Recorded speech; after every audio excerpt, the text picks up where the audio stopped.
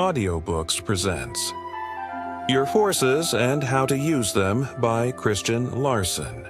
Foreword. There are a million energies in man. What may we not become when we learn to use them all? This is the declaration of the poet. And though poetry is usually inspired by transcendental visions, and therefore more or less marked by apparent exaggerations, nevertheless, there is in this poetic expression far more actual, practical truth than we may at first believe. How many energies there are in man, no one knows. But there are so many that even the keenest observers of human activity have found it impossible to count them all.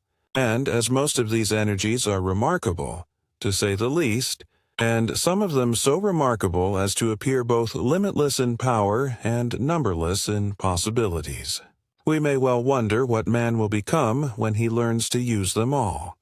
When we look upon human nature in general, we may fail to see much improvement in power and worth as compared with what we believe the race has been in the past. Therefore, we conclude that humanity will continue to remain about the same upon this planet until the end of time. But when we investigate the lives of such individuals as have recently tried to apply the greater powers within them more intelligently, we come to a different conclusion. We then discover that there is evidence in thousands of human lives of a new and superior race of people, a race that will apply a much larger measure of the wonders and possibilities that exist within them. It is only a few years, not more than a quarter of a century, since modern psychology began to proclaim the new science of human thought and action. Consequently, we have had but a short time to demonstrate what a more intelligent application of our energies and forces can accomplish. But already, the evidence is coming in from all sources, revealing results that frequently border upon the extraordinary. Man can do far more with himself and his life than he has been doing in the past. He can call into action and successfully apply far more ability, energy, and worth than his forefathers ever dreamed of. So much has been proven during this brief introductory period of the New Age. Then, what greater things may we not reasonably expect when we have had 50 or 100 years more in which to develop and apply those larger possibilities which we now know to be inherent in us all? It is the purpose of the following pages not only to discuss these greater powers and possibilities in man, but also to present practical methods through which they may be applied. We have been aware of the fact for centuries that there is more in man than what appears on the surface. But it is only in recent years that a systematic effort has been made to understand the nature and practical use of this more, as well as to work out better methods for the thorough and effective application of those things on the surface which we have always employed. In dealing with a subject that is so large and so new, however, it is necessary to make many statements that may, at first sight, appear to be unfounded, or at least exaggerations. But if the reader will thoroughly investigate the basis of such statements as he goes along, he will not only find that there are no unfounded statements or exaggerations in the book, but will wish that every strong statement made had been made many times as strong. When we go beneath the surface of human life and learn what greater things are hidden beneath the ordinary layers of mental substance and vital energy, we find man to be so wonderfully made that language is wholly inadequate to describe even a fraction of his larger and richer life. We may try to give expression to our thoughts at such times by employing the strongest statements and the most forceful adjectives that we can think of, but even these prove little better than nothing. Therefore, we may conclude that no statement that attempts to describe the more in man can possibly be too strong. Even the strongest fails to say 1,000th of what we would say should we speak the whole truth. We shall all admit this, and accordingly shall find it advisable not to pass judgment upon strong statements, but to learn to understand and apply those greater powers within ourselves that are infinitely stronger than the strongest statement that could possibly be made, those minds who may believe that the human race is to continue, weak and imperfect as usual, should consider what remarkable steps in advance have recently been taken in nearly all fields of human activity, and then they should remember that the greater powers in man, as well as a scientific study of the use of his lesser powers, have been almost wholly neglected. The question then that will naturally arise is, what man might make of himself if he would apply the same painstaking science to his own development and advancement as he now applies in other fields. If he did, would we not, in another generation or two, witness unmistakable evidence of the coming of a new and superior race? And would not strong men and women become far more numerous than ever before in the history of the world? Each individual will want to answer these questions according to his own point of view. But whatever his answer may be, we all must agree that man can become, and achieve far more than even the most sanguine indications of the present may predict. And it is the purpose of the following pages to encourage as many people as possible to study and apply these greater powers within them, so that they may not only become greater, richer, and more worthy as individuals, but may also become the forerunners of that higher and more wonderful race of which we all have so fondly dreamed. Chapter 1. The Ruling Principles of Man. Promise yourself to be so strong that nothing can disturb your peace of mind, to talk health, happiness, and prosperity to every person you meet, to make all your friends feel that there is something in them, to look at the sunny side of everything and make your optimism come true, to think only of the best, to work only for the best, and to expect only the best, to be just as enthusiastic about the success of others as you are about your own, to forget the mistakes of the past and press on to the greater achievements of the future, to wear a cheerful countenance at all times and give every living creature you meet a smile, to give so much time to the improvement of yourself that you have no time to criticize others, to be too large for worry, too noble for anger, too strong for fear, and too happy to permit the presence of trouble, to think well of yourself and to proclaim this fact to the world, not in loud words but in great deeds, to live in the faith that the whole world is on your side so long as you are true to the best that is in you. The purpose of the following pages will be to work out the subject chosen in the most thorough and practical manner. In brief, to analyze the whole nature of man, find all the forces in his possession, whether they be apparent or hidden, active or dormant, and to present methods through which all those forces can be applied in making the life of each individual richer, greater, and better. To make every phase of this work as useful as possible to the greatest number possible, not a single statement will be made that all cannot understand, and not a single idea will be presented that anyone cannot apply to everyday life. We all want to know what we actually possess, both in the physical, the mental, and the spiritual, and we want to know how the elements and forces within us can be applied in the most successful manner. It is results in practical life that we want, and we are not true to ourselves or the race until we learn to use the powers within us so effectively that the greatest results possible, within the possibilities of human nature, are secured. When we proceed with a scientific study of the subject, we find that the problem before us is to know what is in us and how to use what is in us. After much study of the powers in man, both conscious and subconscious, we have come to the conclusion that if we only knew how to use these powers, we could accomplish practically anything that we may have in view, and not only realize our wants to the fullest degree, but also reach even our highest goal. Though this may seem to be a strong statement, nevertheless, when we examine the whole nature of man, we are compelled to admit that it is true even in its fullest sense, and that, therefore, not a single individual can fail to realize his wants and reach his goal, after he has learned how to use the powers that are in him. This is not mere speculation, nor is it simply a beautiful dream.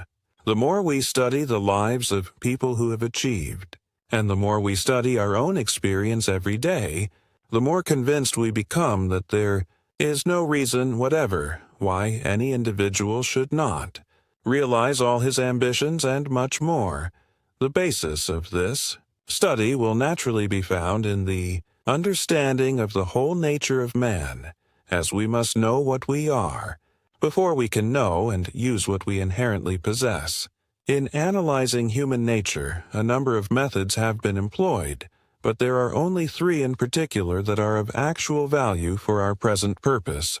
The first of these declares that man is composed of ego, consciousness, and form. And though this analysis is the most complete, yet it is also the most abstract and is therefore not easily understood. The second analysis, which is simpler and which is employed almost exclusively by the majority, declares that man is body, mind, and soul. But as much as this idea is thought of and spoken of, there are very few who actually understand it. In fact, the usual conception of man as body, mind, and soul will have to be completely reversed in order to become absolutely true. The third analysis, which is the simplest and the most serviceable, declares that man is composed of individuality and personality. And it is this conception of human nature that will constitute the phases of our study in this work. Before we pass to the more practical side of the subject, we shall find it profitable to examine briefly these various ideas concerning the nature of man. In fact, every part of our human analysis that refers to the ego simply must be understood if we are to learn how to use the forces we possess. And the reason for this is found in the fact that the ego is the I am, the ruling principle in man, the center and source of individuality, the originator of everything that takes place in man, and that primary something to which all other things in human nature are secondary. When the average person employs the term ego, he thinks that he is dealing with something that is hidden so deeply in the abstract that it can make but little difference whether we understand it or not. This, however, does not happen to be true, because it is the ego that must act before any action can take place anywhere in the human system. And it is the ego that must originate the new before any step in advance can be taken. And in addition, it is extremely important to realize that the power of will to control the forces we possess depends directly upon how fully conscious we are of the ego as the ruling principle within us. We understand, therefore, that it is absolutely necessary to associate all thought, all feeling, and all actions of mind or personality with the ego, or what we shall hereafter speak of as the I am. The first step to be taken in this connection is to recognize the I am in everything you do, and to think always of the I am as being you, the supreme you. Whenever you think, realize that it is the I am that originated the thought. Whenever you act, realize that it is the I am that gives initiative to that action. And whenever you think of yourself, or try to be conscious of yourself, realize that the I am occupies the throne of your entire field of consciousness. Another important essential is to affirm silently in your own mind that you are the I am. And as you affirm this statement, or as you simply declare positively, I am, think of the I am as being the ruling principle in your whole world, as being distinct and above and superior to all else in your being, and as being you, yourself, in the highest, largest, and most comprehensive sense. You thus lift yourself up, so to speak, to the mountaintop of masterful individuality. You enthrone yourself. You become true to yourself. You place yourself where you belong. Through this practice, you not only discover yourself to be the master of your whole life, but you elevate all your conscious actions to that lofty state in your consciousness that we may describe as the throne of your being, or as that center of action within which the ruling I Am lives and moves and has its being. If you wish to control and direct the forces you possess, you must act from the throne of your being, so to speak, or in other words, from that conscious point in your mental world wherein all power of control, direction, and initiative proceeds. And this point of action is the center of the I Am. You must act, not as a body, not as a personality, not as a mind, but as the I Am. And the more fully you recognize the lofty position of the I Am, the greater becomes your power to control and direct all other things that you may possess. In brief, whenever you think or act, you should feel that you stand with the I Am at the apex of mentality on the very heights of your existence. And you should at the same time realize that this I Am is you, the supreme you. The more you practice these methods, the more you lift yourself up above the limitations of mind and body, into the realization of your own true position as a masterful individuality. In fact, you place yourself where you belong, over and above everything in your organized existence. When we examine the mind of the average person, we find that they usually identify themselves with mind or body. They either think that they are body or that they are mind, and therefore they can control neither mind nor body. The I Am in their nature is submerged in a bundle of ideas, some of which are true and some of which are not, and their thought is usually controlled by those ideas without receiving any direction whatever from that principle within them that alone was intended to give direction. Such a one lives in the lower story of human existence. But as we can control life only when we give directions from the upper story, we discover just why the average person neither understands their forces nor has the power to use them. They must first elevate themselves to the upper story of the human structure. And the first and most important step to be taken in this direction is to recognize the I Am as the ruling principle, and that the I Am is you. Another method that will be found highly important in this connection is to take a few moments every day and try to feel that you, the I Am, are not only above mind and body, but, in a certain sense, distinct from mind and body. In fact, try to isolate the I Am for a few moments every day from the rest of your organized being. This practice will give you what may be termed a perfect consciousness of your own individual I Am. And as you gain that consciousness, you will always think of the supreme I Am whenever you think of yourself. Accordingly, all your mental actions will, from that time on, come directly from the I Am. And if you will continue to stand above all such actions at all times, you will be able to control them and direct them completely. To examine consciousness and form in this connection is hardly necessary, except to define briefly their general nature, so that we may have a clear idea of what we are dealing with in the conscious field as well as in the field of expression. The I Am is fundamentally conscious. That is, the I Am knows what exists in the human field or in the human sphere and what is taking place in the human sphere, and that constitutes consciousness. In brief, you are conscious when you know that you exist and have some definite idea as to what is taking place in your sphere of existence. What we speak of as form is everything in the organized personality that has shape and that serves in any manner to give expression to the forces within us. In the exercise of consciousness, we find that the I Am employs three fundamental actions. When the I Am looks out upon life, we have simple consciousness. When the I Am looks upon its own position in life, we have self-consciousness. And when the I Am looks up into the vastness of real life, we have cosmic consciousness. In simple consciousness, you're only aware of those things that exist externally to yourself. But when you begin to become conscious of yourself as a distinct entity, you begin to develop self-consciousness.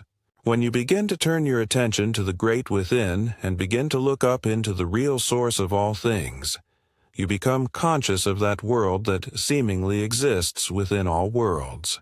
And when you enter upon this experience, you are on the borderland of cosmic consciousness, the most fascinating subject that has ever been known. When we come to define body, mind, and soul, we must, as previously stated, reverse the usual definition.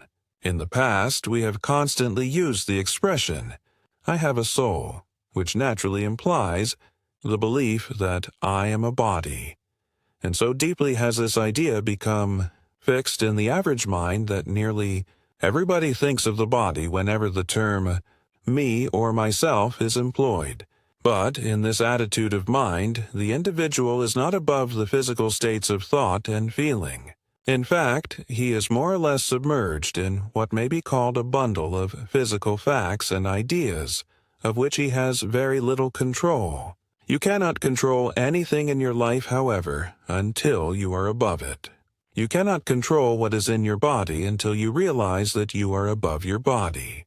You cannot control what is in your mind until you realize that you are above your mind. And therefore, no one can use the forces within them to any extent so long as they think of themselves as being the body, or as being localized exclusively in the body. When we examine the whole nature of man, we find that the soul is the man himself, and that the ego is the central principle of the soul. Or, to use another expression, the soul, including the I am, constitutes the individuality, and that visible something through which individuality finds expression constitutes the personality. If you wish to understand your forces and gain that masterful attitude necessary to the control of your forces, train yourself to think that you are a soul. But do not think of the soul as something vague or mysterious. Think of the soul as being the individual you, and all that expression can possibly imply. Train yourself to think that you are the master of mind and body, because you are above mind and body, and possess the power to use everything that is in mind and body. Chapter 2. How we govern the forces we possess. Man is ever in search of strength. It is the strong man that wins. It is the man with power that scales the heights. To be strong is to be great, and it is the privilege of greatness to satisfy every desire, every aspiration, every need. But strength is not for the few alone. It is for all, and the way to strength is simple. Proceed this very moment to the mountain tops of the strength you now possess, and whatever may happen, do not come down. Do not weaken under adversity. Resolve to remain as strong, as determined, and as highly enthused during the darkest night of adversity as you are during the sunniest day of prosperity. Do not feel disappointed when things seem disappointing. Keep the eye single upon the same brilliant future regardless of circumstances, conditions, or events. Do not lose heart when things go wrong. Continue undisturbed in your original resolve to make all things go right. To be overcome by adversity and threatening failure is to lose strength. To always remain in the same lofty, determined mood is to constantly grow in strength. The man who never weakens when things are against him will grow stronger and stronger until all things will delight to be for him. He will finally have all the strength he may desire or need. Be always strong, and you will always be stronger. Whenever you think or whenever you feel, whenever you speak, whenever you act, or whatever may be taking place in your life, your supreme idea should be that you are above it all, superior to it all, and have control of it all. You simply must take this higher ground in all action, thought, and consciousness before you can control yourself and direct, for practical purposes, the forces you possess. Therefore, what has been said in connection with the I am, the soul, and the individuality as being one and as standing at the apex of human existence is just as important as anything that may be said hereafter in connection with the application of the forces in man to practical action. And though this phase of the subject may appear to be somewhat abstract, we shall find no difficulty in understanding it more fully as we apply the ideas evolved. In fact, when we learn to realize that we, by nature, occupy a position that is above mind and body, this part of the subject will be found more interesting than anything else, and its application more profitable. We can define individuality more fully by stating that it is the invisible man, and that everything in man that is invisible belongs to his individuality. It is the individuality that initiates, that controls, or directs. Therefore, to control and use a force in your own system, you must understand and develop individuality. Your individuality must be made distinct, determined, and positive. You must constantly know what you are and what you want, and you must constantly be determined to secure what you want. It is individuality that makes you different from all other organized entities, and it is a highly developed individuality that gives you the power to stand out distinct above the mass. And it is the degree of individuality that you possess that determines largely what position you are to occupy in the world. Whenever you see a man or woman who is different, who seems to stand out distinct, and who has something vital about them that no one else seems to possess, you have someone whose individuality is highly developed, and you also have someone who is going to make their mark in the world. Take two people of equal power, ability, and efficiency, but with this difference. In the one, individuality is highly developed, while in the other, it is not. You know at once which one of these two is going to reach the highest places in the world of achievement. And the reason is that the one who possesses individuality lives above mind and body, thereby being able to control and direct the forces and powers of mind and body. The man or woman, however, whose individuality is weak, lives more or less down in mind and body, and instead of controlling mind and body, is constantly being influenced by everything from the outside that may enter their consciousness. Whenever you find a man or a woman who is doing something worthwhile, who is creating an impression upon the race, who is moving forward towards greater and better things, you find the individuality strong, positive, and highly developed. It is therefore absolutely necessary that you give your best attention to the development of a strong, positive individuality if you wish to succeed in the world and make the best use of the forces in your possession. A negative or weak individuality drifts with the stream of environment, and usually receives only what others choose to give. But a firm, strong, positive, well-developed individuality actually controls the ship of their life and destiny, and sooner or later will gain possession of what they originally set out to secure. A positive individuality has the power to take hold of things and turn them to good account. This is one reason why such an individuality always succeeds. Another reason is that the more fully your individuality is developed, the more you are admired by everybody with whom you may come in contact. The human race loves power and counts it a privilege to give lofty positions to those who have power. And every man or woman whose individuality is highly developed does possess power, usually exceptional power. To develop individuality, the first essential is to give the I am its true and lofty position in your mind. The I am is the very center of individuality, and the more fully conscious you become of the I am, the more of the power that is in the I am you arouse. And it is the arousing of this power that makes individuality positive and strong. Another essential is to practice the idea of feeling or conceiving yourself as occupying the masterful attitude. Whenever you think of yourself as being and living and acting in the masterful attitude. Then in addition, make every desire positive, make every feeling positive, make every thought positive, and make every action of mind positive.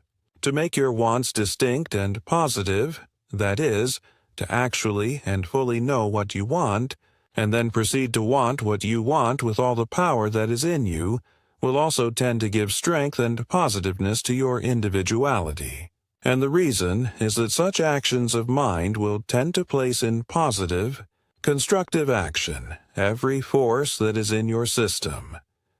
A most valuable method is to picture in your mind your own best idea of what a strong, well-developed individuality would necessarily be, and then think of yourself as becoming more and more like that picture. In this connection, it is well to remember that we gradually grow into the likeness of that which we think of the most. Therefore, if you have a very clear idea of a highly developed individuality, and think a great deal of that individuality with a strong, positive desire to develop such an individuality, you will gradually and surely move towards that lofty ideal. Another valuable method is to give conscious recognition to what may be called the bigger man on the inside. Few people think of this greater man that is within them, but we cannot afford to neglect this interior entity for a moment. This greater or larger man is not something that is separate and distinct from ourselves. It is simply the sum total of the greater powers and possibilities that are within us. We should recognize these, think of them a great deal, and desire with all the power of heart and mind and soul to arouse and express more and more of these inner powers. Thus, we shall find that the interior man, our real individuality, will become stronger and more active, and our power to apply our greater possibilities will increase accordingly. The value of individuality is so great that it cannot possibly be overestimated. Every known method that will develop individuality, therefore, should be applied faithfully, thoroughly, and constantly. In fact, no one other thing we can do will bring greater returns. The personality is the visible man. Everything that is visible in the human entity belongs to the personality, but it is more than the body.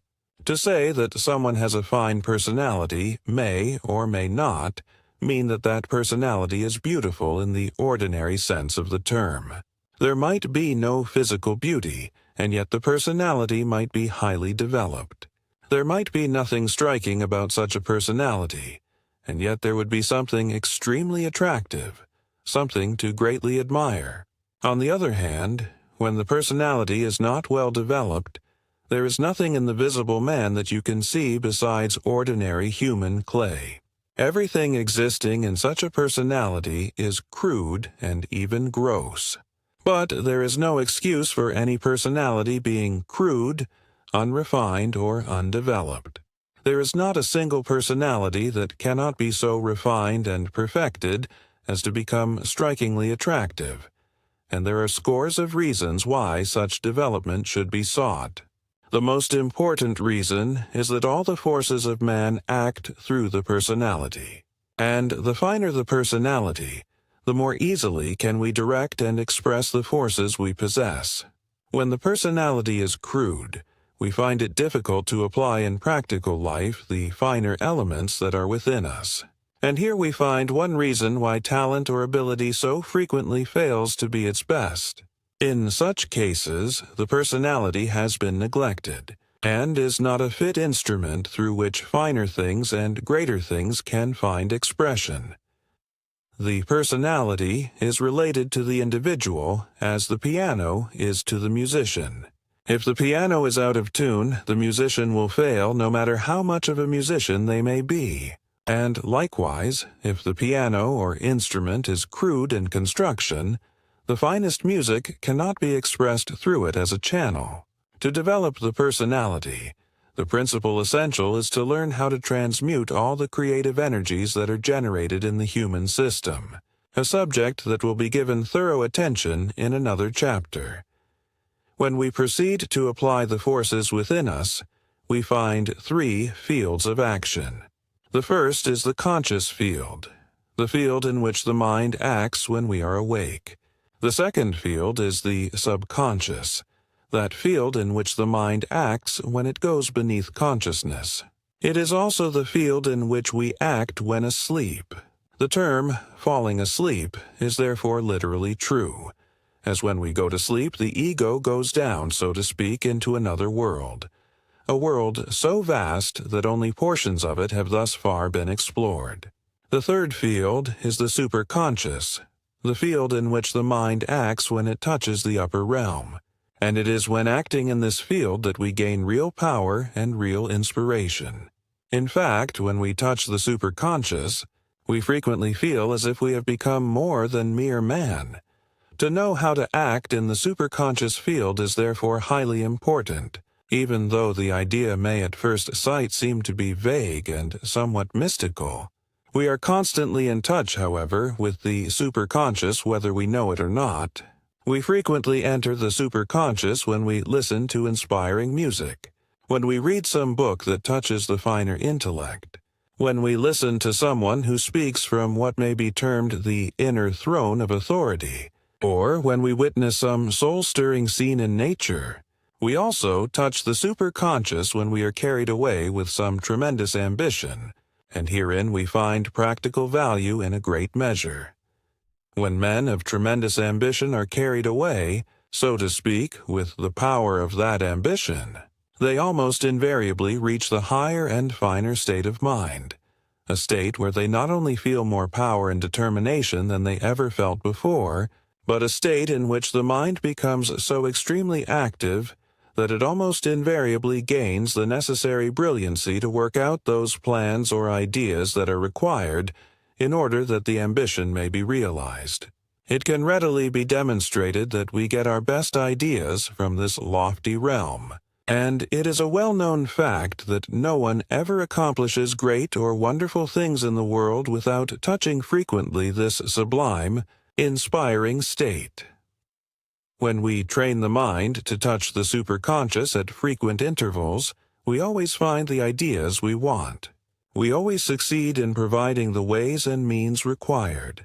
No matter what the difficulties may be, we invariably discover something by which we may overcome and conquer completely. Whenever you find yourself in what may be termed a difficult position, proceed at once to work your mind up into higher and higher attitudes until you touch the superconscious. And when you touch that lofty state, you will soon receive the ideas or the methods that you need. But this is not the only value connected with the superconscious. The highest forces in man are the most powerful, but we cannot use those higher forces without acting through the superconscious field. Therefore, if you want to understand and apply all the forces you possess, you must train the mind to act through the superconscious as well as the conscious and the subconscious. However, we must not permit ourselves to live exclusively in this lofty state. Though it is the source of the higher forces in man, those forces that are indispensable to the doing of great and important things, nevertheless, those forces cannot be applied unless they are brought down to earth, so to speak, and united with practical action. He who lives exclusively in the superconscious will dream wonderful dreams, but if he does not unite the forces of the superconscious with practical action, he will do nothing else but dream dreams, and those dreams will not come true. It is when we combine mental action in the conscious, subconscious, and superconscious that we get the results we desire. In brief, it is the full use of all the forces in mind through all the channels of expression that leads to the highest attainment and the greatest achievements. When we proceed with the practical application of any particular force, we shall not find it necessary to cause that force to act through what may be termed the psychological field. And the reason is that the psychological field in man is the real field of action. It is the field through which the undercurrents flow, and we all understand that it is these undercurrents that determine not only the direction of action, but the results that follow action. This idea is well illustrated in the following lines. Straws upon the surface flow. He who would seek for pearls must dive below. The term below, as applied to the life and consciousness of man, is synonymous with the psychological field, or the field of the undercurrents. Ordinary minds skim over the surface. Great minds invariably sound these deeper depths and act in and through the psychological field. Their minds dive below into the rich vastness of what may be termed the gold mines of the mind, and the diamond fields of the soul. When we enter the psychological field of any force, which simply means the inner and finer field of action of that force, we act through the undercurrents, and thereby proceed to control those currents. It is in the field of the undercurrents that we find both the origin and the action of cause, whether physical or mental. It is these currents, when acted upon intelligently, that remove what we do not want and produce those changes that we do want. They invariably produce effects, both physical and mental, according to the action that we give to them. And all those things that pertain to the personality will respond only to the actions of those currents. That is, you cannot produce any effect in any part of the mind or body unless you first direct the undercurrents of the system to produce those effects. To act through the undercurrents, therefore, is absolutely necessary no matter what we may wish to do, or what forces we may wish to control, direct, or apply. And we act upon those undercurrents only when we enter the psychological field. In like manner, we can turn to good account all things in practical, everyday life only when we understand the psychology of those things. The reason is that when we understand the psychology of anything, we understand the power that is back of that particular thing, and that controls it and gives it definite action. In consequence, when we understand the psychology of anything in our own field of action or in our own environment, we will know how to deal with it so as to secure whatever results that particular thing has the power to produce. But this law is especially important in dealing with forces, whether those forces act through the mind or through any one of the faculties, through the personality, or through the conscious, subconscious, or superconscious fields. In brief, whatever we do in trying to control and direct the powers we possess, we must enter the deeper life of those powers so that we can get full control of the undercurrents. It is the way those undercurrents flow that determines results, and as we can direct those currents in any way that we desire, we naturally conclude that we can secure whatever results we desire. Chapter 3. The use of mind in practical action. Man lives to move forward. To move forward is to live more. To live more is to be more and do more. And it is being and doing that constitutes the path to happiness. The more you are, the more you do. The richer your life, the greater your joy. But being and doing must always live together as one. To try to be much and not try to do much is to find life a barren waste. To try to do much and not try to be much is to find life a burden too heavy and wearisome to bear. The being of much gives the necessary inspiration and the necessary power to the doing of much. The doing of much gives the necessary expression to the being of much. And it is the bringing forth of being through the act of doing that produces happiness that is happiness. Being much gives capacity for doing much.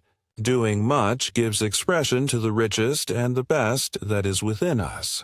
And the more we increase the richness of that which is within us, the more we increase our happiness, provided we increase, in the same proportion, the expression of that greater richness.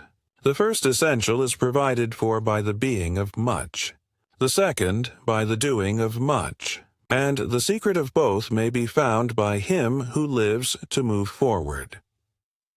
In the present age, it is the power of mind that rules the world. And therefore it is evident that he who has acquired the best use of the power of mind will realize the greatest success, and reach the highest places that attainment and achievement hold in store. The man who wins is the man who can apply in practical life every part of his mental ability, and who can make every action of his mind tell. We sometimes wonder why there are so many capable men and admirable women who do not reach those places in life that they seem to deserve. But the answer is simple. They do not apply the power of mind as they should. Their abilities and qualities are either misdirected or applied only in part. These people, however, should not permit themselves to become dissatisfied with fate, but should remember that every individuality who learns to make full use of the power of their mind will reach their goal. They will realize their desire and will positively win. There are several reasons why, though the principal reason is found in the fact that when the power of the mind is used correctly in working out what we wish to accomplish, the other forces we possess are readily applied for the same purpose. And this fact becomes evident when we realize that the power of mind is not only the ruling power in the world, but is also the ruling power in man himself. All other faculties in man are ruled by the power of his mind. It is the action of his mind that determines the action of all the other forces in his possession. Therefore, to secure the results desired, he must give his first thought to the scientific and constructive application of mental action. In a preceding chapter, it was stated that the I am is the ruling principle in man, and from that statement the conclusion may be drawn that the I am is the ruling power as well. But this is not strictly correct. There is a difference between principle and power, though for practical purposes it is not necessary to consider the abstract phase of this difference. All that is necessary is to realize that the I am directs the mind, and that the power of the mind directs and controls everything else in the human system. It is the mind that occupies the throne, but the I am is the power behind the throne. This being true, it becomes highly important to understand how the power of the mind should be used. But before we can understand the use of this power, we must learn what this power actually is. Generally speaking, we may say that the power of mind is the sum total of all the forces of the mental world, including those forces that are employed in the process of thinking. The power of mind includes the power of the will, the power of desire, the power of feeling, and the power of thought. It includes conscious action in all its phases and subconscious action in all its phases. In fact, it includes anything and everything that is placed in action through the mind, by the mind, or in the mind. To use the power of the mind, the first essential is to direct every mental action toward the goal in view. And this direction must not be occasional but constant. Most minds, however, do not apply this law. They think about a certain thing one moment and about something else the next moment. At a certain hour, their mental actions work along a certain line, and at the next hour those actions work along a different line. Sometimes the goal in view is one thing, and sometimes another. So the actions of the mind do not move constantly toward a certain definite goal, but are mostly scattered. We know, however, that every individual who is actually working steadily and surely toward the goal they have in view invariably directs all the power of their thought upon that goal. In their mind, not a single mental action is thrown away, not a single mental force wasted. All the power that is in them is being directed to work for what they wish to accomplish. And the reason that every power responds in this way is because they are not thinking of one thing now and something else the next moment. They are thinking all the time of what they wish to attain and achieve. The full power of mind is turned upon that object. And as mind is the ruling power, the full power of all their other forces will tend to work for the same object. In using the power of mind, as well as all the other forces we possess, the first question to answer is what we really want, or what we really want to accomplish. And when this question is answered, The one thing that is wanted should be fixed so clearly in thought that it can be seen by the mind's eye every minute. But the majority do not know what they really want. They may have some vague desire, but they have not determined clearly, definitely, and positively what they really want. And this is one of the principal causes of failure. So long as we do not know definitely what we want, our forces will be scattered. And so long as our forces are scattered, we will accomplish but little, or fail entirely. When we know what we want, however, and proceed to work for it with all the power and ability that is in us, we may rest assured that we will get it. When we direct the power of thinking, the power of will, the power of mental action, the power of desire, the power of ambition, in fact, all the power we possess, on the one thing we want, on the one goal we desire to reach, it is not difficult to understand why success in a greater and greater measure must be realized. To illustrate this subject further, we will suppose that you have a certain ambition and continue to concentrate your thought and the power of your mind upon that ambition every minute for an indefinite period, with no cessation whatever. The result will be that you will gradually and surely train all the forces within you to work for the realization of that ambition. And, in the course of time, the full capacity of your entire mental system will be applied in working for that particular thing. On the other hand, suppose you do as most people do under average circumstances. Suppose, after you have given your ambition a certain amount of thought, you come to the conclusion that possibly you might succeed better along another line. Then you begin to direct the power of your mind along that other line. Later on, you come to the conclusion that there is still another channel through which you might succeed, and you proceed accordingly to direct your mind upon this third ambition. Then what will happen? Simply this. You will make 3 good beginnings, but in every case you will stop before you have accomplished anything. There are thousands of capable men and women, however, who make this mistake every year of their lives. The full force of their mental system is directed upon a certain ambition only for a short time. Then it is directed elsewhere. They never continue long enough along any particular line to secure results from their efforts, and therefore results are never secured. Then there are other minds who give most of their attention to a certain ambition and succeed fairly well, but give the rest of their attention to a number of minor ambitions that have no particular importance. Thus, they are using only a fraction of their power in a way that will tell. The rest of it is thrown away along a number of lines through which nothing is gained. But in this age, efficiency is demanded everywhere in the world's work. And anyone who wants to occupy a place that will satisfy their ambition and desire cannot afford to waste even a small part of the power they may possess. They need it all along the line of their leading ambition, and therefore should not permit counter-attractions to occupy their mind for a moment.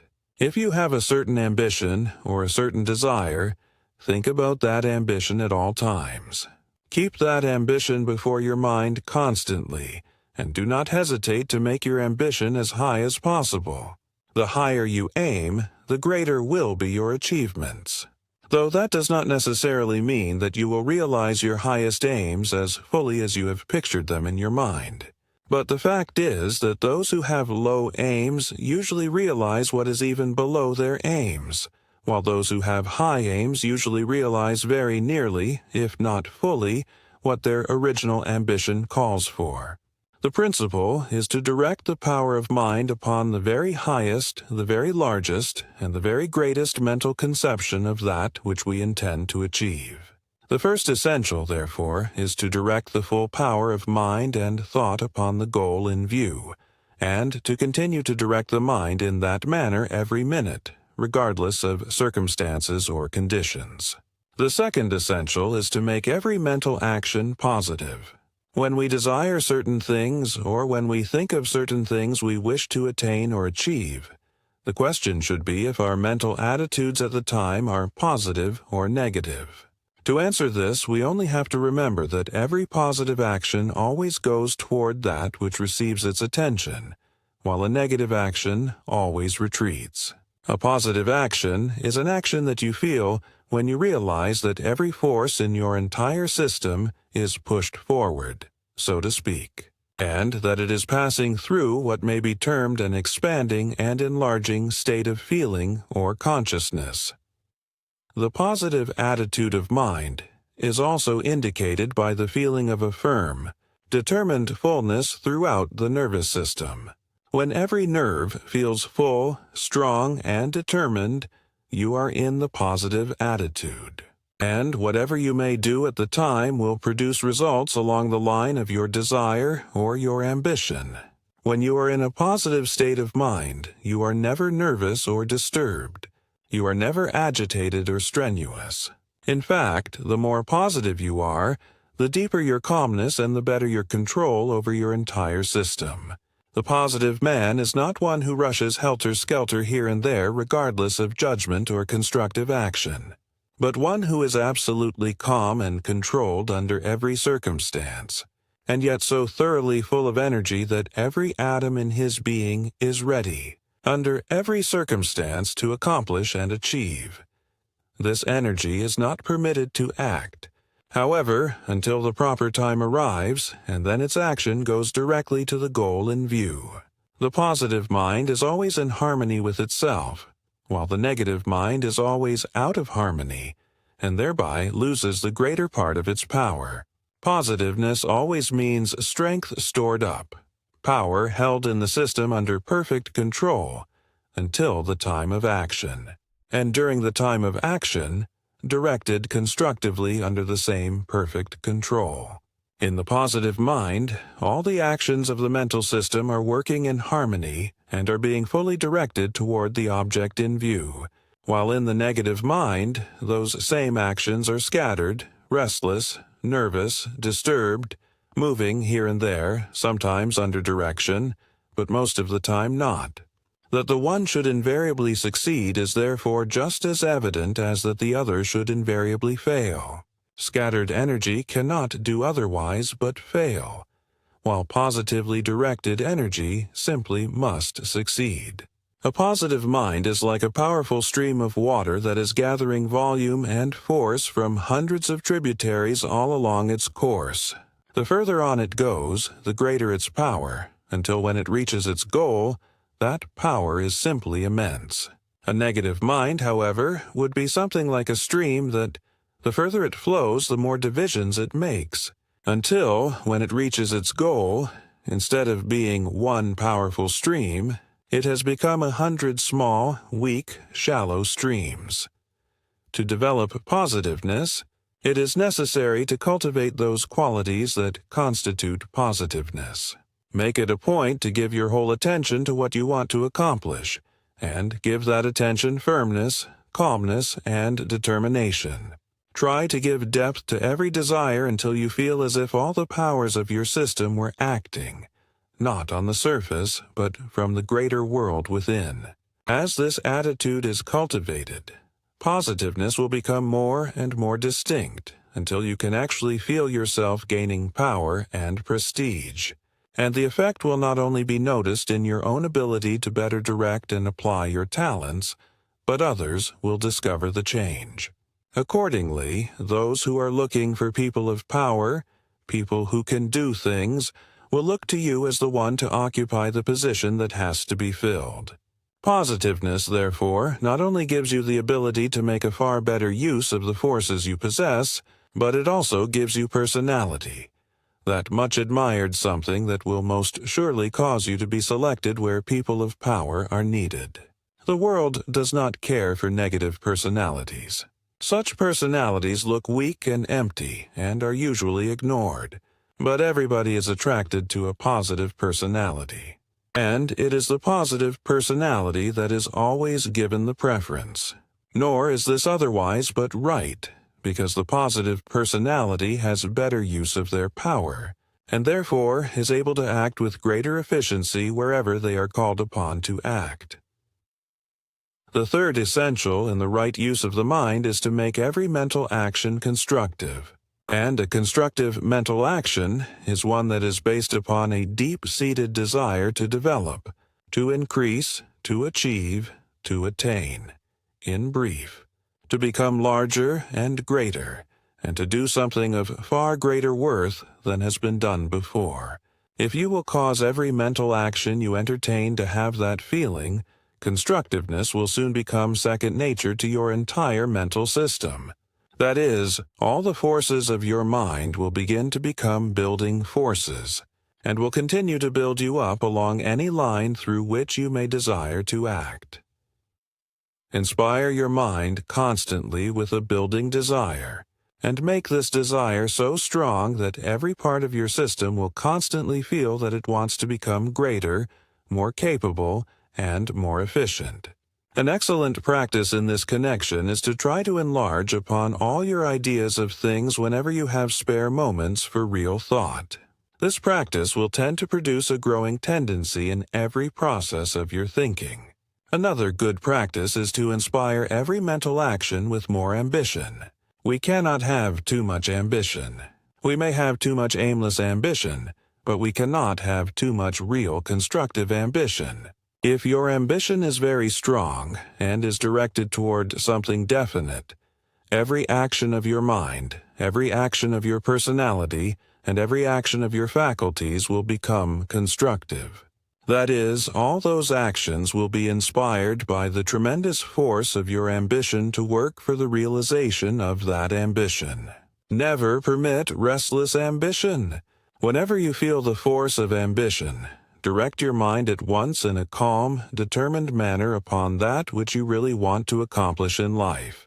Make this a daily practice, and you will steadily train all your faculties and powers not only to work for the realization of that ambition, but become more and more efficient in that direction. Before long, your forces and faculties will be sufficiently competent to accomplish what you want. In the proper use of the mind, therefore, these three essentials should be applied constantly and thoroughly. First, direct all the powers of mind, all the powers of thought, and all your thinking upon the goal you have in view. Second, train every mental action to be deeply and calmly positive. Third, train every mental action to be constructive, to be filled with the building spirit, to be inspired with a ceaseless desire to develop the greater, to achieve the greater, to attain the greater. When you have acquired these three, you will begin to use your forces in such a way that results must follow. You will begin to move forward steadily and surely, and you will be constantly gaining ground. Your mind will have become like the stream mentioned above. It will gather volume and force as it moves on, until finally that volume will be great enough to remove any obstacle in its way, and that force powerful enough to do anything you may have in view.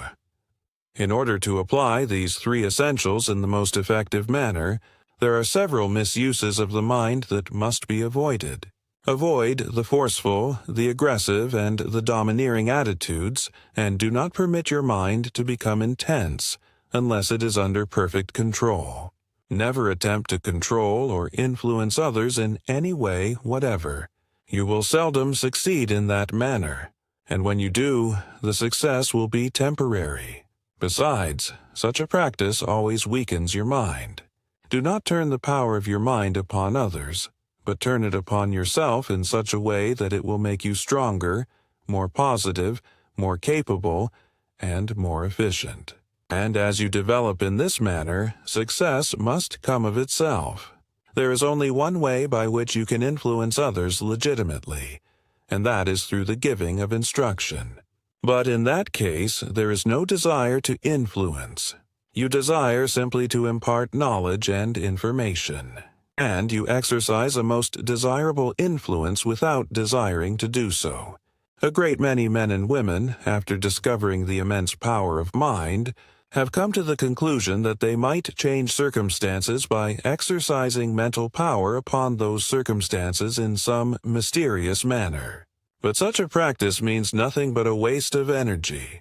The way to control circumstances is to control the forces within yourself to make a greater human being of yourself.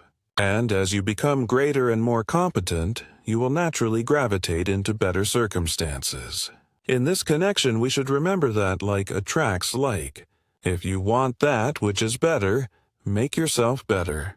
If you want to realize the ideal, make yourself more ideal. If you want better friends, make yourself a better friend. If you want to associate with people of worth, make yourself more worthy. If you want to meet that which is agreeable, make yourself more agreeable. If you want to enter conditions and circumstances that are more pleasing, make yourself more pleasing. In brief, whatever you want, produce that something in yourself, and you will positively gravitate towards the corresponding conditions in the external world. But to improve yourself along those lines, it is necessary to apply for that purpose all the power you possess. You cannot afford to waste any of it, and every misuse of the mind will waste power. Avoid all destructive attitudes of the mind, such as anger, hatred, malice, envy, jealousy, revenge, depression, discouragement, disappointment, worry, fear, and so on. Never antagonize, never resist what is wrong, and never try to get even. Make the best use of your own talent, and the best that is in store for you will positively come your way. When others seem to take advantage of you, do not retaliate by trying to take advantage of them. Use your power in improving yourself so that you can do better and better work. That is how you're going to win in the race. Later on, those who tried to take advantage of you will be left in the rear. Remember, those who are dealing unjustly with you or with anybody are misusing their mind. They are therefore losing their power and will, in the course of time, begin to lose ground. But if you, in the meantime, are turning the full power of your mind to good account, you will not only gain more power, but you will soon begin to gain ground. You will gain and continue to gain in the long run, while others who have been misusing their minds will lose mostly everything in the long run. That is how you are going to win, and win splendidly regardless of ill treatment or opposition. A great many people imagine that they can promote their own success by trying to prevent the success of others, but it is one of the greatest illusions in the world. If you want to promote your own success as thoroughly as your capacity will permit, take an active interest in the success of everybody. Because this will not only keep your mind in the success attitude and cause you to think success all along the line, but it will enlarge your mind so as to give you a greater and better grasp upon the fields of success. If you are trying to prevent the success of others, you are acting in the destructive attitude, which sooner or later will react on others. But if you are taking an active interest in the success of everybody, you are entertaining only constructive attitudes. And these will sooner or later accumulate in your own mind to add volume and power to the forces of success that you are building up in yourself. In this connection, we may well ask why those succeed who do succeed, why so many succeed only in part, and why so many fail utterly. These are questions that occupy the minds of most people, and hundreds of answers have been given. But there is only one answer that goes to rock bottom.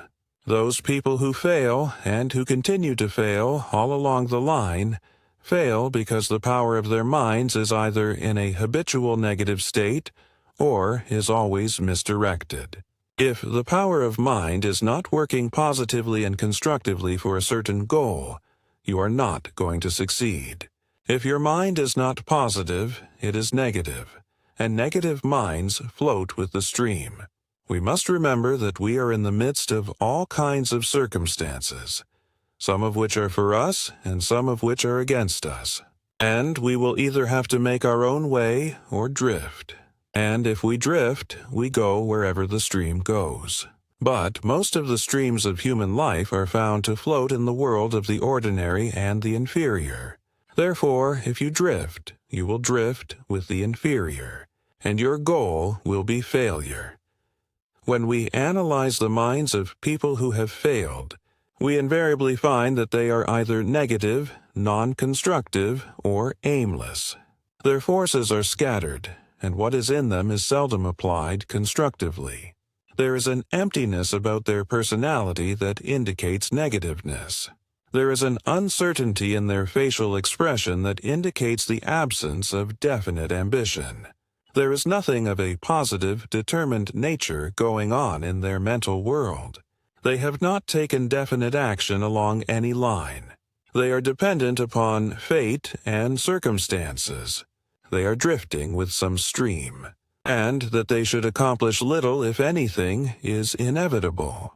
This does not mean, however, that their mental world is necessarily unproductive. In fact, those very minds are in many instances immensely rich with possibilities. The trouble is, those possibilities continue to be dormant, and what is in them is not being brought forth and trained for definite action or actual results. What these people should do is to proceed at once to comply with the 3 essentials mentioned above. And before many months there will be a turn in the lane. They will soon cease to drift, and will then begin to make their own life, their own circumstances, and their own future. In this connection, it is well to remember that negative people and non-constructive minds never attract that which is helpful in their circumstances. The more you drift, the more people you meet who also drift. While on the other hand, when you begin to make your own life and become positive, you begin to meet more positive people and more constructive circumstances. This explains why God helps them that help themselves. When you begin to help yourself, which means to make the best of what is in yourself, you begin to attract to yourself more and more of those helpful things that may exist all about you. In other words, constructive forces attract constructive forces.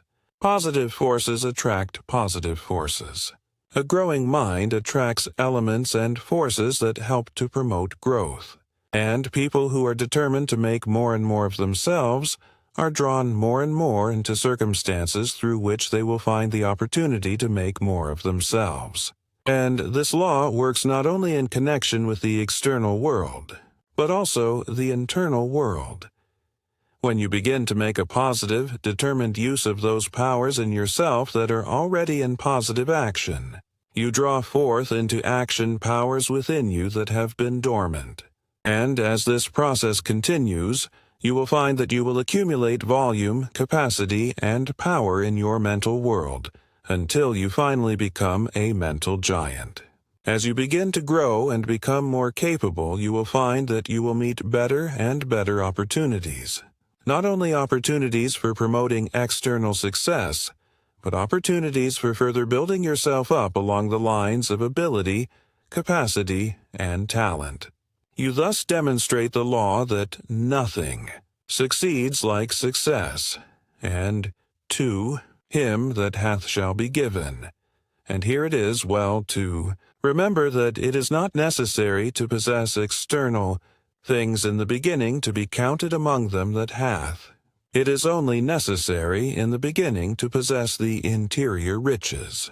That is, to take control of what is in you and proceed to use it positively with a definite goal in view. He who has control of his own mind has already great riches. He has sufficient wealth to be placed among those who have. He is already successful, and if he continues as he has begun, his success will soon appear in the external world. Thus, the wealth that existed at first in the internal only will take shape and form in the external. This is a law that is unfailing, and there is not a man or woman on the face of the earth that cannot apply it with the most satisfying results. The reason why so many fail is thus found in the fact that they do not fully and constructively apply the forces and powers they possess. And the reason why so many succeed only to a slight degree is found in the fact that only a small fraction of their power is applied properly. But anyone can learn the full and proper use of all that is in them by applying faithfully the 3 essentials mentioned above. The reason why those succeed who do succeed is found in the fact that a large measure of their forces and powers is applied according to those three essentials. And as those essentials can be applied by anyone, even to the most perfect degree, there is no reason why all should not succeed. Sometimes we meet people who have only ordinary ability, but who are very successful. Then we meet others who have great ability, but who are not successful, or who succeed only to a slight degree. At first, we see no explanation. But when we understand the cause of success, as well as the cause of failure, the desired explanation is easily found. The man or woman with ordinary ability, if they comply with the three essentials necessary to the right use of mind, will naturally succeed. Though if they had greater ability, their success would, of course, become greater in proportion. But the individual who has great ability, yet does not apply the three essentials necessary to the right use of mind, cannot succeed. The positive and constructive use of the power of mind, with a definite goal in view, will invariably result in advancement, attainment, and achievement. But if we wish to use that power in its full capacity, the action of the mind must be deep. In addition to the right use of the mind, we must also learn the full use of mind. And as the full use implies the use of the whole mind, the deeper mental fields and forces, as well as the usual mental fields and forces, it is necessary to understand the subconscious as well as the conscious. Chapter 4. The Forces of the Subconscious. When you think of yourself, do not think of that part of yourself that appears on the surface. That part is the smaller part, and the lesser should not be pictured in mind. Think of your larger self, the immense subconscious self that is limitless both in power and in possibility. Believe in yourself, but not simply in a part of yourself. Give constant recognition to all that is in you, and in that all, have full faith and confidence. Give the bigger being on the inside full right of way. Believe thoroughly in your greater interior self. Know that you have something within you that is greater than any obstacle, circumstance, or difficulty that you can possibly meet. Then, in the full faith in this greater something, proceed with your work. In using the power of the mind, the deeper the action of thought, will, and desire, the greater the result. Accordingly, all mental action, to be strong and effective, must be subconscious. That is, it must act in the field of the mental undercurrent, as it is in this field that things are actually done. Those forces that play upon the surface of mind may be changed and turned from their course by almost any outside influence, and their purpose thus averted. But this is never true of the undercurrents. Anything that gets into the mental undercurrents will be seen through to a finish, regardless of external circumstances or conditions. And it is with difficulty that the course of these currents is changed when once they have been placed in full positive action. It is highly important, therefore, that we permit nothing to take action in these undercurrents that we do not wish to encourage and promote. And for the same reason, it is equally important that we cause everything to take action in these currents that we do wish to encourage and promote. These undercurrents, however, act only through the subconscious and are controlled by the subconscious. In consequence, it is the subconscious which we must understand and act upon if we want the power of mind to work with full capacity and produce the greatest measure possible of the results desired. In defining the subconscious mind, it is first necessary to state that it is not a separate mind.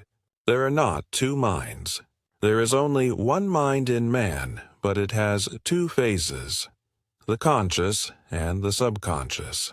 We may define the conscious as the upper side of the mentality, and the subconscious as the underside. The subconscious may also be defined as a vast mental field permeating the entire objective personality, thereby filling every atom of the personality through and through. We shall come nearer the truth. However, if we think of the subconscious as a finer mental force, having distinct powers, functions, and possibilities, or as a great mental sea of life, energy, and power, the force and capacity of which has never been measured. The conscious mind is on the surface, and therefore we act through the conscious mind whenever mental action moves through the surface of thought, will, or desire. But whenever we enter into deeper mental action and sound the vast depths of this underlying mental life, we touch the subconscious. Though we must remember that we do not become oblivious to the conscious every time we touch the subconscious, as the two are inseparably united. That the two phases of the mind are related can be well illustrated by comparing the conscious mind with a sponge, and the subconscious with the water permeating the sponge. We know that every fiber of the sponge is in touch with the water, and in the same manner, every part of the conscious mind, as well as every atom in the personality, is in touch with the subconscious, and completely filled through and through with the life and the force of the subconscious. It has frequently been stated that the subconscious mind occupies the fourth dimension of space, and though this is a matter that cannot be exactly demonstrated, nevertheless, the more we study the nature of the subconscious, as well as the fourth dimension, the more convinced we become that the former occupies the field of the latter. This, however, is simply a matter that holds interest in philosophical investigation. Whether the subconscious occupies the fourth dimension or some other dimension of space will make no difference as to its practical value. In order to understand the subconscious, it is well at the outset to familiarize ourselves with its natural functions, as this will convince ourselves of the fact that we are not dealing with something that is beyond normal mental action. The subconscious mind controls all the natural functions of the body, such as the circulation, respiration, digestion, assimilation, physical repair, etc. It also controls all the involuntary actions of the body, and all those actions of mind and body that continue their natural movements without direction from the will. The subconscious perpetuates characteristics, traits, and qualities that are peculiar to individuals, species, and races. What is called heredity, therefore, is altogether a subconscious process. The same is true of what is called second nature. Whenever anything has been repeated a sufficient number of times to have become habitual, it becomes second nature, or rather a subconscious action. It frequently happens, however, that a conscious action may become a subconscious action without repetition, and thus becomes second nature almost at once. When we examine the nature of the subconscious, we find that it responds to almost anything the conscious mind may desire or direct. Though it is usually necessary for the conscious mind to express its desire upon the subconscious for some time before the desired response is secured. The subconscious is a most willing servant, and is so competent that thus far we have failed to find a single thing along mental lines that it will not or cannot do. It submits readily to almost any kind of training, and will do practically anything that it is directed to do, whether the thing is to our advantage or not. In this connection, it is interesting to learn that there are a number of things in the human system usually looked upon as natural and inevitable, that are simply the results of misdirected subconscious training in the past. We frequently speak of human weaknesses as natural, but weakness is never natural. Although it may appear, it is invariably the result of imperfect subconscious training. It is never natural to go wrong, but it is natural to go right. And the reason why is simple. Every right action is in harmony with natural law, while every wrong action is a violation of natural law. It has also been stated that the aging process is natural, but modern science has demonstrated that it is not natural for a person to age at 60, 70, or 80 years. The fact that the average person does manifest nearly all the conditions of old age at those periods of time, or earlier, simply proves that the subconscious mind has been trained through many generations to produce old age at 60, 70, 80, or 90, as the case may be. And the subconscious always does what it has been trained to do. It can just as readily be trained, however, to produce greater physical strength and greater mental capacity at 90 than we possess at 30 or 40. It can also be trained to possess the same virile youth at 100 as the healthiest man or woman of 20 may possess. In fact, practically every condition that appears in the mind, the character, and the personality of the human race is the result of what the subconscious mind has been directed to do during past generations. It is therefore evident that as the subconscious is directed to produce different conditions in mind, character, and personality, conditions that are in perfect harmony with the natural law of human development, such conditions will invariably appear in the race. Thus, we understand how a new race or a superior race may appear.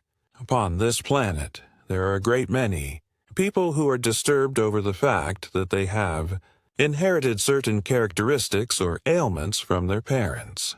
But what they have inherited is simply subconscious tendencies in that direction, and those tendencies can be changed absolutely. What we inherit from our parents can be eliminated so completely that no one would ever know it had been there. In like manner, we can improve so decidedly upon the good qualities that we have inherited from our parents that any similarity between parent and child in those respects would disappear completely. The subconscious mind is always ready, willing, and competent to make any change for the better in our physical or mental makeup that we may desire. Though it does not work in some miraculous manner, nor does it usually produce results instantaneously. In most instances, its actions are gradual, but they invariably produce the results intended if the proper training continues. The subconscious mind will respond to the directions of the conscious mind, so long as those directions do not interfere with the absolute laws of nature. The subconscious never moves against natural law, but it has the power to so use natural law that improvement along any line can be secured. It will reproduce in mind and body any condition that is thoroughly impressed and deeply felt by the conscious mind. It will bring forth undesirable conditions when directed to produce such conditions, and it will bring forth health, strength, youth, and added power when so directed.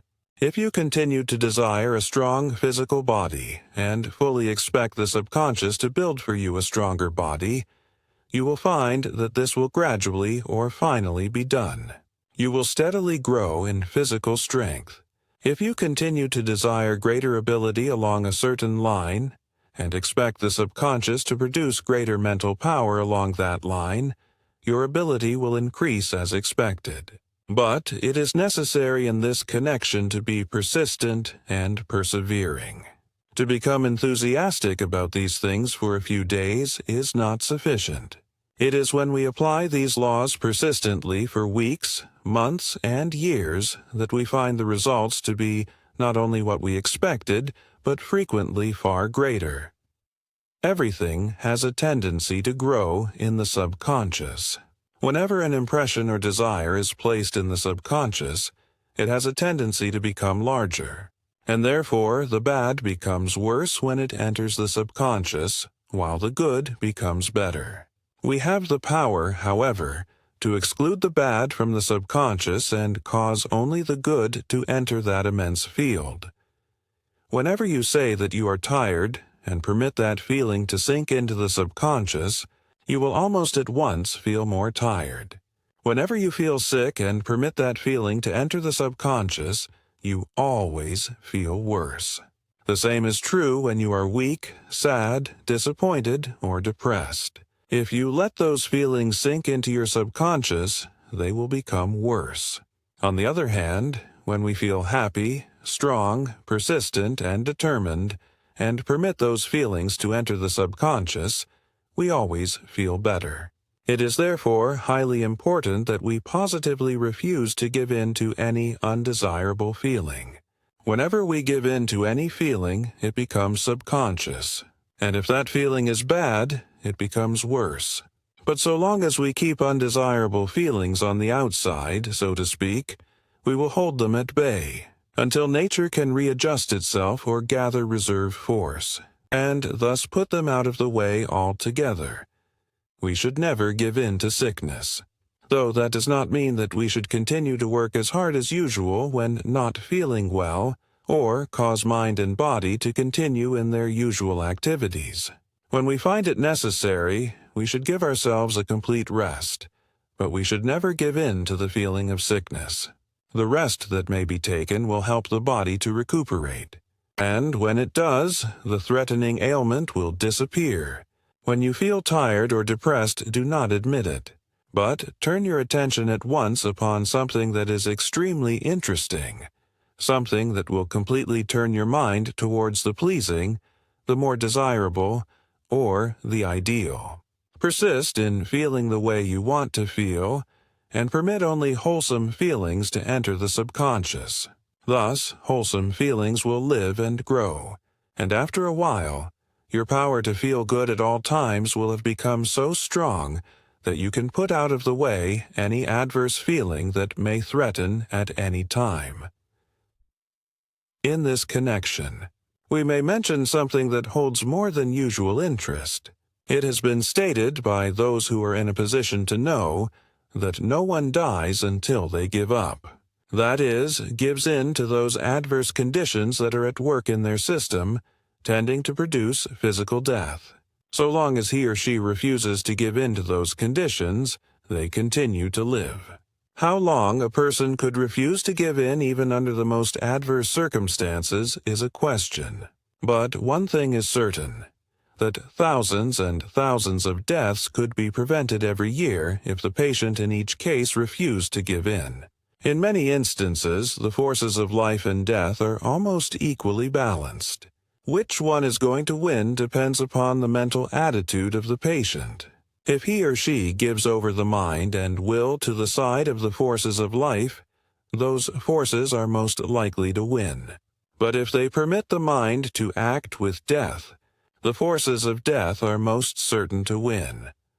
So long as one continues to persist in living, refusing absolutely to give in to death, they are throwing the full power of mind, thought, and will on the side of life.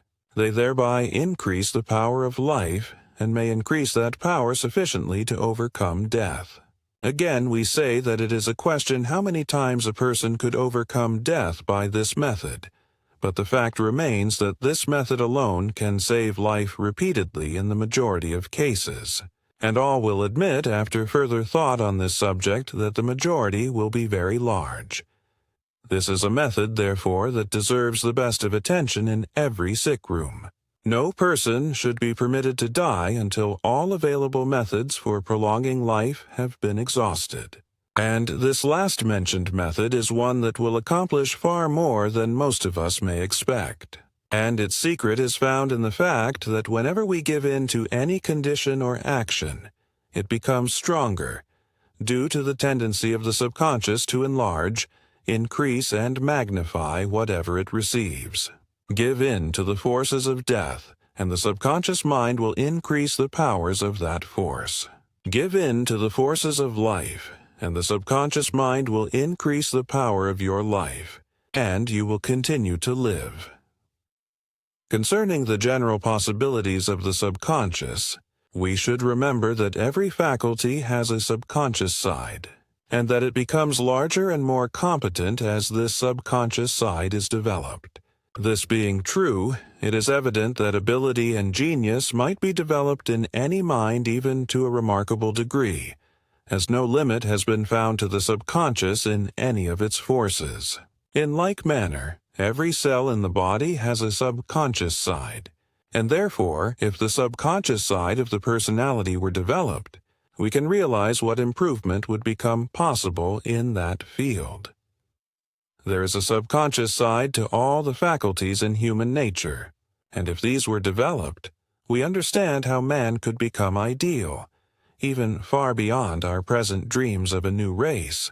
It is not well, however, to give the major portion of our attention to future possibilities. It is what is possible now that we should aim to develop and apply. And present possibilities indicate that improvement along any line, whether it be in working capacity, ability, health, happiness, and character, can be secured without fail if the subconscious is properly directed.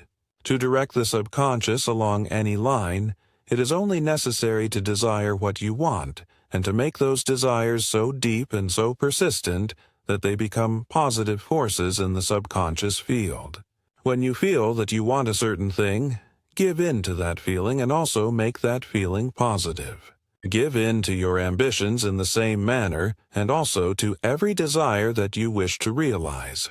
Let your thought of all those things that you wish to increase in any line get into your system, because whatever gets into your system, the subconscious will proceed to develop, work out, and express.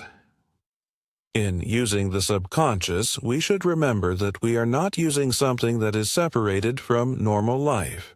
The difference between the individual who makes scientific use of the subconscious and the one who does not is simply this.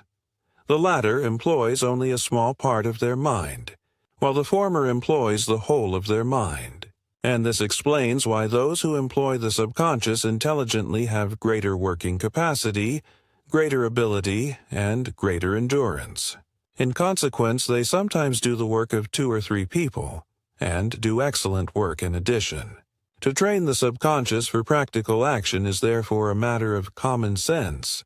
It is a matter of refusing to cultivate only a small corner of your mental field when you can cultivate the entire field. Chapter 5. Training the Subconscious for Practical Results. When you have made up your mind what you want to do, say to yourself 1,000 times a day that you will do it. The best way will soon open. You will have the opportunity you desire. If you would be greater in the future than you are now, be all that you can be now. He who is his best develops the power to be better.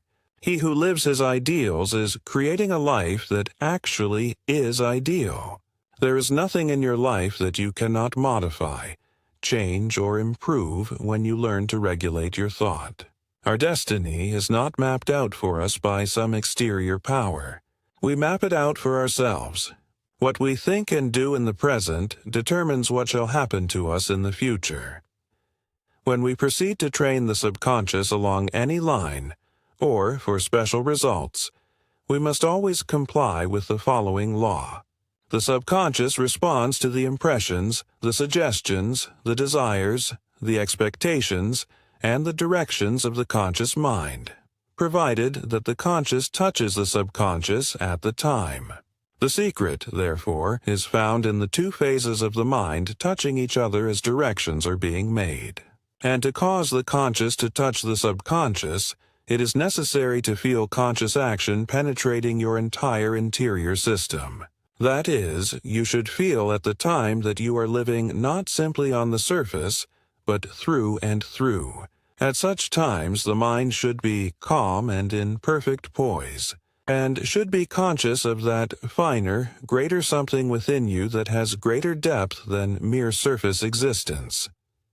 When you wish to direct the subconscious to produce physical health, first picture in your mind a clear idea of perfect health.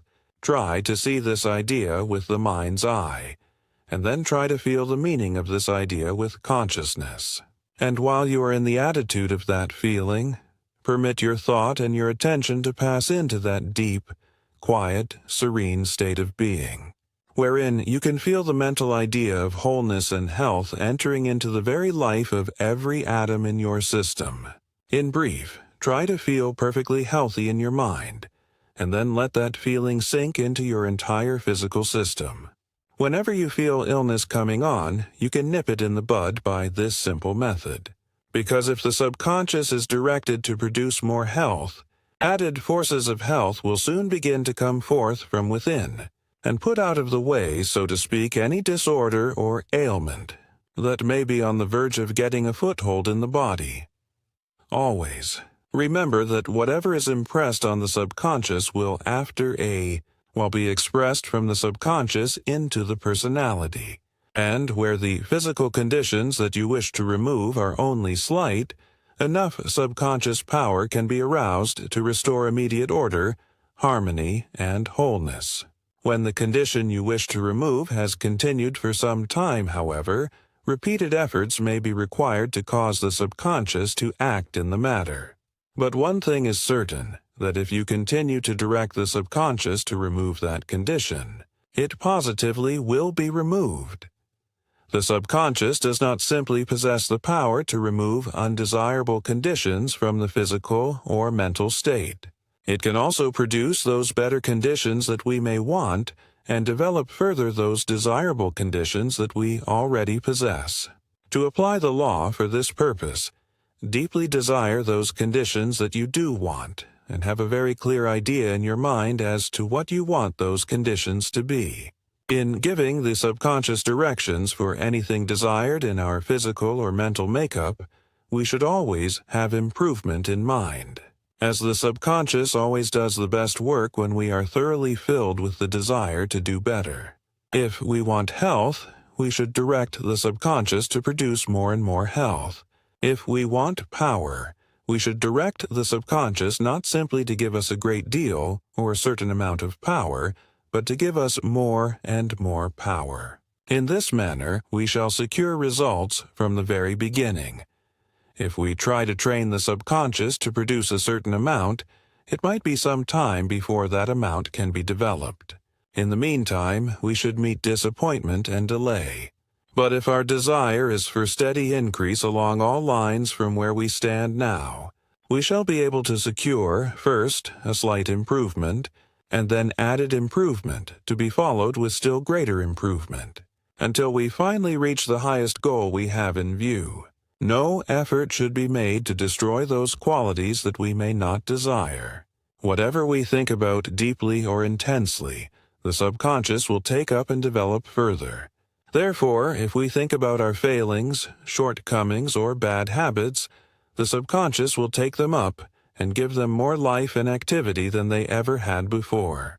If there is anything in our nature, therefore, that we wish to change, we should simply proceed to build up what we want and forget completely what we wish to eliminate. When the good develops, the bad disappears. When the greater is built up, the lesser will either be removed or completely transformed and combined with the greater. That the subconscious can increase your ability and your capacity is a fact that is readily demonstrated. Whenever the subconscious mind is aroused, mental power and working capacity are invariably increased, sometimes to such an extent that the individual seems to be possessed with a superhuman power. We all know of instances where great things were accomplished simply through the fact that the individual was carried on and on by an immense power within them that seemed to be distinct from themselves and greater than themselves. But it was simply the greater powers of the subconscious that were aroused and placed in positive, determined action.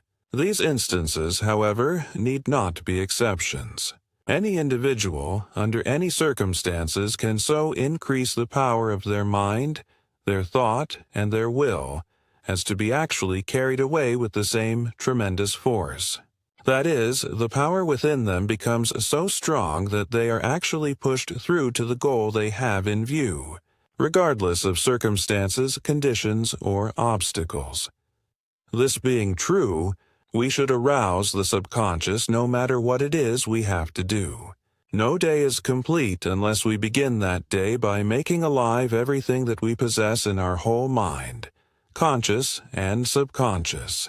Whenever you have work to do at some future time, direct the subconscious to increase your ability and capacity at the time specified, and fully expect the desired increase to be secured. If you want new ideas on certain studies or new plans in your work, direct the subconscious to produce them, and you will get them without fail. The moment the direction is given, the subconscious will go to work along that line. And in this connection, we should remember that though we may fail to get the idea desired through the conscious mind alone, it is quite natural that we should get it when we also enlist the subconscious, because the whole mind is much greater, far more capable, and far more resourceful than just a small part of the mind.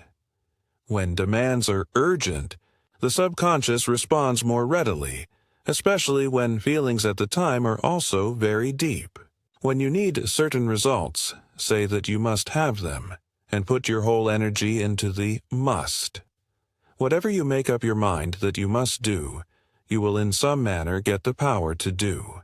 There are a number of instances on record where people were carried through certain events by what seemed to be a miraculous power. But the cause of it all was simply this, that they had to do it.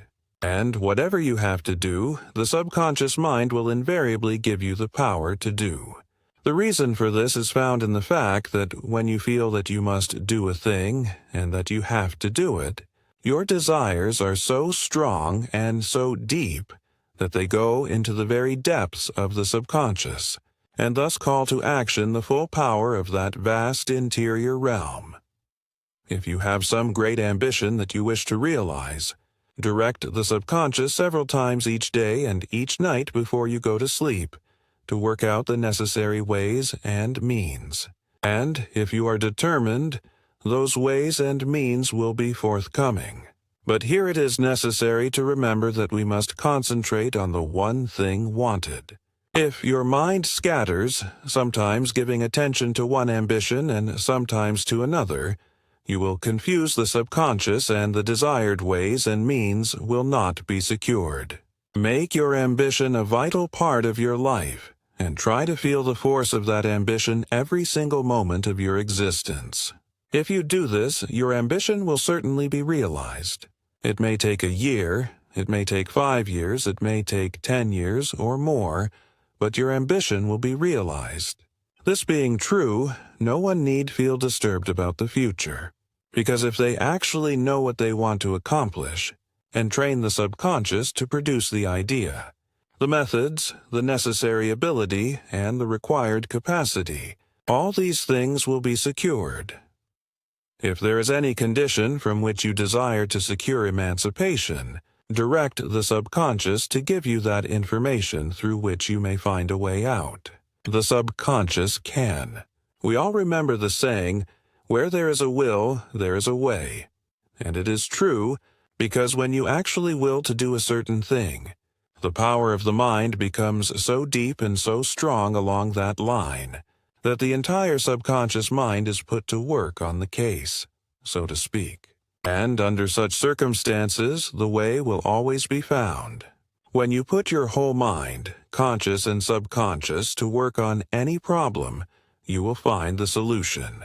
If there is any talent that you wish to develop further, direct the subconscious every day and as frequently as possible to enlarge the inner life of that talent and to increase its brilliancy and power. When you are about to undertake anything new, do not proceed until you have submitted the proposition to the subconscious. And here we find the real value of sleeping over new plans before we finally decide. When we go to sleep, we go more completely into the subconscious. And those ideas that we take with us when we go to sleep, especially those that engage our serious attention at the time, are completely turned over, so to speak, during the period of sleep and examined from all points of view. Sometimes it is necessary to take those ideas into the subconscious a number of times when we go to sleep, as well as to submit the matter to the subconscious many times in the day during the waking state. But if we persevere, the right answer will finally be secured.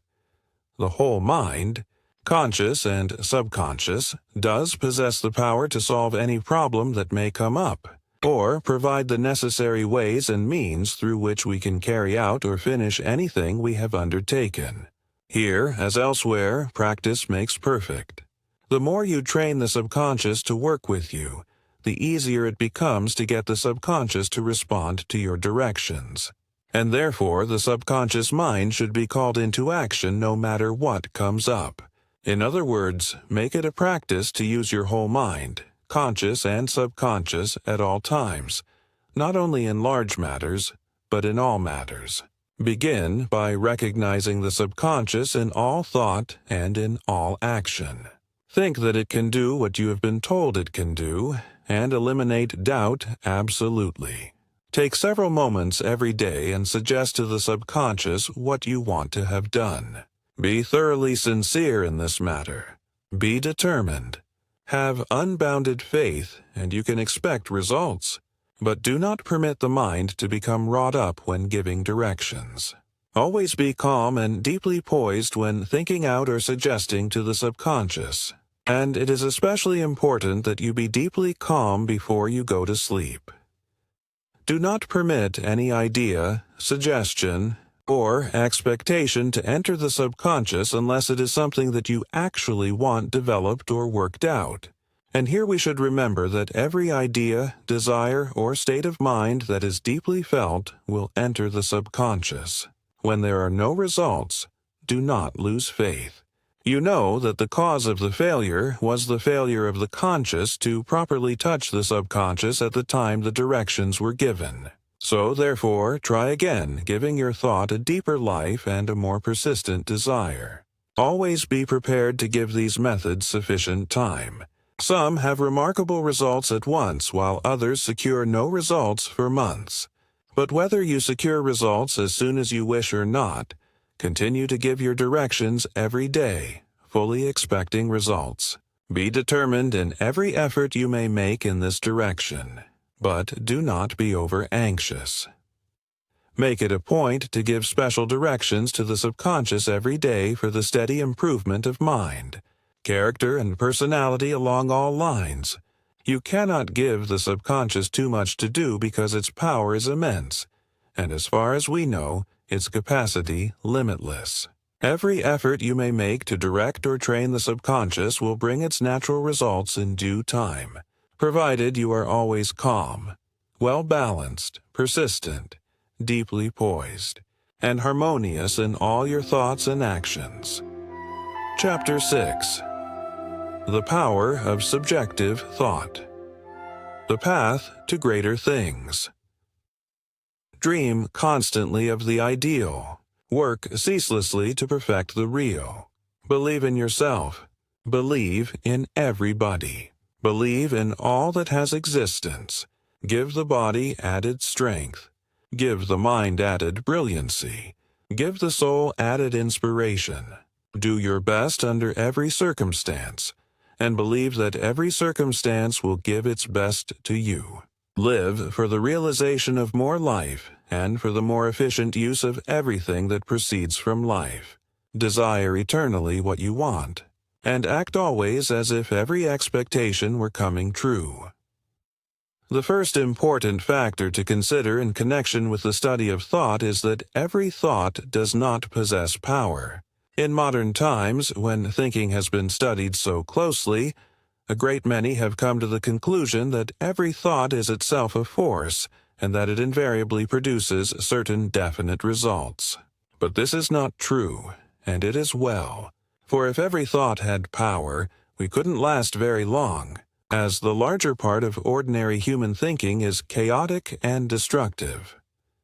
When we proceed to determine what kinds of thought have power and what kinds have not, we find two distinct forms. The one we call objective, the other subjective. Objective thought is the result of general thinking, such as reasoning, intellectual research, analysis, study, the process of recollection, mind picturing where there is no feeling, and the usual activities of the intellect. In brief, any mental process that calls forth only the activities of the intellect is objective, and such thinking does not affect the conditions of mind and body to any extent. That is, it does not produce direct results corresponding to its own nature upon the system. It doesn't immediately affect your health, your happiness, your physical condition, nor your mental condition. It may, however, affect these things in the long run, and for that reason must not be ignored. Subjective thinking is any form of thinking or mind picturing that has depth of feeling, that goes beneath the surface in its action, that moves through the undercurrents, that acts in and through the psychological field. Subjective thought is synonymous with the thought of the heart, and it is subjective thought that is referred to in the statement, "As a man thinketh in his heart, So is he. Subjective thought proceeds from the very heart of mental existence. That is, it is always in contact with everything that is vital in life. It is always alive with feeling, and originates, so to speak, in the heart of the mind. The term heart in this connection has nothing to do with the physical organ by that name. The term heart is here used in its metaphysical sense. We speak of the heart of a great city, meaning thereby the principal part of the city, or that part of the city where its most vital activities are taking place. Likewise, the heart of the mind is the most vital realm of the mind, or the center of the mind, or the deeper activities of the mind as distinguished from the surface of the mind. Subjective thinking, being in the heart of the mind, is therefore necessarily the product of the deepest mental life. And for this reason, every subjective thought is a force. It will either work for you or against you, and has the power to produce direct effects upon mind or body, corresponding exactly with its own nature. But all thinking is liable to become subjective at times. All thoughts may sink into the deeper or vital realms of mind, and thus become direct forces for good or ill. Therefore, all thinking should be scientific, that is, designed or produced with a definite object in view. All thought should be produced according to the laws of right thinking or constructive thinking. Though objective thinking usually produces no results whatever, nevertheless there are many objective thoughts that become subjective. And it is the objective mind that invariably determines the nature of subjective thinking. Every thought, therefore, should have the right tendency, so that it may produce desirable results in case it becomes subjective, or may act in harmony with the objective mind whenever it is being employed in giving directions to the subjective. In this connection, it's well to remember that subjective thinking invariably takes place in the subconscious mind, as the terms subjective and subconscious mean practically the same. Though in speaking of thought, the term subjective is more appropriate in defining that form of thought that is deep, vital, and alive, or that acts through the mental undercurrents. To define scientific thinking, it may be stated that your thinking is scientific when your thought has a direct tendency to produce what you want, or when all the forces of your mind are working together for the purpose you desire to fulfill. Your thinking is unscientific when your thought has a tendency to produce what is detrimental, or when your mental forces are working against you. To think scientifically, the first essential is to think only such thoughts and permit only such mental attitudes as you know to be in your favor. And the second essential is to make only such thoughts subjective. In other words, every thought should be right, and every thought should be a force. When every thought is scientific, it will be right, and when every thought is subjective, it will be a force. Positively refuse to think of what you do not wish to retain or experience. Think only of what you desire, and expect only what you desire, even when the very contrary seems to be coming into your life. Make it a point to have definite results in mind at all times. Permit no thinking to be aimless. Every aimless thought is time and energy wasted, while every thought that is inspired with a definite aim will help to realize that aim. And if all your thoughts are inspired with a definite aim, the whole power of your mind will be for you and will work with you in realizing what you have in view. That you should succeed is therefore assured, because there is enough power in your mind to realize your ambitions, provided all of that power is used in working for your ambitions. And in scientific thinking, all the power of mind and thought is being caused to work directly and constantly for what you wish to attain and achieve. To explain further the nature of scientific thinking, as well as unscientific thinking, it's well to take several well-known illustrations from real life. When things go wrong, people usually say, "That's always the way." And though this may seem to be a harmless expression, nevertheless, the more you use that expression, the more deeply you convince your mind that things naturally go wrong most of the time. When you train your mind to think that it is usual for things to go wrong, the forces of your mind will follow that trend of thinking and will also go wrong. And for that reason, it is perfectly natural that things in your life should go wrong more and more, because as the forces of your mind are going wrong, you will go wrong. And when you go wrong, those things that pertain to your life cannot possibly go right. A great many people are constantly looking for the worst. They usually expect the worst to happen. Though they may be cheerful on the surface, deep down in their heart, they are constantly looking for trouble. The result is that their deeper mental currents will tend to produce trouble. If you are always looking for the worst, the forces of your mind will be turned in that direction and therefore will become destructive. Those forces will tend to produce the very thing that you expect. At first, they will simply confuse your mind and produce troubled conditions in your mental world. But this will in turn confuse your faculties, your reason, and your judgment, so that you will make many mistakes.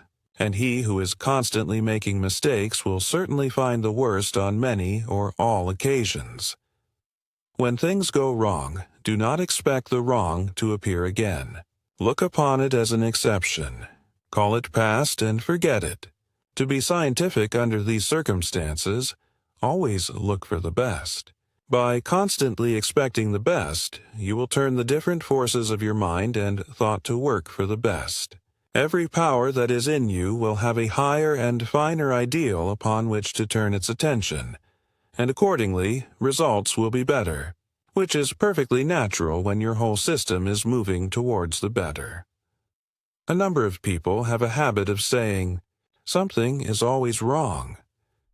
But why should we not say instead, "Something is always right"? We would thereby express more of the truth and give our minds a more wholesome tendency.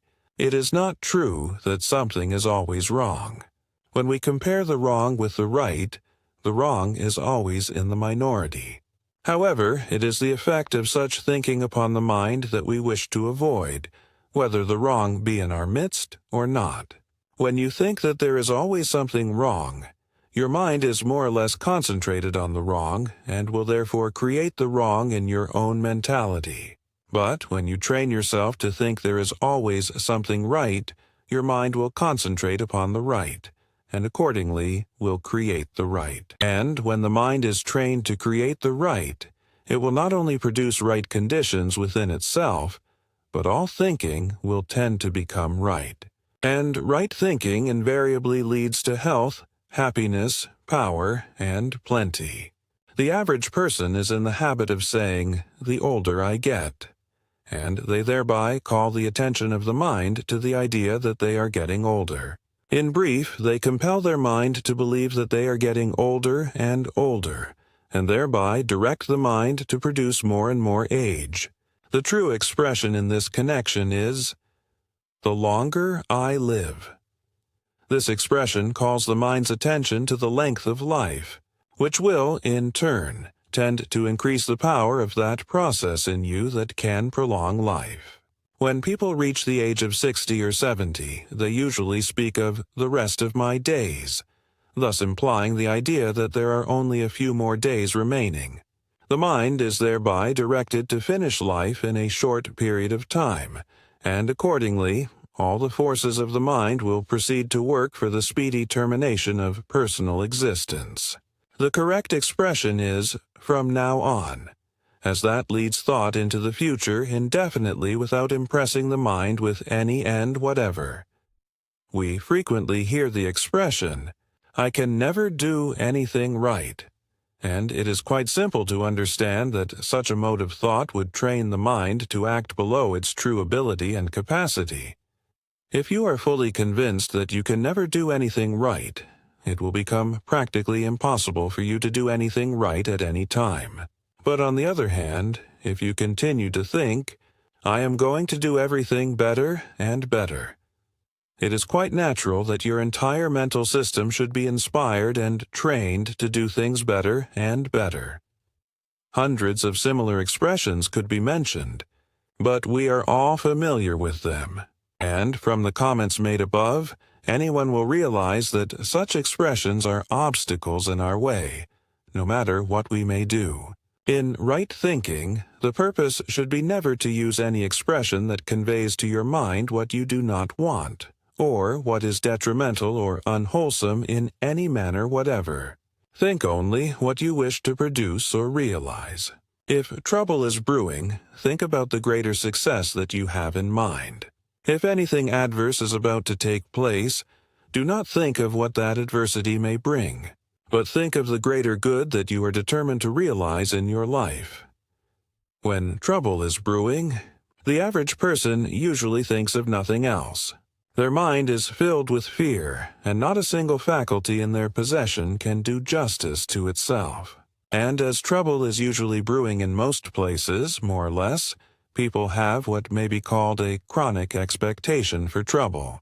And as they usually get more or less of what they expect, they imagine they are fully justified in entertaining such expectations. But here it is absolutely necessary to change the mind completely. Whatever our present circumstances may be, we should refuse absolutely to expect anything but the best that we can think of. The whole mind, with all its powers and faculties, should be thrown, so to speak, into line with the optimistic tendency. And whatever comes or not, we should think only of the greater things that we expect to realize. In brief, we should concentrate the mind absolutely upon whatever goal we may have in view, and should look neither to the left nor to the right. When we concentrate absolutely upon the greater things we expect to attain or achieve, we gradually train all the forces of the mind and all the powers of thought to work for those greater things. We shall thereby begin in earnest to build for ourselves a greater destiny, and sooner or later we shall find ourselves gaining ground in many directions. Later on, if we proceed, we shall begin to move more rapidly. And if we pay no attention to the various troubles that may be brewing in our environment, those troubles will never affect us nor disturb us in the least. The mental law involved in the process of scientific thinking may be stated as follows. The more you think of what is right, the more you tend to make every action in your mind right. The more you think of the goal you have in view, the more life and power you will call into action in working for that goal. The more you think of your ambition, the more power you will give to those faculties that can make your ambitions come true.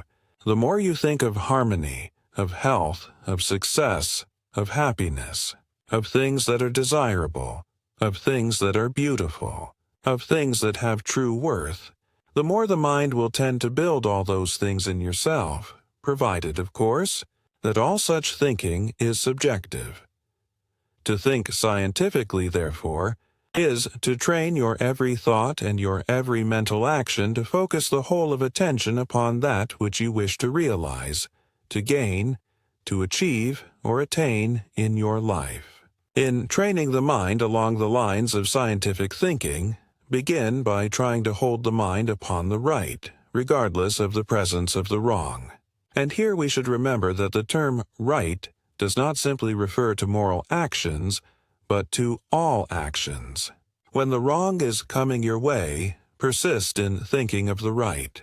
Persist in expecting only the right.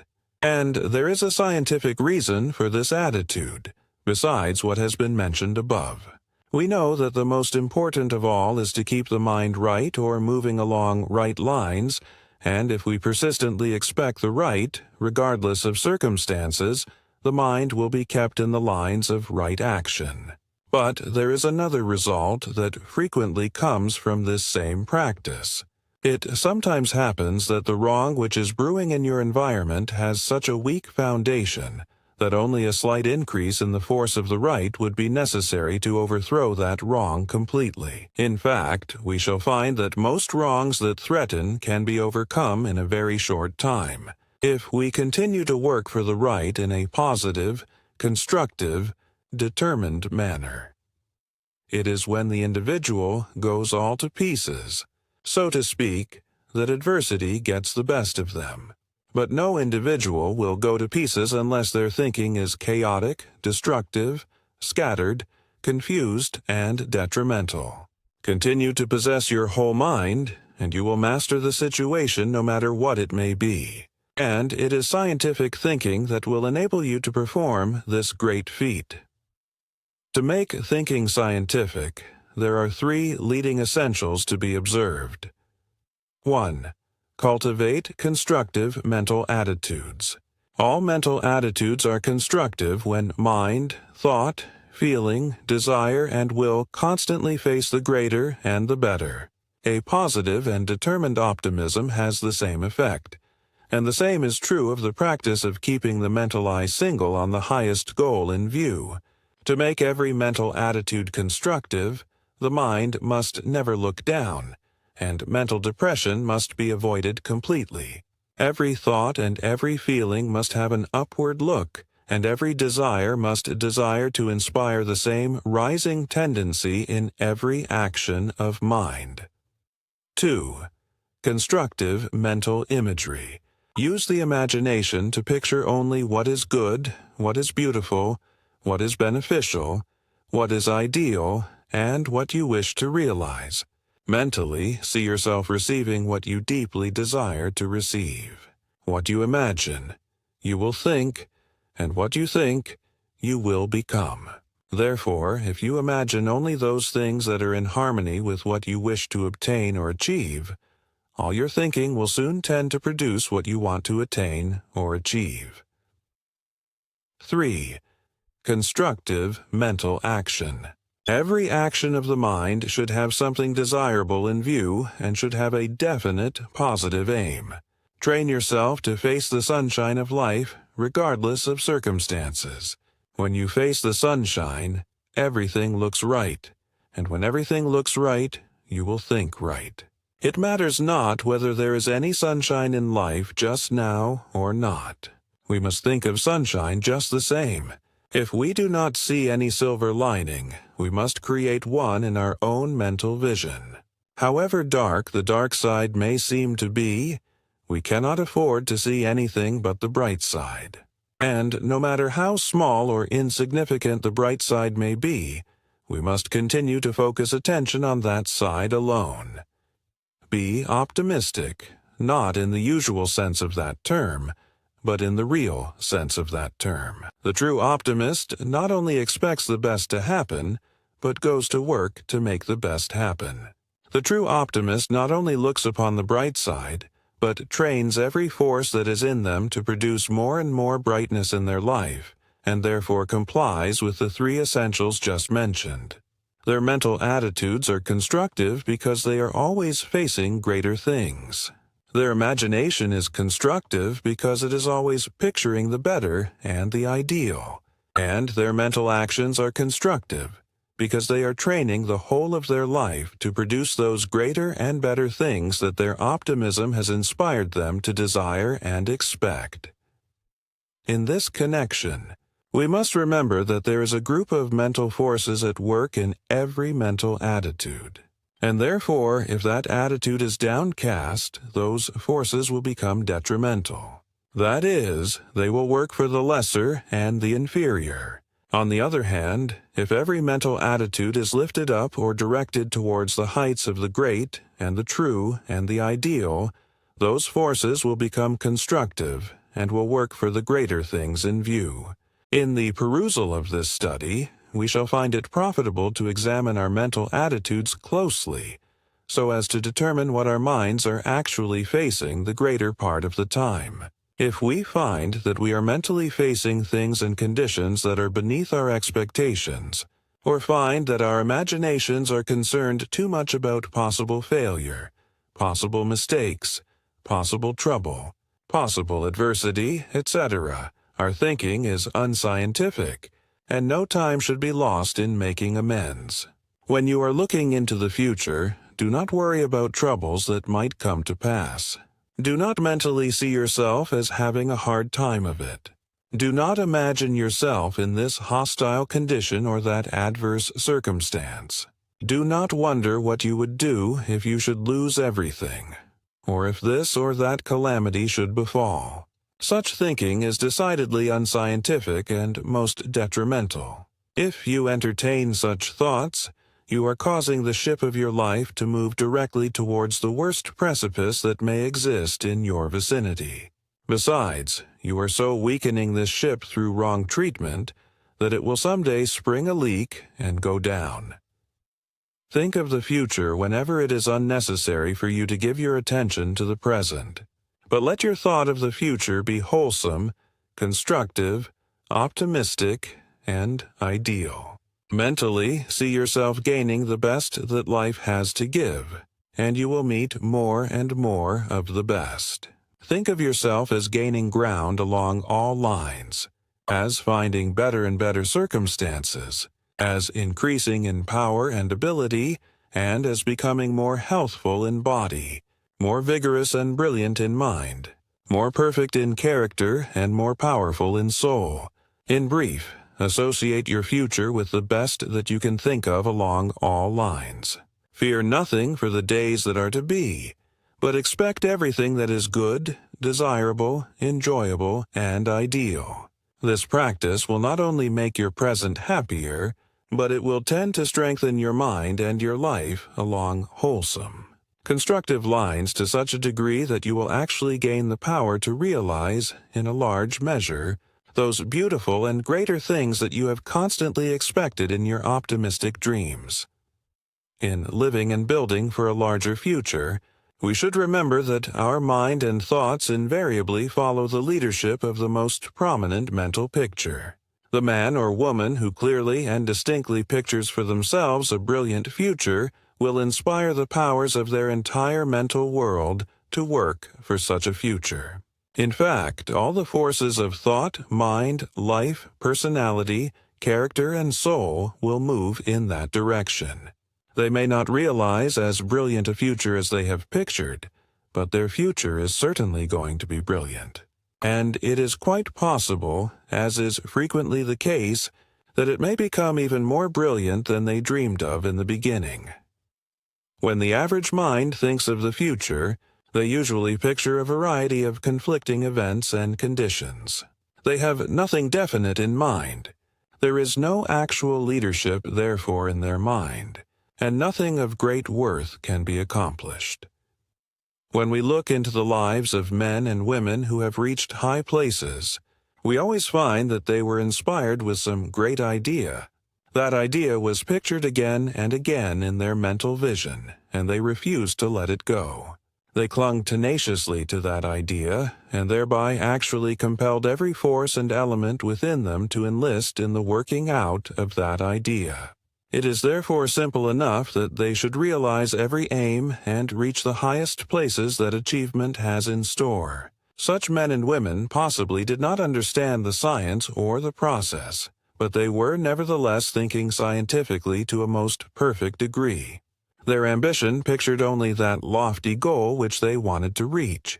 All their mental attitudes were constantly facing that lofty goal, and thereby became constructive. And all the actions of mind were directed toward the same goal. Accordingly, everything within them was trained to work for the realization of their dream. And that is what we mean by scientific thinking. That is what we mean by thinking for results. And anyone who will train themselves to think for results in this manner will positively secure results. Though in this connection, it's well to remember that persistence and determination are indispensable every step of the way.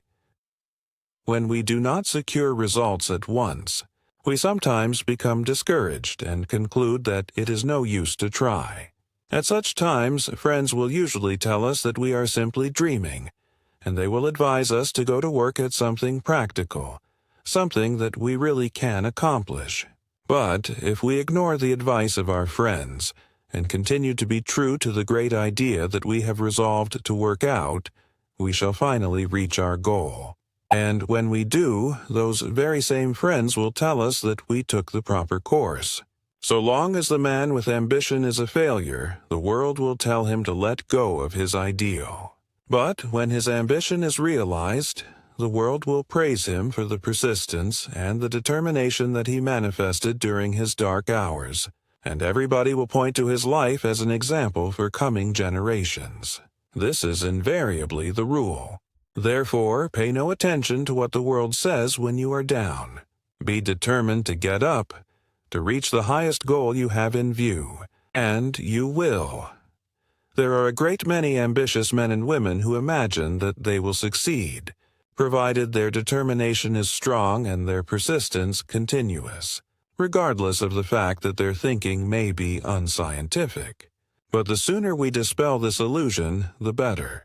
Unscientific thinking, even in minor matters, weakens the will. It turns valuable thought power astray, and we need the full power of thought, positively directed along the line of our work if we are going to achieve, and achieve greatly. The majority of the mental forces in the average person are working against them, because they are constantly entertaining depressed mental states or detrimental habits of thought. And even though they may be ambitious, that ambition has not sufficient power to work itself out because most of the forces of their mind are thrown away. We therefore see the necessity of becoming scientific in all thinking, and in making every mental habit wholesome and beneficial in the largest sense of those terms. But scientific thinking not only tends to turn the power of thought in the right direction, it also tends to increase mental power, to promote efficiency, and to build up every faculty that we may employ.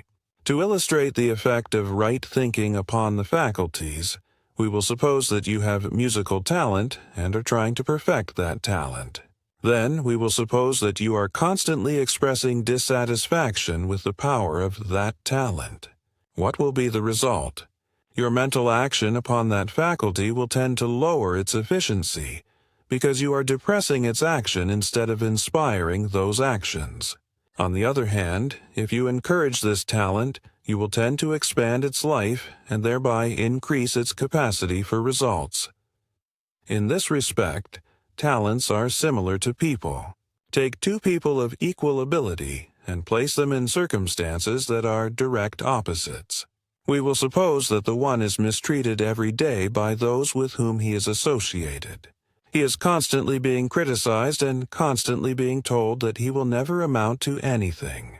He is blamed for everything that is wrong, and is in every manner discouraged and kept down. What would happen to the ability and efficiency of that man if he continued under such treatment year after year? He simply could not advance unless he should happen to be a mental giant, and even then his advancement would be very slow.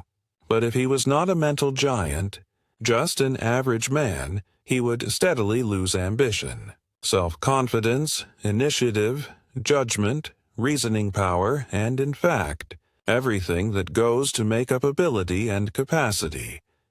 We will suppose the other man is encouraged continually. He is praised for everything. He is given every possible opportunity to show and apply what ability he may possess.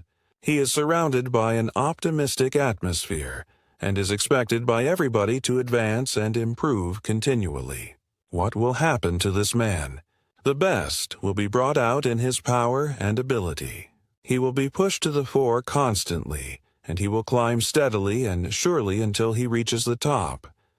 Treat your talents in the same way, and you have the same results in every case. To state it briefly, make it a point to encourage your talents, your faculties, and your powers. Give every element and force within you encouragement and inspiration.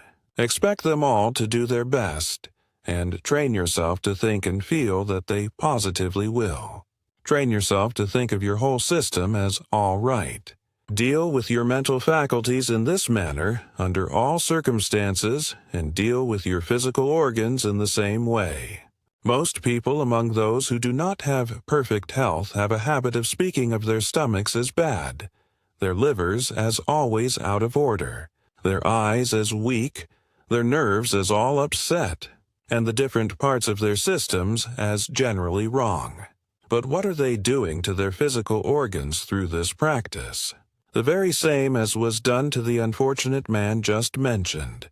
And we shall find, in this connection, one reason why so many people continue to be sick. They are keeping their physical organs down, so to speak, by depressing the entire system with unwholesome thinking. But if they would change their tactics and begin to encourage their physical organs, praise them and expect them to do better, and to treat them right from the mental as well as a physical standpoint, they would soon be restored to perfect health. In training the mind in scientific thinking, the larger part of attention should be given to that of controlling our feelings. It is not difficult to think scientifically along intellectual lines, but to make our feelings move along wholesome, constructive, optimistic lines requires persistent training. Intellectual thought can be changed almost at any time with little effort, but feeling usually becomes stronger and stronger the longer it moves along a certain line, and thus becomes more difficult to change. When we feel discouraged, it is so easy to feel more discouraged. When we feel dissatisfied, it is only a step to that condition that is practically intolerable. It is therefore necessary to stop all detrimental feeling in the beginning. Do not permit a single adverse feeling to continue for a second. Change the mind at once by turning your attention upon something that will make you feel better. Resolve to feel the way you want to feel under all circumstances, and you will gradually develop the power to do so. Depressed mental feelings are burdens, and we waste a great deal of energy by carrying them around on our mental shoulders. Besides, such feelings tend to direct the power of thought towards the lower and the inferior. Whenever you permit yourself to feel bad, you will cause the power of mind and thought to go wrong. Therefore, persist in feeling right and good. Persist in feeling joyous. Persist in feeling cheerful, hopeful, optimistic, and strong. Place yourself on the bright side and the strong side of everything that transpires in your life, and you will constantly gain power that will invariably be in your favor. Chapter 7. How Man Becomes What He Thinks. Life is growth, and the object of right thinking is to promote that growth. Give less time trying to change the opinions of others, and more time trying to improve your own life. Life becomes the way it is lived, and man may live the way he wants to live when he learns to think what he wants to think. Create your own thought, and you become what you want to become, because your thought creates you. We all know that man is as he thinks. Then, we must think. Only such thoughts as tend to make us what we wish to be. The secret of right thinking is found in always keeping the mind's eye stayed upon the greater and the better in all things. Scientific research in the metaphysical field has demonstrated the fact that man is as he thinks, that he becomes what he thinks, and that what he thinks in the present determines what he is to become in the future. Also, since he can change his thought for the better along any line, he can therefore completely change himself along any line. But the majority who try to apply this law do not succeed to a great degree. The reason being that instead of working entirely upon the principle that man is as he thinks, they proceed in the belief that man is what he thinks he is. At first sight, there may seem to be no difference between the principle that man is as he thinks and the belief that man is as he thinks he is, but close study will reveal the fact that the latter is absolutely untrue. Man is not what he thinks. He is because personality, mentality, and character are not determined by personal opinions. It is the thought of the heart, that is, the mental expression from the subconscious, that makes the personal man what he is. But the subconscious is affected only by what man actually thinks in the real field of creative thought, and not by what he may think of himself in the field of mere personal opinion. It is subjective thought that makes you what you are. But to think that you are thus or so will not necessarily make you thus or so. To create subjective thought, you must act directly upon the subconscious, but it is not possible to impress the subconscious while you are forming opinions about your personal self. A mere statement about yourself will not affect or change the subconscious, and so long as the subconscious remains unchanged, you will remain unchanged. While you are thinking simply about your external or personal self, you are acting upon the objective. But to change yourself, you must act upon the subjective. Man may think that he is great, but so long as he continues to think small thoughts, he will continue to be small. No matter how high an opinion he may have of himself, while he is living in the superficial, his thoughts will be empty, and empty thoughts are not conducive to high attainments and great achievements. Man becomes great when he thinks great thoughts. And to think great thoughts, he must transcend the limitations and circumscribed conditions of the person, and mentally enter into the world of the great and the superior. He must seek to gain a larger and a larger consciousness of the world of real quality, real worth, and real superiority, and must dwell upon the loftiest mountain peaks of mind that he can possibly reach. He must live in the life of greatness, breathe the spirit of greatness, and feel the very soul of greatness. Then, and only then, will he think great thoughts. And the mind that continues to think great thoughts will continue to grow in greatness. It is not what you state in your thought, but what you give to your thought, that determines results. The thought that is merely stated may be empty, but it is the thought with something in it that alone can exercise real power in personal life. And what is to be in your thought will depend upon what you think into your thought. What you give to your thought will give to you, and you will be and become accordingly, no matter what you may think that you are. The cause that you originate in the within will produce its effect in the without, regardless of what your opinions may be. Your personal life will consequently be the result of what you think, but it will not necessarily be what you think it is. Having discovered the fact that the physical body is completely renewed every 8 or 10 months, you will naturally think that you are young. But to simply think you are young will not cause the body to look as young as it really is. To retain your youth, you must remove those subconscious tendencies and conditions that produce old age, and you must eliminate worry. So long as you worry, you will cause your personality to grow older and older in appearance, no matter how persistently you may think that you are young. To simply think that you are young will not avail. You must think thoughts that produce, retain, and perpetuate youth. If you wish to look young, your mind must feel young. But you will not feel young until the whole of your mind produces the feeling of youth. To develop the feeling of youth in the whole mind, you must become fully conscious of the fact that youth is naturally produced in your entire system every minute, and you must train the mind to take cognizance only of the eternal now. So long as we feel that we are passing with time, we will imagine that we feel the weight of more and more years. And this feeling will invariably cause the body to show the mark of years, growing older and older in appearance as more years are added to the imaginary burden of age. You will look young when you feel young. But to simply feel that you are young will not always cause you to feel young. The real feeling of youth comes when we actually think in the consciousness of youth and give the realization of the now to every thought. You may think that you are well, but you will not secure health until you think thoughts that produce health.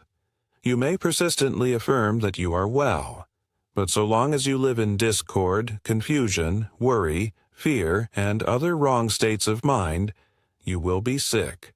That is, you will be as you think, and not what you think you are. You may state health in your thought, but if you give worry, fear, and discord to that thought, your thinking will produce discord. It is not what we state in our thoughts, but what we give to our thoughts that determines results.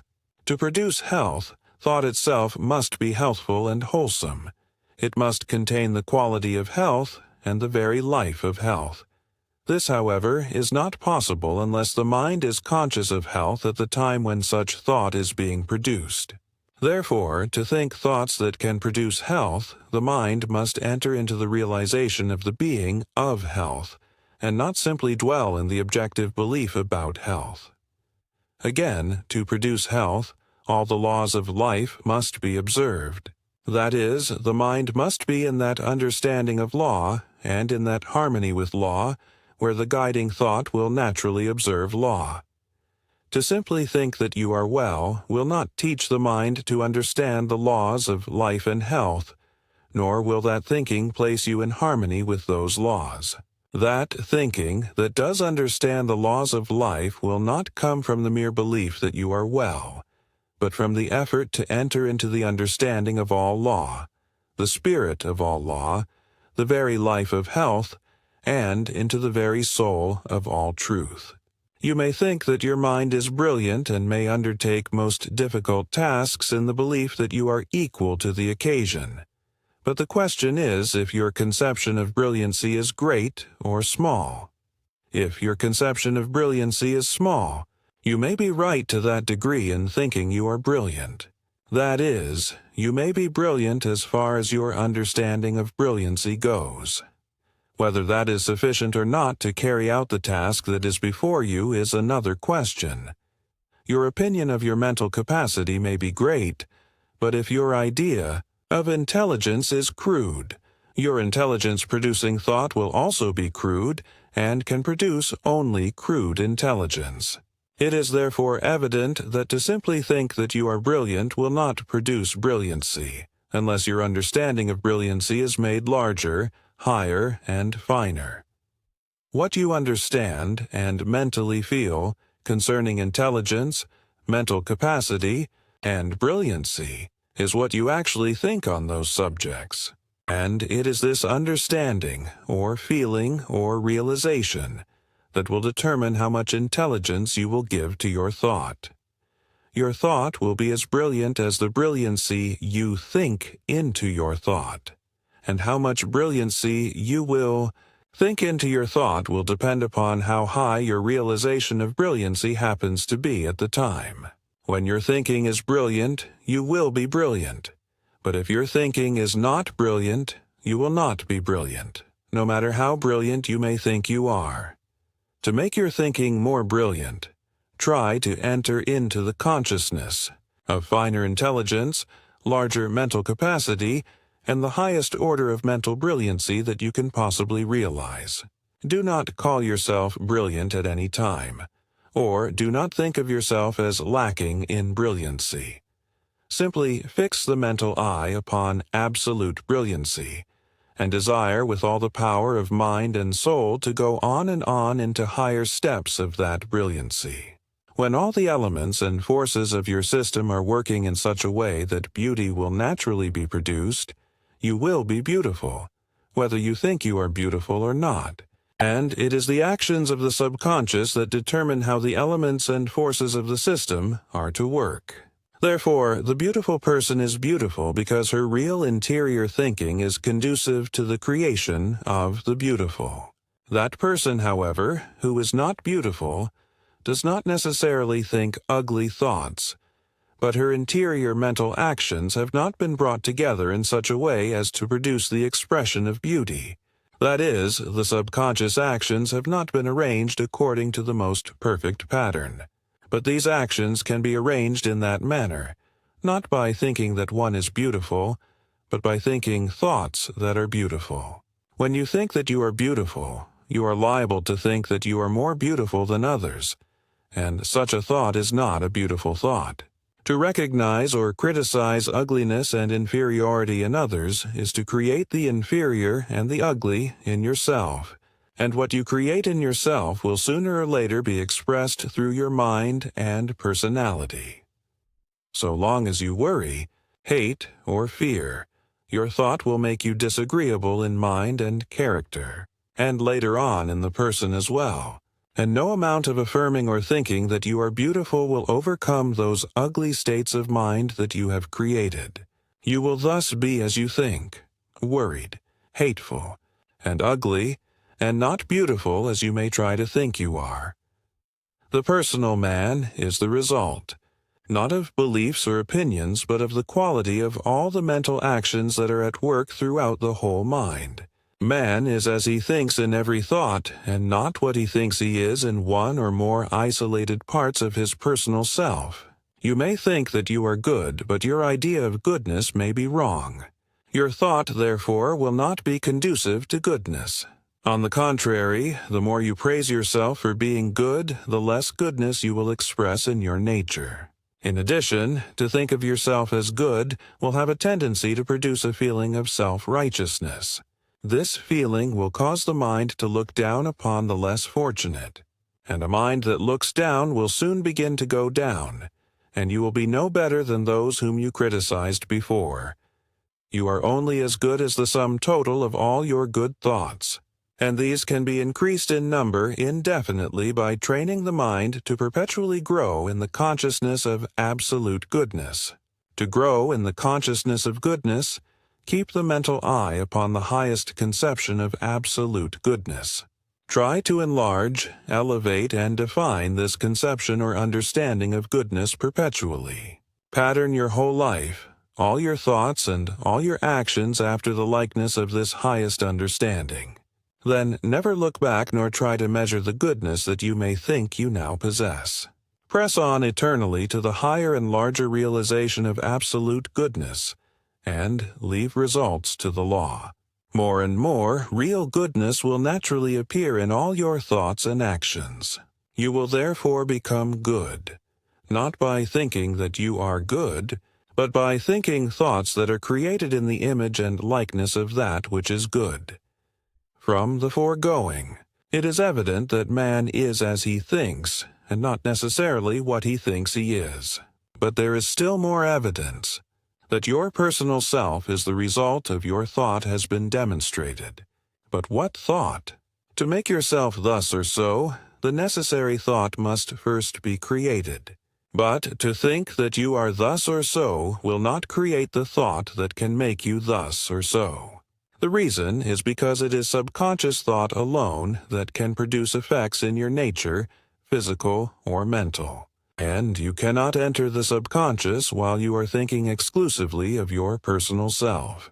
What you think about yourself is always objective thought, and mere objective thought is powerless to affect or change anything in your nature. To think thoughts that can give you more life, you must enter into the consciousness of absolute life. But you cannot enter the absolute while you are defining or measuring the personal. If you wish to possess more quality, you must give your thoughts more quality and worth. You must forget the lesser worth of the personal and enter into the consciousness of the greater worth of absolute worth itself. So long as you think that you are thus or so in the personal sense, your thought will be on the surface. You will mentally live among effects. You will not create new causes, therefore will not produce any changes in yourself. You will continue to be as you are thinking deep down in the subconscious where hereditary tendencies, habits, race thoughts, and other mental forces continue their usual work, regardless of your personal opinion or empty thoughts on the surface. To change yourself, you must go to that depth of mind where the causes of your personal condition exist. But your mind will not enter the depth of the within so long as your thought is on the surface. And your thought will be on the surface so long as you are thinking exclusively about your personal self. The secret, therefore, is not to form opinions about yourself or to think about yourself as being thus or so, but to form larger conceptions of principles and qualities. Enter the richness of real life, and you will think richer thoughts. Forget the limitations, the weaknesses, and the shortcomings of your personal self, as well as your superficial opinions of your personal self, and enter mentally into the greatness, the grandeur, the sublimity, and the splendor of all things. Seek to gain a larger and a larger understanding of the majesty and marvelousness of all life, and aspire to think the thoughts of the infinite. This is the secret of thinking great thoughts, and he will positively become great whose thoughts are always great. In like manner, he who thinks wholesome thoughts and wholesome thoughts only will become healthful and wholesome. Such thoughts will have the power to produce health, and thoughts never fail to do what they have the power to do. Place in action the necessary subconscious thought, and the expected results will invariably follow.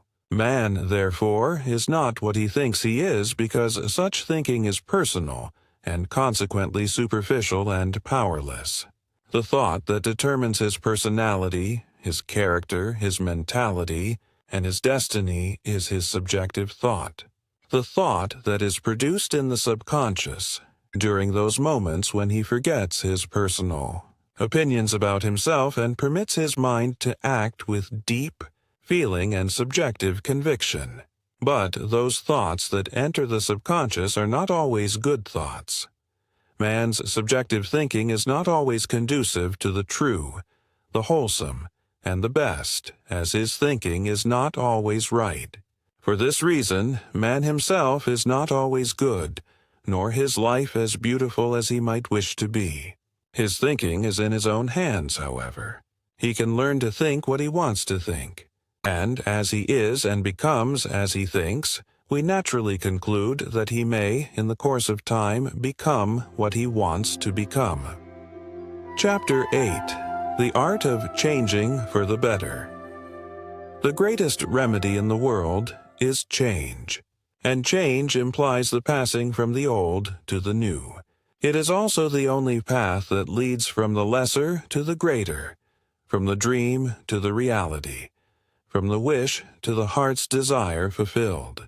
It is change that brings us everything we want. It is the opposite of change that holds us back from that which we want. But change is not always external. Real change, or rather the cause of all change, is always internal. It is the change in the within that first produces the change in the without. To go from place to place is not a change unless it produces a change of mind, a renewal of mind. It is the change of mind that is the change desired. It is the renewal of mind that produces better health, more happiness, greater power, the increase of life, and the consequent increase of all that is good in life. And the constant renewal of mind, the daily change of mind, is possible regardless of times, circumstances, or places. He who can change his mind every day and think the new about everything every day will always be well. He will always have happiness. He will always be free. His life will always be interesting. He will constantly move forward into the larger, the richer, and the better. And whatever is needed for his welfare today, of that he shall surely have abundance. Personal man gradually but surely grows into the likeness of that which he thinks of the most, and man thinks the most of what he loves the best. This is the law through which man has become what he is, and it is through the intelligent use of this law that man may change for the better and improve in any way desired. The thought you think not only affects your character, your mind, and your body, but also produces the original cause of every characteristic, every habit, every tendency, every desire, every mental quality, and every physical condition that appears in your system. Thought is the one original cause of the conditions, characteristics, and peculiarities of the human personality. And everything that appears in the personality is the direct or indirect effect of the various actions of thought. It is therefore evident that man naturally grows into the likeness of the thought he thinks, and it is also evident that the nature of his thought would be determined by that which he thinks of the most. The understanding of this fact will reveal to all minds the basic law of change. And though it is basic, its intelligent use may become simplicity itself. Through the indiscriminate use of this law, man has constantly been changing, sometimes for the better, sometimes not, but by the conscious, intelligent use of this law he may change only for the better, and as rapidly as the sum total of his present ability will permit. The fact that mental conditions and dispositions may be changed through the power of thought will readily be accepted by every mind. But that mental qualities, abilities, personal appearances, and physical conditions may be changed in the same way, all minds may not be ready to accept. Nevertheless, that thought can change anything in the human system, even to a remarkable degree, is now a demonstrated fact. We have all seen faces change for the worse under the influence of grief, worry, and misfortune. And we have observed that all people grow old who expect to do so, regardless of the fact that the body of the octogenarian is not a day older than the body of a little child. We have unlimited evidence to prove that ability will improve or deteriorate according to the use that is made of the mind. A man's face reveals his thought, and we can invariably detect the predominating states of the mind that lives in a groove. When a person changes their mental states at frequent intervals, no one state has the opportunity to produce an individual, clear-cut expression, and therefore cannot be so readily detected. But where one predominating state is continued in action for weeks or months or years, anyone can say what that state is by looking at the face of the one who has it. Thus, we can detect different kinds of disposition, different grades of mind, different degrees of character, and different modes of living, and convince ourselves at the same time that man in general looks, acts, and lives the way he thinks.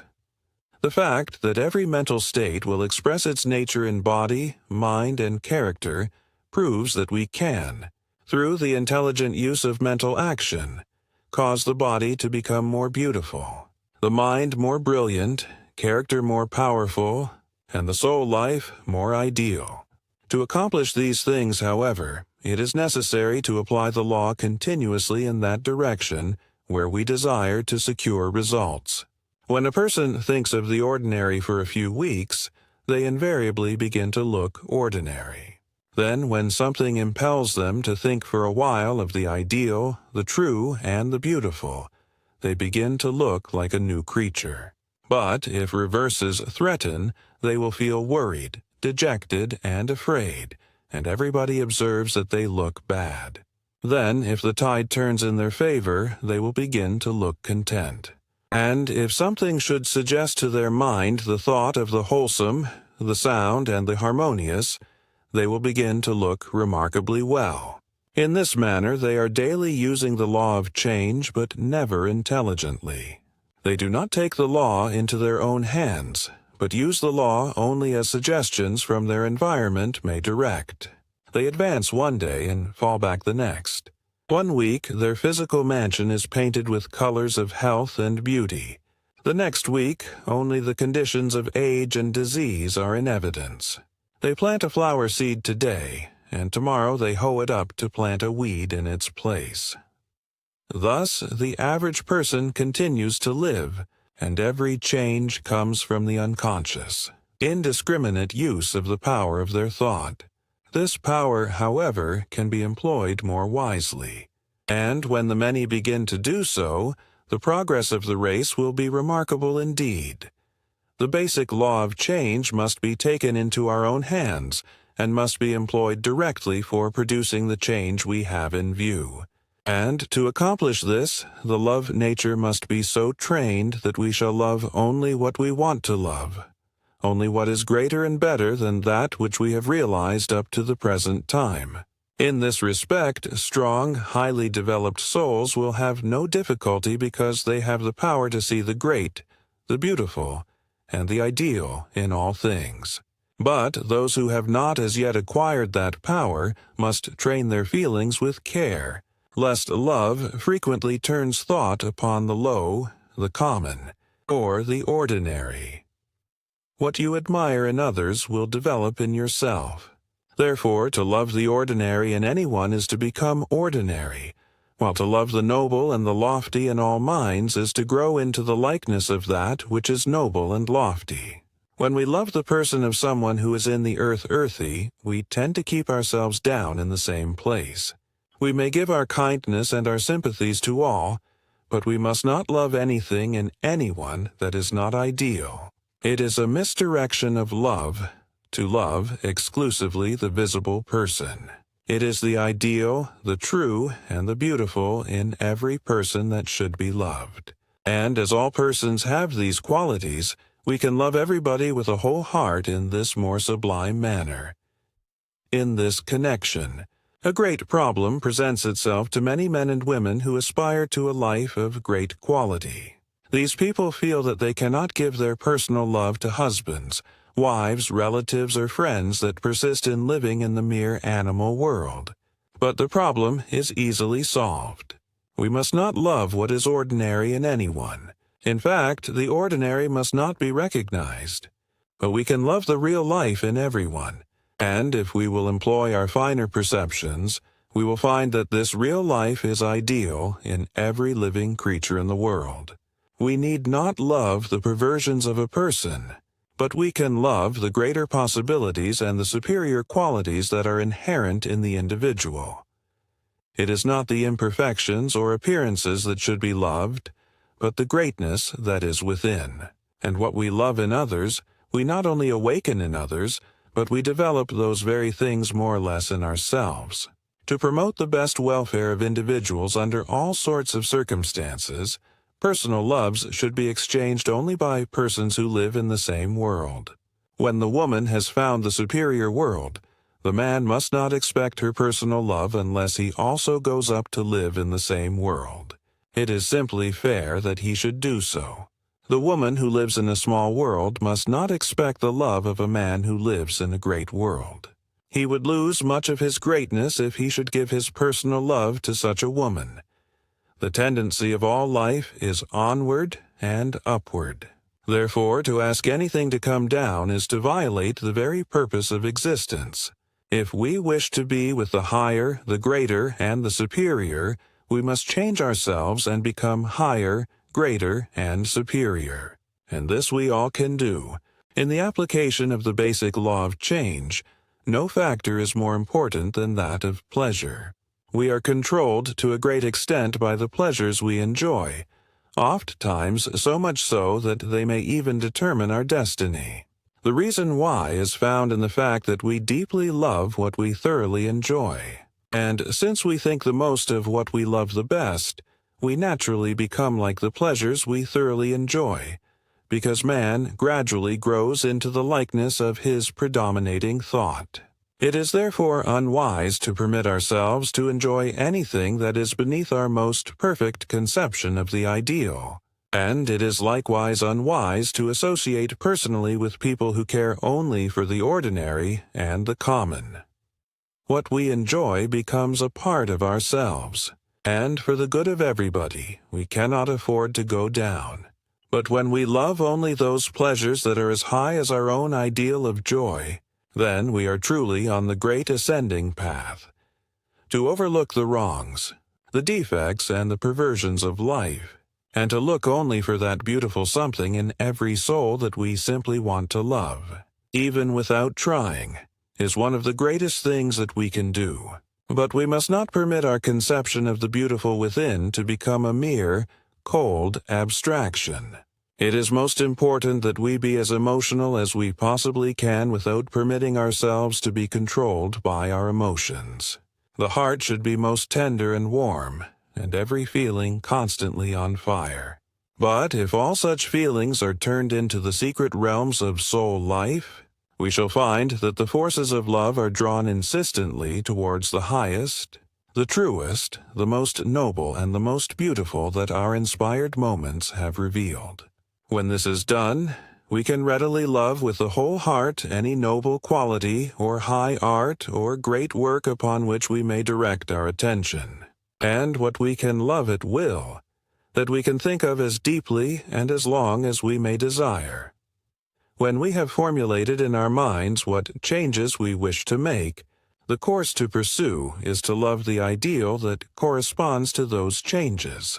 This love must be deep and strong, and must be continued until the desired change has actually taken place. Know what better qualities you want.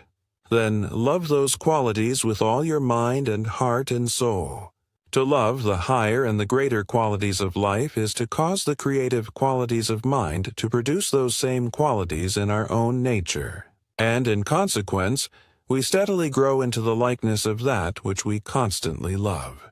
This is the great law, the law that governs all change for the better. But to use this law intelligently, the power of love must cease to respond to every whim or notion that the suggestibility of environment may present to the mind. The power of love is the greatest power in the world, but it can cause persons or nations to fall to the lowest state, as well as rise to the highest state. Every fall in the history of the race has been caused largely by the misdirection of love, while every step in advance has been prompted largely by the power of love turned upon better things. To misdirect love is to love that which is beneath our present stage in advancement. It is turning the forces of life backward, and retrogression must inevitably follow. In the average person, love is directed almost exclusively upon the personal side of life. In consequence, the love nature becomes so personal, so limited, and so superficial that materialism follows. In many other minds, it is mere appearances that attract the power of admiration, and the finer things in mind, soul, and character are wholly ignored.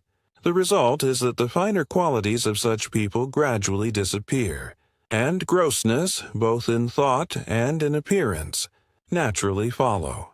But we must not conclude in this connection that it is wrong to admire the beautiful wherever it may be seen in the external world.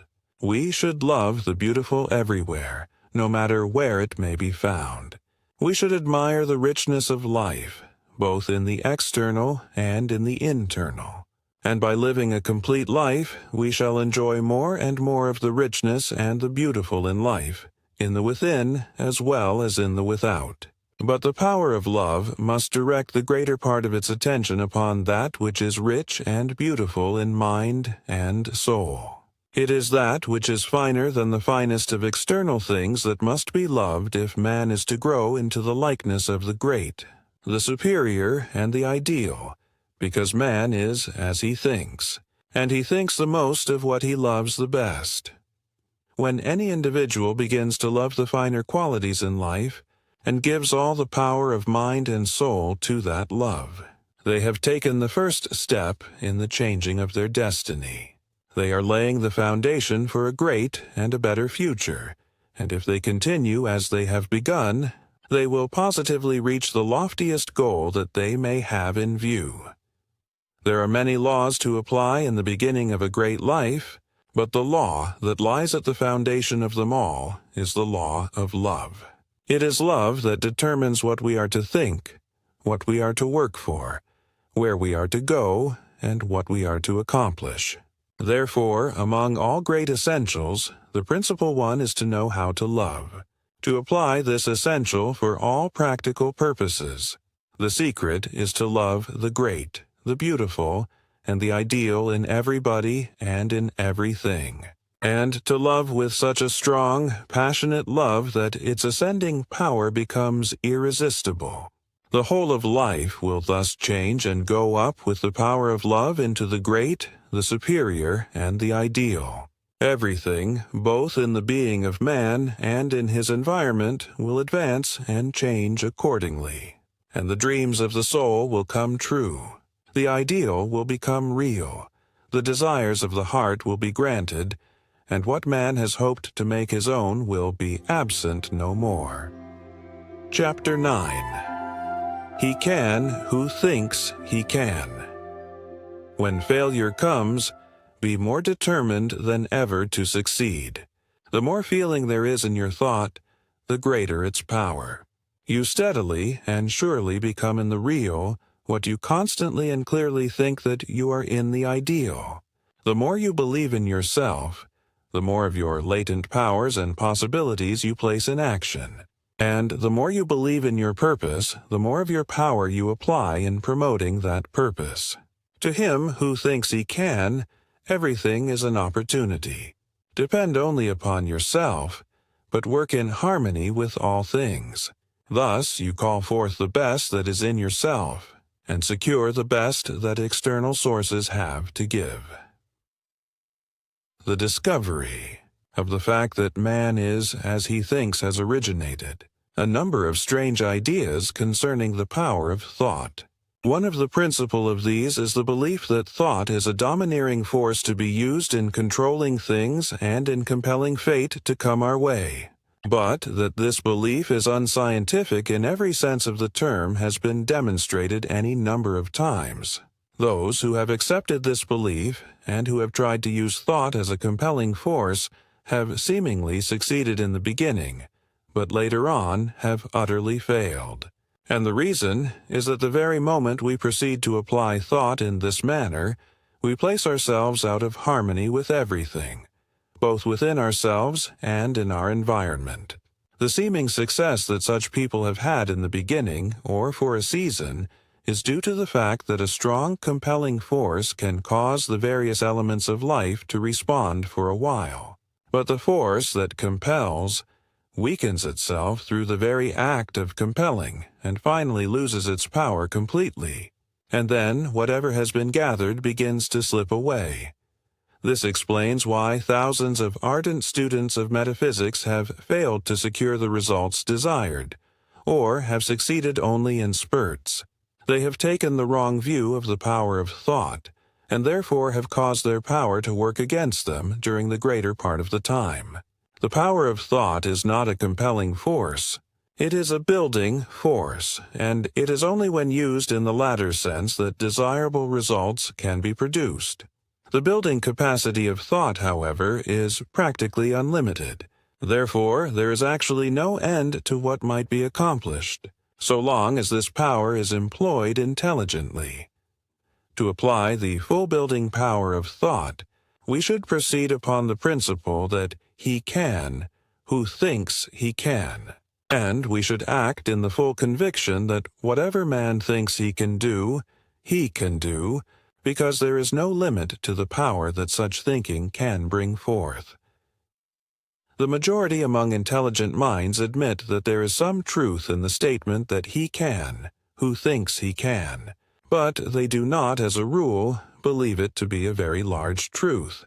They admit that we gain more confidence in ourselves when we think that we can do what we have undertaken to do, and also that we become more determined, but aside from that, they see no further value in that particular attitude of mind. They do not realize that he who thinks he can develops the power that can. But this is the truth, and it is one of the most important of all truths in the vast metaphysical domain.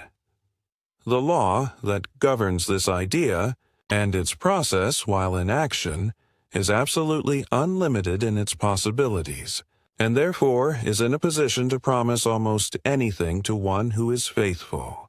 When a person begins to think that they can do certain things that they desire to do, their mind will naturally proceed to act on those faculties that are required in the working out of their purpose.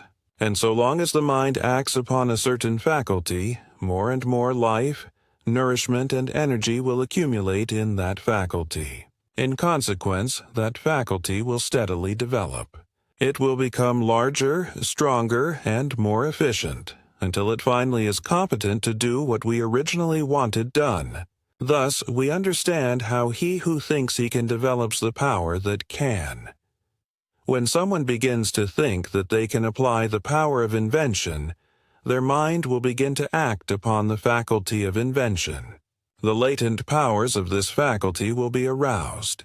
These powers will accordingly be exercised more and more, and development will be promoted. This, however, is not all. Whenever the mind concentrates its attention upon a certain faculty, additional energy will be drawn into that faculty. Thus power will be added to power, much will gather more. And as this may continue indefinitely, there need be no end to the capacity and the ability that can be developed in that faculty. In the course of time, be it in a few months or in a few years, that person will actually have developed the power of invention to such a degree that they can invent successfully, and through the application of the same law, can further develop this same faculty year after year until they may finally become an inventive genius. There is no faculty that we all do not possess, either in the active or in the latent state. Every faculty that naturally belongs to the human mind is latent in every mind, and it can be awakened and developed, provided the proper laws are faithfully applied. It should be our object, however, to accomplish as much as possible in the present. It is therefore advisable to proceed in the beginning to work through and develop those faculties that already indicate considerable power. The mind that has some talent for invention should proceed to think that they can invent. Thus, they will accumulate more and more inventive ability or genius. The mind that has some talent for music should proceed to think that they can master the art of music. They will thereby cause the creative energies of their mentality to accumulate more and more in the faculty of music, until that faculty will be developed to a greater and greater degree. The mind that has some talent for art should apply the same law upon that talent. The mind that has literary ability should proceed to think that they can write what they want to write, and they will finally secure that literary ability or genius with which they can write what they want to write. The mind that has ability in any line of business should proceed to think that they can conduct that business in the most successful manner. Should they enter that business and continue to think that they can, combining such thought with good work, enterprise, and the full use of their personal ability, their success will continue to grow indefinitely. Whatever man or woman may think that they can do, let them proceed to carry out that undertaking, constantly thinking that they can.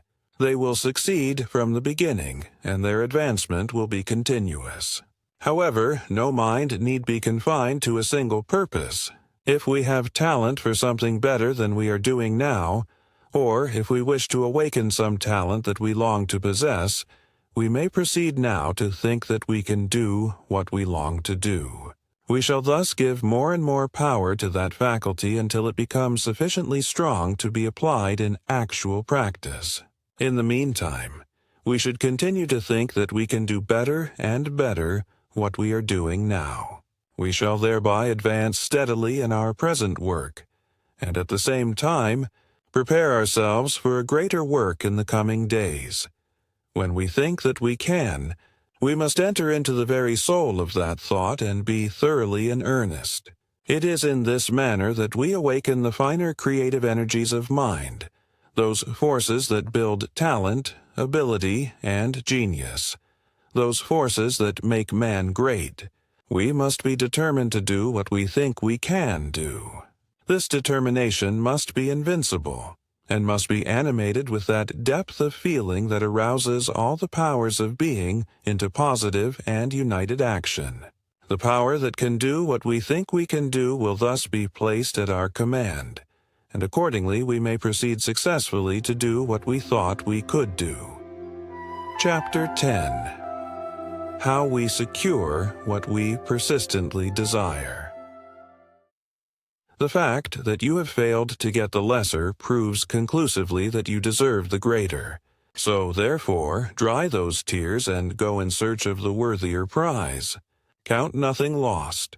Even the day that sees no worthy action done may be a day of preparation and accumulation that will add greatly to the achievements of tomorrow. Many a day was made famous because nothing was done the day before. Know what you want and continue to want it.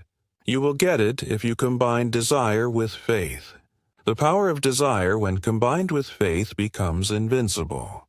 Some of the principal reasons why so many fail to get what they want is because they do not definitely know what they want, or because they change their wants almost every day. The purpose of desire is to inform man what he needs at every particular moment to supply the demands of change and growth in his life. And in promoting that purpose, desire gives expression to its two leading functions.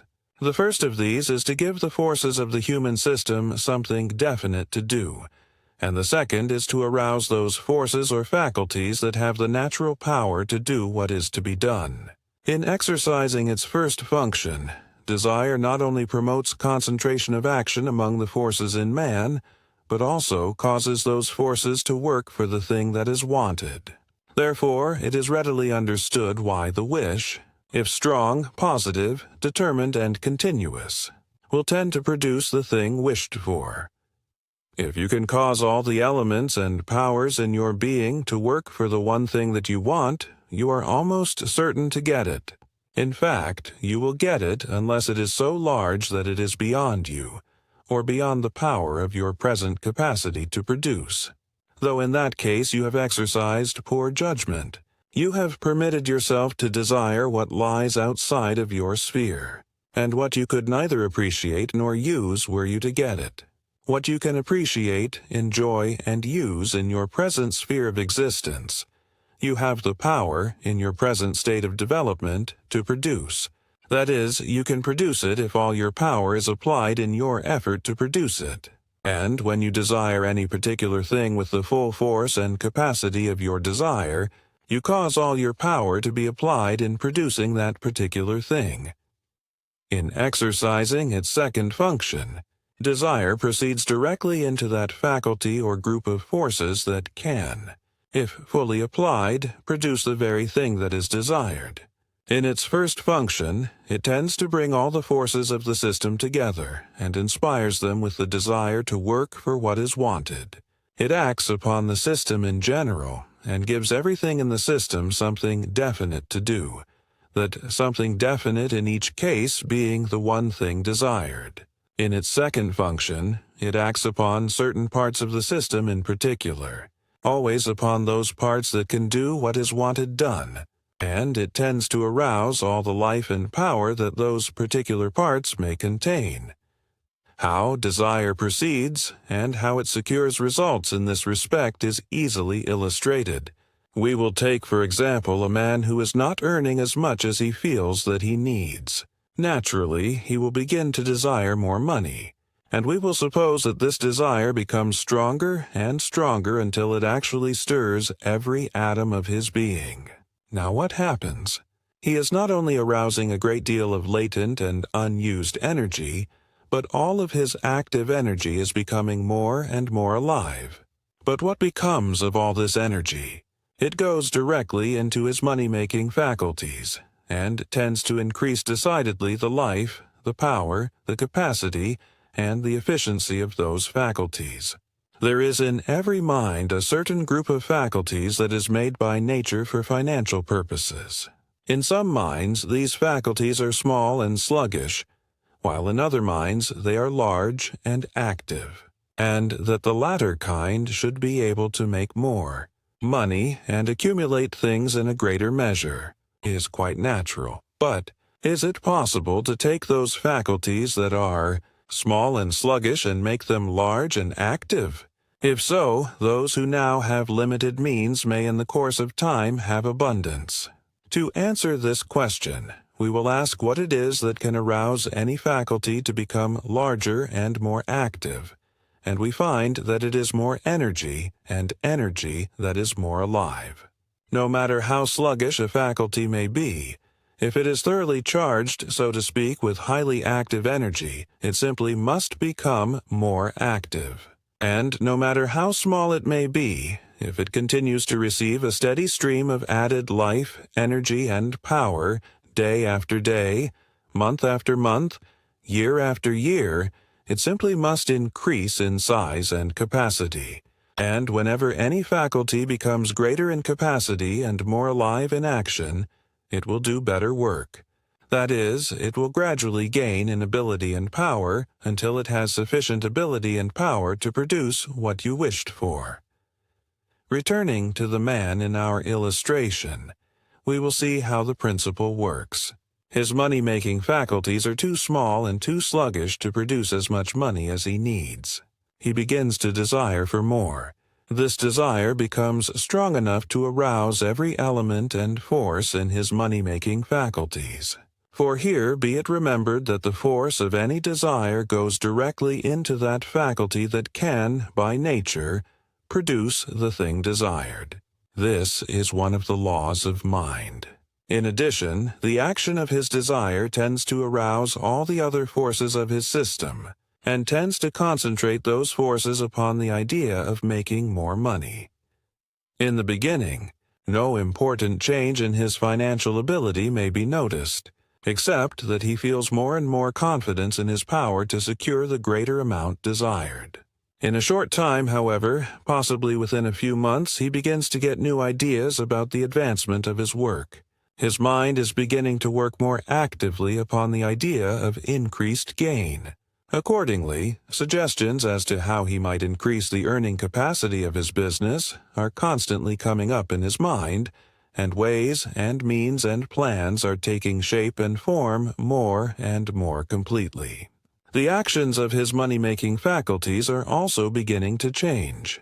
That is, they are becoming finer, more penetrating, and more keen, so that his insight into financial matters is steadily improving.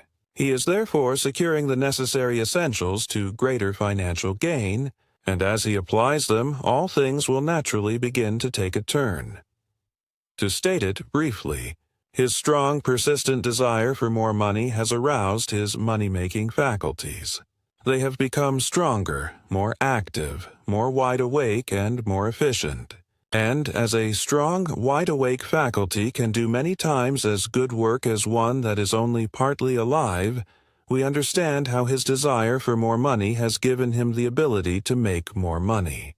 As he continues this desire, making it stronger and more persistent, his financial ability will increase accordingly, and his financial gains continue to increase in proportion.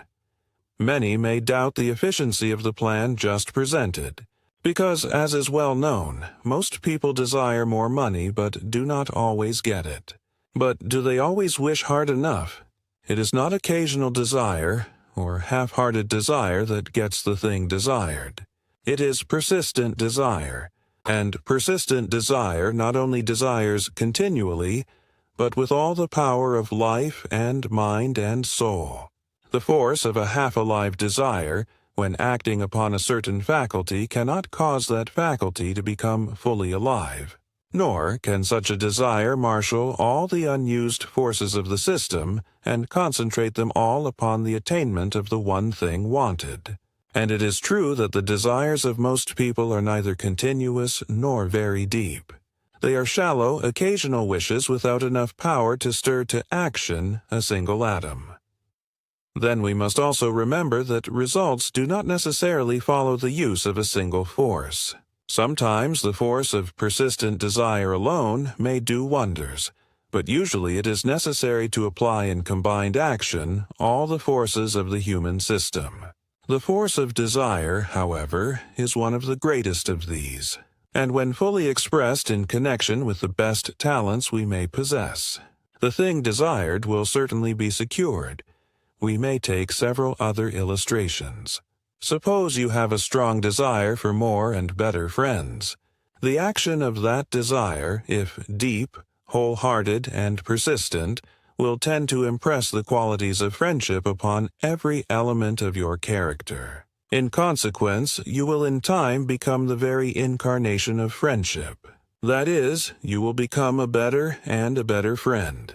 And he who becomes a better friend will constantly receive more and better friends. In other words, you become like the thing you desire, and when the similarity has become complete, you will get what you want through the law of like attracting like. You may desire to succeed in a certain line of work, we will say, in the literary field. If your desire for success in that field is full and persistent, the power of that desire will constantly increase the life, the activity, and the capacity of your literary faculties, and you will naturally do better work in that field. The same is true with regard to any other line of work, because your desire for greater success in your work will arouse to fuller action those faculties that you employ in that work. But, in every case, the desire must be deep, whole-souled, persistent, and strong. It is therefore evident that results in all lines of endeavor depend very largely upon the power of desire, and that no one can afford to let their desires lag for a moment. The law should be, know what you want, and then want it with all the life and power that is in you. Get your mind and your life fully aroused. Persistent desire will do this. And that it is most important to do this is proven by the fact that in thousands of instances, a partly alive mind is the only reason why the goal in view has not been reached.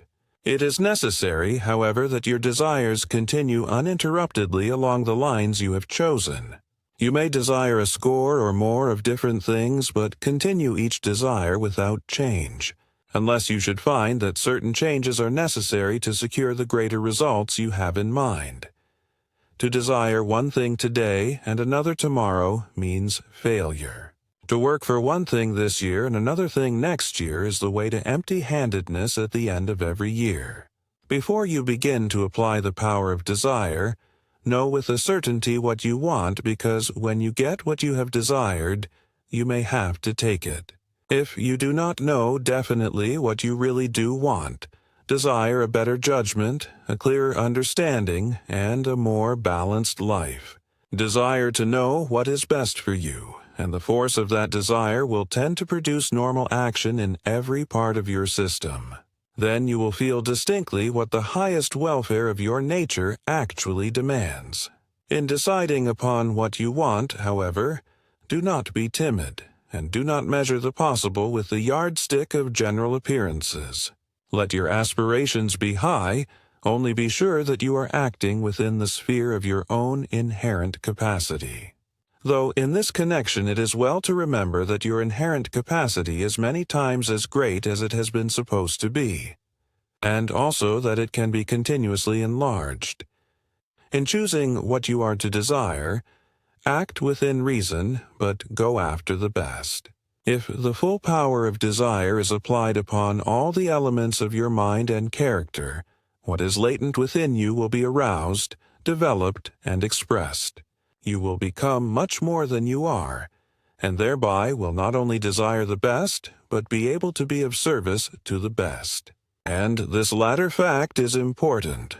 When we desire the great and the wonderful, we must ask what we have to give the great and the wonderful in return.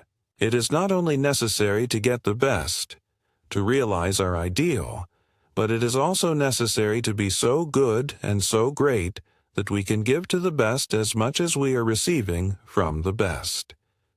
Before we begin to wish for an ideal, we must ask what that ideal is going to get when it comes. Coupled with our desire for the ideal, therefore, we must have an equally strong desire for the remaking of ourselves so that we may become equal to that ideal in every respect. If we want an ideal companion, we must not only wish for such a companion, but we must also desire the development of those qualities in ourselves that we know would make us agreeable to that companion. If we want a different environment, we should wish for such an environment with all the life and soul we possess, and should at the same time wish for the increase of those powers in our own talents that can earn such an environment. If we want a better position, we should desire such a position every minute, and also desire that we may become more competent to fill it when it comes. The power of desire not only tends to arouse added life and power in these faculties upon which it may act, but it also tends to make the mind as a whole more alert and wide awake along those lines. This is well illustrated by the fact that when we have a strong, continuous desire for information on a certain subject, we always find someone or something that can give us that information.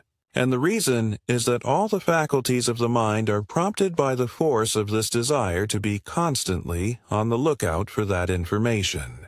That the same law will apply in the desire or search for wisdom, new ideas, better plans, better opportunities, more agreeable environments, and more ideal companions is clearly understood. And when we couple this fact with the fact that the power of desire tends to increase the life, the ability, the working capacity, and the efficiency of these faculties or forces that can produce what we desire, we must certainly admit that those who have found the secret of using desire have made a great find indeed. But, as stated before, and it cannot be repeated too often, the desire must be persistent and strong as all the life and soul we possess. In other words, we must wish hard enough, and we wish hard enough when our desires are sufficiently full and deep and strong to thoroughly arouse those faculties that have the natural ability to fulfill those desires. Many desires are only strong enough to arouse their corresponding faculties to a slight degree, not enough to increase the activity or working capacity of these faculties, while most desires are too weak to arouse any force or faculty in the least. The act of wishing hard enough, however, does not imply hard mental work. If you make hard work of your wishing, you will use up your energy instead of turning it into those channels where it can be applied to good account. It is depth of desire and fullness of desire combined in an action that is directed continuously upon the one thing desired that constitutes true desire. To wish hard enough is simply to wish for all that you want with all that is in you. But we cannot wish with all that is in us unless our wish is subconscious as well as conscious, because the subconscious is a part of us, the larger part of us. To make every desire subconscious, the subconscious mind should always be included in the process of desire. That is, whenever we express a desire, we should think of the subconscious and combine the thought of that desire with our thought of the subconscious mind. Every desire should be deeply felt, as all deeply felt mental actions become subconscious actions. It is an excellent practice to let every desire sink into the deeper mental life, so to speak, and also to act in and through that deeper mental life whenever we give expression to desire. Or, in other words, when we turn on the full force and power of that desire. To become proficient in these methods requires some practice, though all that is necessary to become proficient is to continue to try. No special rule is required. Begin by feeling your desires through and through. Make them as strong and as deep as you can, and always combine the living action of your desire with your thought of those faculties through which you know that desire is to work. To illustrate, if you desire greater success in your work, think of those faculties that you are using in your work whenever you give full expression to your desire. If you are a businessman, think of your business faculties whenever you desire greater business success. If you are a musician, think of your musical faculties whenever you desire greater proficiency in your music. Though in case your desires should be such that you do not know through what kinds of faculties it will naturally be expressed, never mind. Continue to desire what you want. The power of that desire, if persistent and strong, will find a way to make your wish come true. When we understand how desire works, and know that it works only when it is persistent, we realize that we have found not only a great secret, but also a simple explanation for many of the failures in life as well as many of its greatest achievements. And from the facts in the case, we conclude that no matter what an individual's condition or position may be today, if they will decide upon that something better that they want, they may get it, provided their wish for it is as strong as their own life and as large as their own soul. Chapter 11. Concentration and the Power Back of Suggestion. The optimist lives under a clear sky. The pessimist lives in a fog. The pessimist hesitates and loses both time and opportunity. The optimist makes the best use of everything now and builds themselves up, steadily and surely, until all adversity is overcome and the object in view realized. The pessimist curbs their energies and concentrates their whole attention upon failure. The optimist gives all their thought and power to the attainment of success and arouses their faculties and forces to the highest point of efficiency. The pessimist waits for better times and expects to keep on waiting. The optimist goes to work with the best that is at hand now and proceeds to create better times. The pessimist pours cold water on the fires of their own ability. The optimist adds fuel to those fires. The pessimist links their mind to everything that is losing ground. The optimist lives, thinks, and works with everything that is determined to press on. The pessimist places a damper on everything.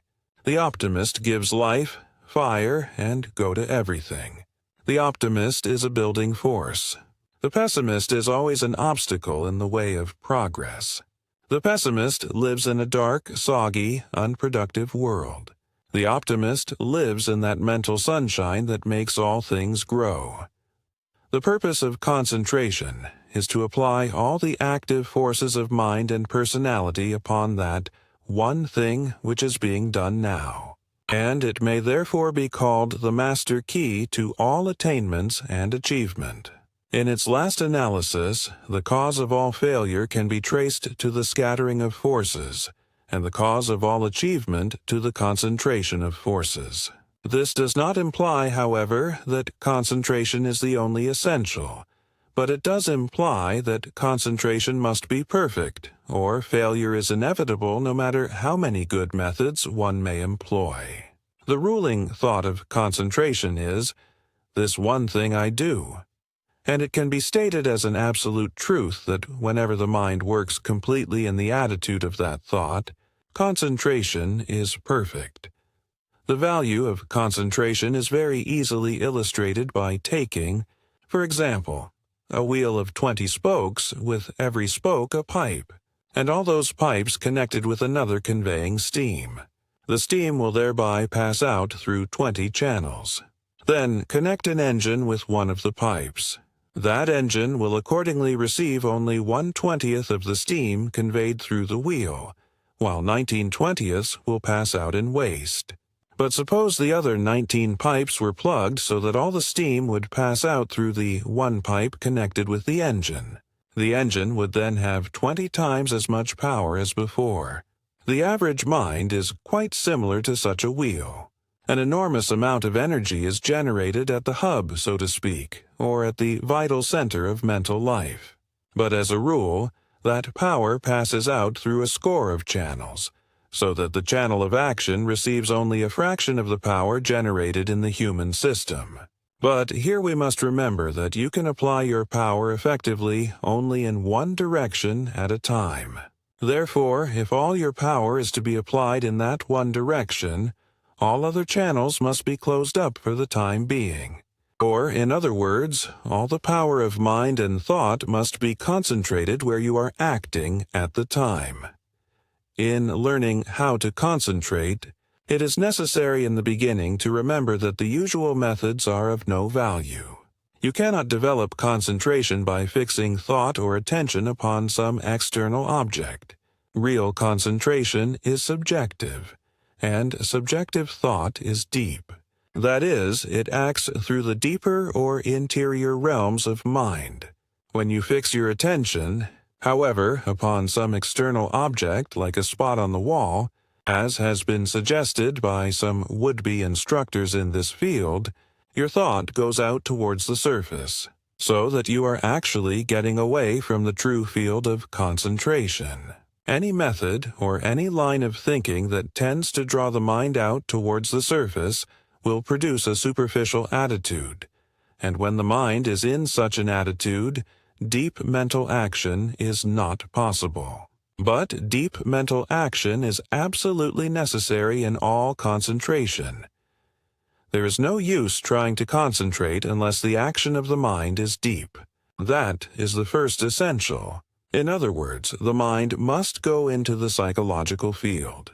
The mind must act, not on the surface of things, but through the deeper life of its thought process. To develop concentration, all that is necessary is to apply consciously those two factors that are invariably found in natural concentration. In the conscious application of these two factors, the following two methods will be found sufficient. In fact, nothing further will be required in the attainment of concentration to any degree desired. 1. The first method is to train the mind to act in the subjective or psychological field. In other words, cause all thinking, all feeling, and all actions of thought, will, and desire to become deeper and finer. In fact, deepen as far as possible all mental action. Whenever you concentrate or turn your attention upon any subject or object, try to feel deeply.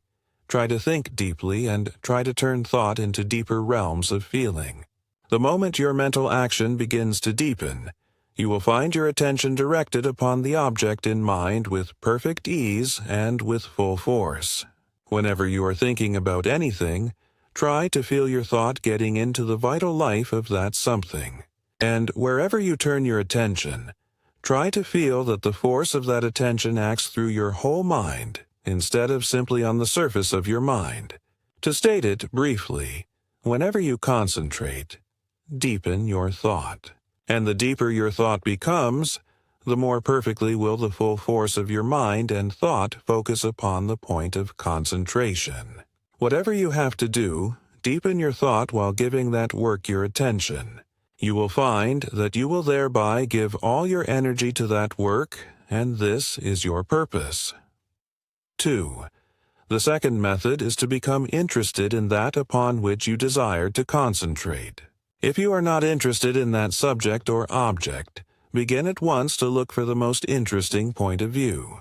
You will be surprised to find that no matter how uninteresting a subject may seem, the very moment you begin to look for the most interesting viewpoints of that subject, you will almost immediately become interested in that subject itself.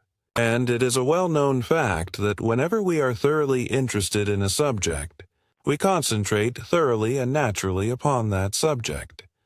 To make concentration perfect, so that you can turn all the power of mind and thought upon any subject or object desired, these two methods should be combined. Always look for the most interesting points of view, and while you are looking for those viewpoints, deepen the action of your mind by trying to feel the real vital life of those actions. You thereby become interested in the subject on the one hand, and you make every action of the mind subjective on the other hand.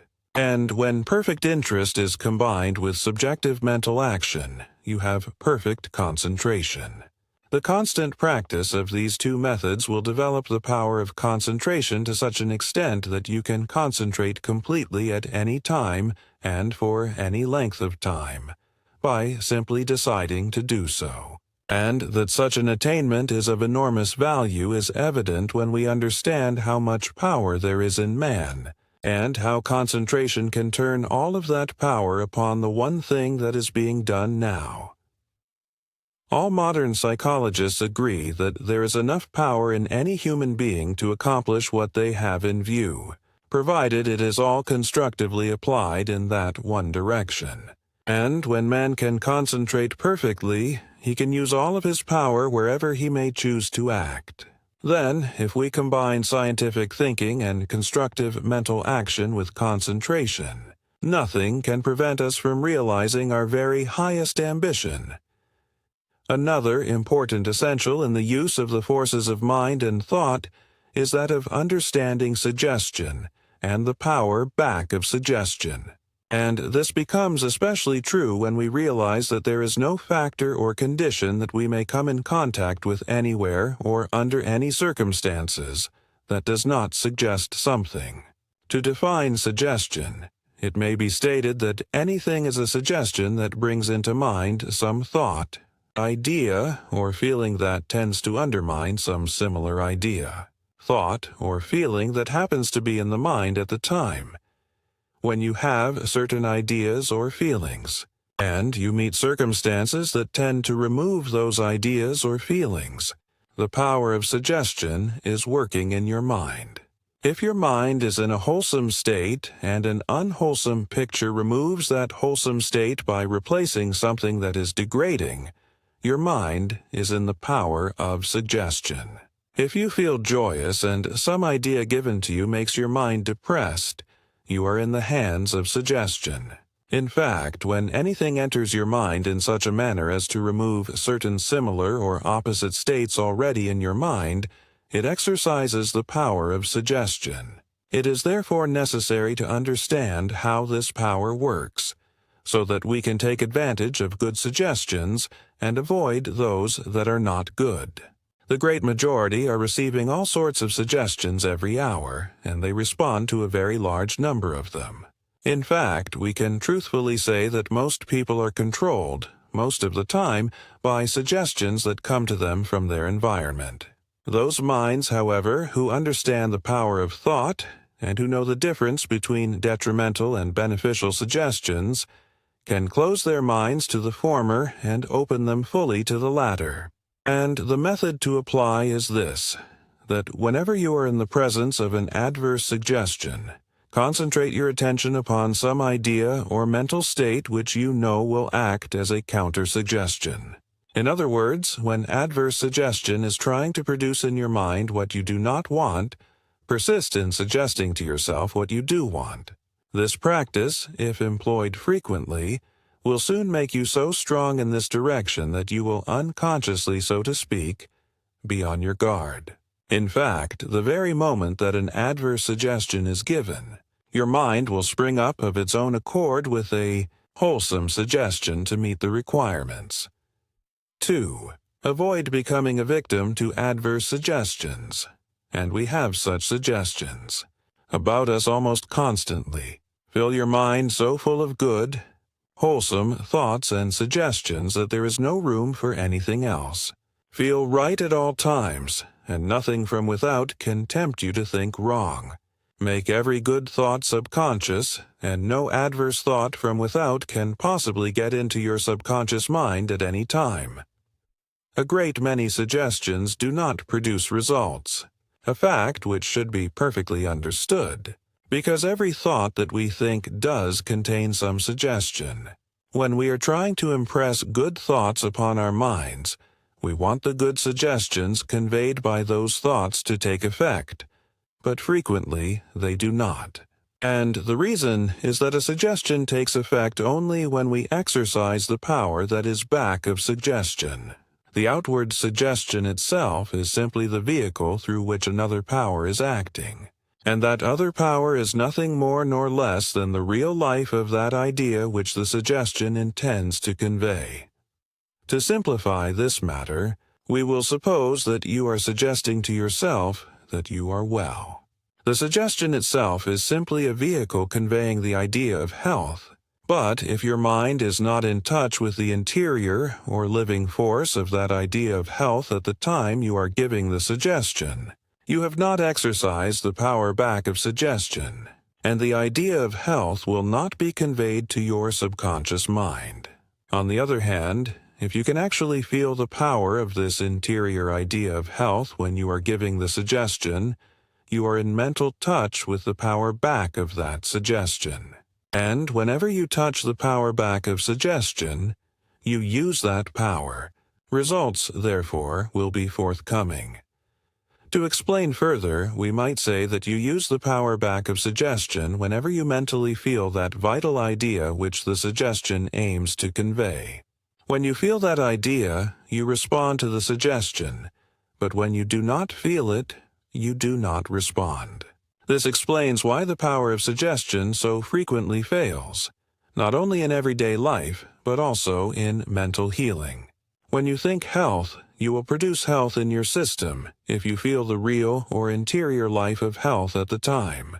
When you think harmony, you will produce harmony in your system if your mind actually goes into the soul of harmony at the time. When you place yourself in the mental world of happiness whenever you are thinking happiness, you will actually produce happiness in your mind, because you are applying the power that is back of the thought that suggests happiness. Two men may present the same proposition under the same circumstances, and you will accept the proposition from the one, while ignoring the arguments of the other completely. The reason will be that while the one is talking about his proposition, the other is talking through his proposition. The mind of the one goes on the outside of his arguments and his suggestions, while the mind of the other goes through the real inner life of those arguments and suggestions. Therefore, the one is only using suggestion, while the other is also using the power back of suggestion. And it is the power back of suggestion that produces results, whenever results are secured. The same idea is illustrated when a person is speaking on a certain subject. If their description deals simply with the shell of that subject, they do not attract attention. But the moment they touch the vital or inner factors of that subject, everybody is interested. The reason is they have touched the power back of their theme. But we all have ideas or suggestions to present at frequent intervals. Therefore, if we can use the power back of our suggestion at such times, we may receive a hearing, but if we cannot, we attract little or no attention. Thus, we understand the value of knowing how to use the power back of suggestion, and we can learn to use this power by training ourselves to get into the real life of every idea and every thought that we may try to think or convey. When we try to live our ideas and thoughts, we will begin to express that interior power, and we shall succeed in living our ideas when we try to feel consciously and constantly the real life and the real truth that is contained in those ideas, to secure the best results from the power of thought in its various modes of application. We must understand that there is something back of everything that takes form or action in life, and that it is through this something that the actions of mind should move whenever we use thought or suggestion in any manner whatever. When we are conscious only of the body of our ideas, those ideas convey no power. It is when we become conscious of the soul of those ideas that we have aroused, that something within that alone produces results in the mental world. Any thought or suggestion that conveys simply the external form invariably falls flat. There is nothing to it. It is entirely empty and produces no impression whatever. But our ideas and suggestions become alive with the fullness of life and power when we also convey the real life or the real soul that is contained within the body of those thoughts. We have, at such times, entered the depths of mental life. We are beginning to act through undercurrents, and we are beginning to draw upon the immensity of that power that exists in the vast interior realms of our own mental world. Chapter 12. The Development of the Will. Say to yourself 100 times every day, and mean it with all your heart, I will become more than I am. I will achieve more and more every day because I know that I can. I will recognize only that which is good in myself, only that which is good in others, only that in all things and places that I know should live and grow. When adversity threatens, I will be more determined than ever in my life to prove that I can turn all things to good account. And when those whom I have trusted seem to fail me, I will have 1,000 times more faith in the honor and nobleness of man. I will think only of that which has virtue and worth. I will wish only for that which can give freedom and truth. I will expect only that which can add to the welfare of the race. I will live to live more. I will speak to give encouragement, inspiration, and joy. I will work to be of service to an ever-increasing number. And in every thought, word, and action, my ruling desire shall be to enrich, ennoble, and beautify existence for all who come my way. No force in the human system can be properly used unless it is properly directed. And as the will is the only factor in man that has the power to direct or control, a thorough development of the will, as well as a clear understanding of its application under every circumstance, becomes absolutely necessary if we are to use all the forces within us to the very best advantage. To define the will with absolute exactness is hardly possible, though a clear knowledge as to its general nature and special functions must be secured. In a previous chapter, it was stated that the I am is the ruling principle in man, and it may be added here that when the I am exercises this function of rulership anywhere in the human system, willpower is the result. Or it may be stated that the will is that attribute of the I am, which is employed whenever there is a definite intention followed by actual action, with a view of initiating, controlling, or directing. To state it briefly, therefore, willpower is the result of the I am, either taking initiative action or controlling and directing any action after it has been taken. Among the many functions of the will, the principal ones are as follows: the will to initiate, the will to direct, the will to control, the will to think, the will to imagine, the will to desire, the will to act, the will to originate ideas, the will to give expression to those ideas, the will to will into action any purpose, the will to carry through that purpose, the will to employ the highest and most perfect action of any force or faculty in mind, and the will to push up, so to speak, any talent in the mind to its highest point of efficiency. This last mentioned function has been ignored, but it is by far the most important in the practical life of attainment and achievement. To illustrate this idea, we will suppose that you have a group of faculties, all of which are well developed and contain a great deal of ability and power. But how can those faculties be caused to act? The fact is, they will not act in the least until the will wills them into action. The will, therefore, must first be applied, but the act of initiating action among those faculties is not its only function. To illustrate again, we will suppose that your will is very weak. It therefore stands to reason that the original impulse given those faculties will also be weak. Then, when we understand that it is necessary for the will to continue to prompt or impel the continued action of any faculty, we realize how weak, half-hearted, and limited such an action will necessarily be when the will is weak. On the other hand, if your will is very strong, the original impulse given to the faculty will be strong, and the continued action of that faculty will be much stronger, larger, and more efficient. In brief, when a faculty is backed up, so to speak, with a powerful will, it easily doubles its capacity and efficiency. In other words, it is pushed up to a higher state of action. We understand, therefore, the great importance of having a strong will. Though such a will is not only an advantage in promoting a fuller and larger expression of any faculty we may possess, but also in promoting a larger and more perfect expression of any force that may be applied, either in the personality, in character, or in mind. A powerful will, however, is never domineering or forceful. In fact, a domineering will is weak. It may be seemingly strong on the spur of the moment, but it cannot be applied steadily for any length of time.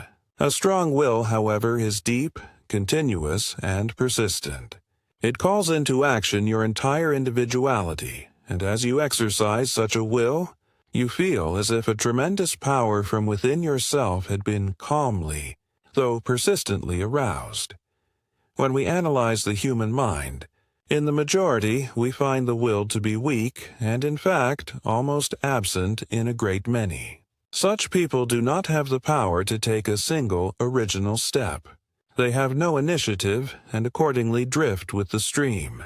Among others, who are a little higher in the mental scale, we find a will somewhat stronger, but not sufficiently strong to exercise with any degree of efficiency a single one of its functions. Among what can be called the better class, we invariably find the will to be fairly well developed. And among the great leaders in all the different phases of human life and action, we find the will to be very strong. In fact, there is not a single mental or spiritual giant in history who did not have a tremendous will, and this was one of their great secrets. To illustrate further with regard to the last mentioned of the special functions, we will suppose that you have some talent for music. If you should will to exercise that talent to a slight degree only, it is evident that your efficiency along that line would not be marked.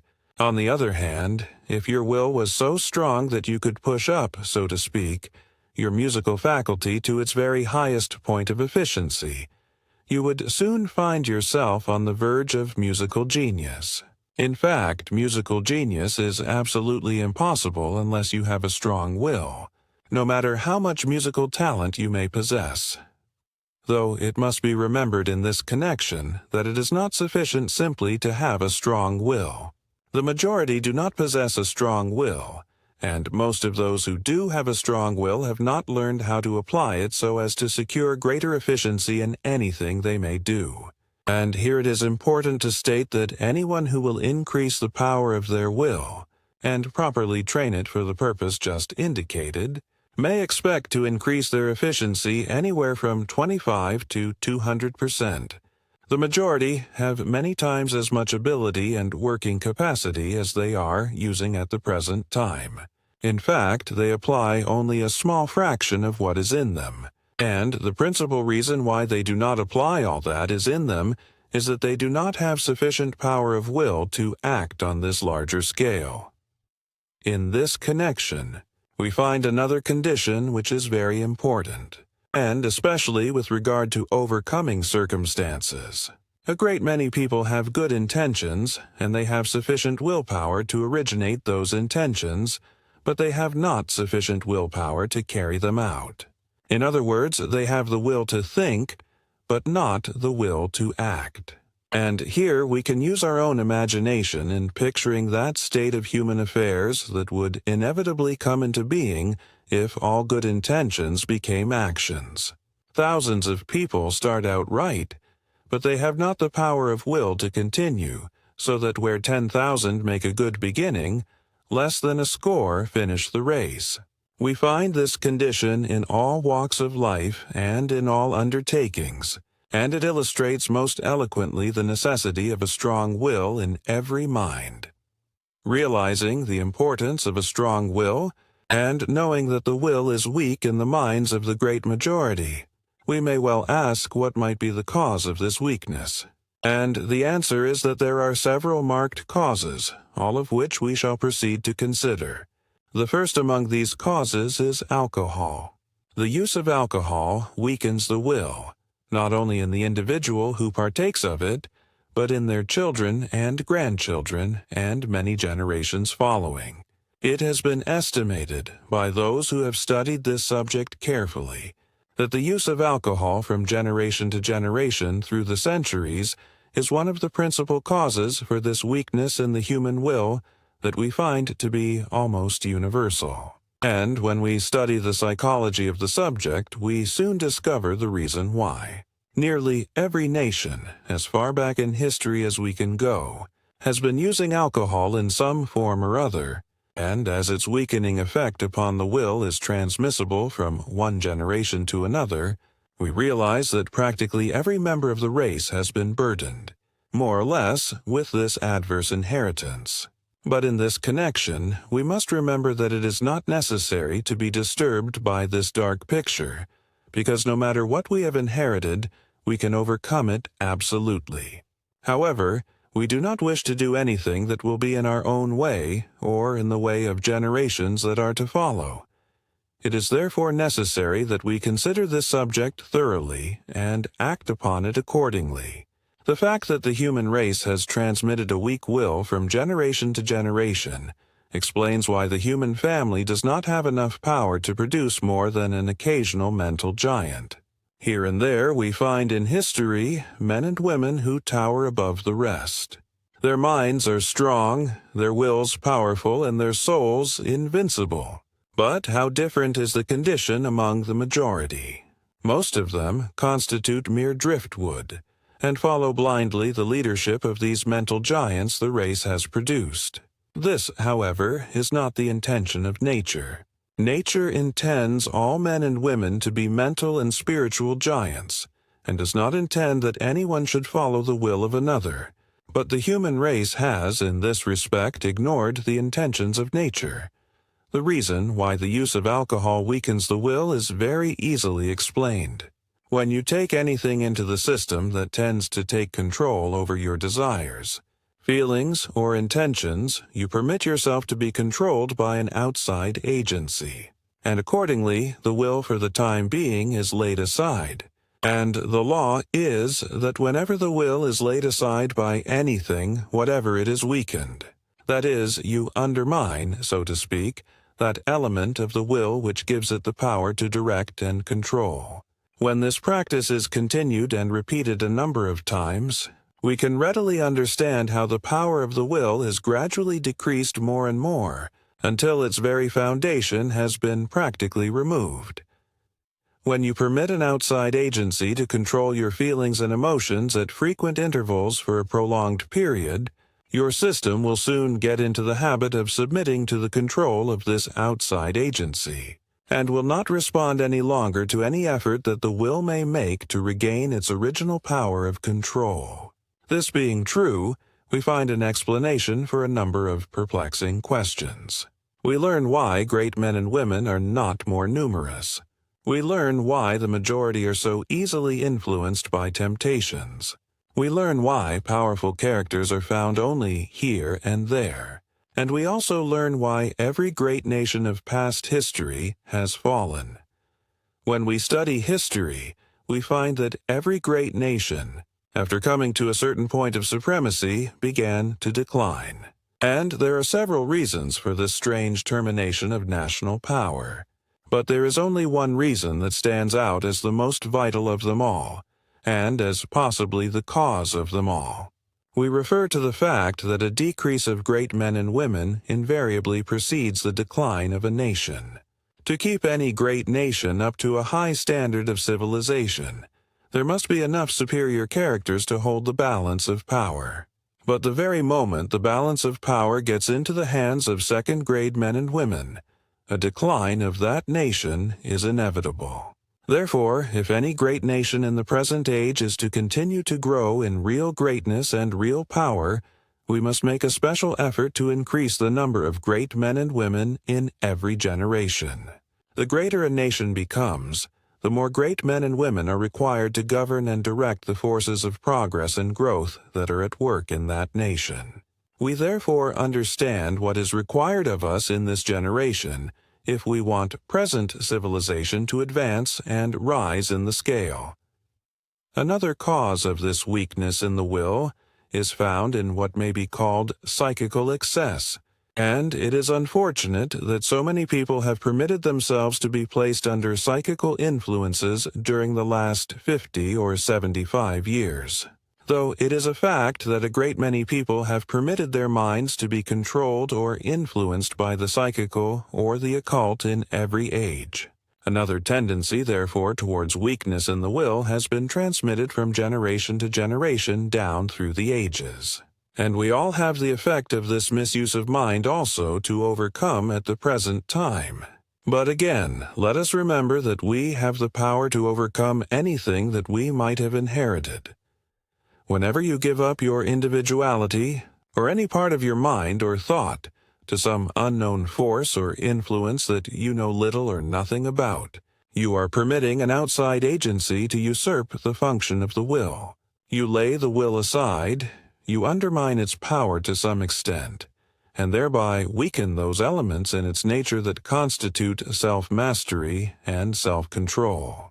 That psychical excess has this tendency to a most pronounced degree is well illustrated by the fact that every individual who is fascinated with psychical experience invariably lacks in self-control. Such people are usually so sensitive that they are swayed in every direction by every suggestion or influence or environment with which they may come in contact. But here we may well ask what we are living for. If we are living to give up to the influence of environment, visible or invisible, or if we are living to attain such full control over the powers and talents that are within us, that we can not only control, modify, and perfect environment, but also so perfectly control ourselves that we can become all that nature intends that we should become. If we are to rise in the scale, we must attain greater degrees of self-mastery. But we cannot learn to master ourselves so long as we are constantly permitting ourselves to be mastered by something else. And those who indulge in psychical experiences to any degree whatever are permitting themselves to be mastered by something else. They are therefore losing ground every day. Their characters are becoming weaker. Their standards of morality and rightness becoming more and more lax, as we all have discovered, and their power to apply those faculties and forces in their natures through which they may accomplish more and achieve more, are constantly decreasing both in working capacity and in efficiency.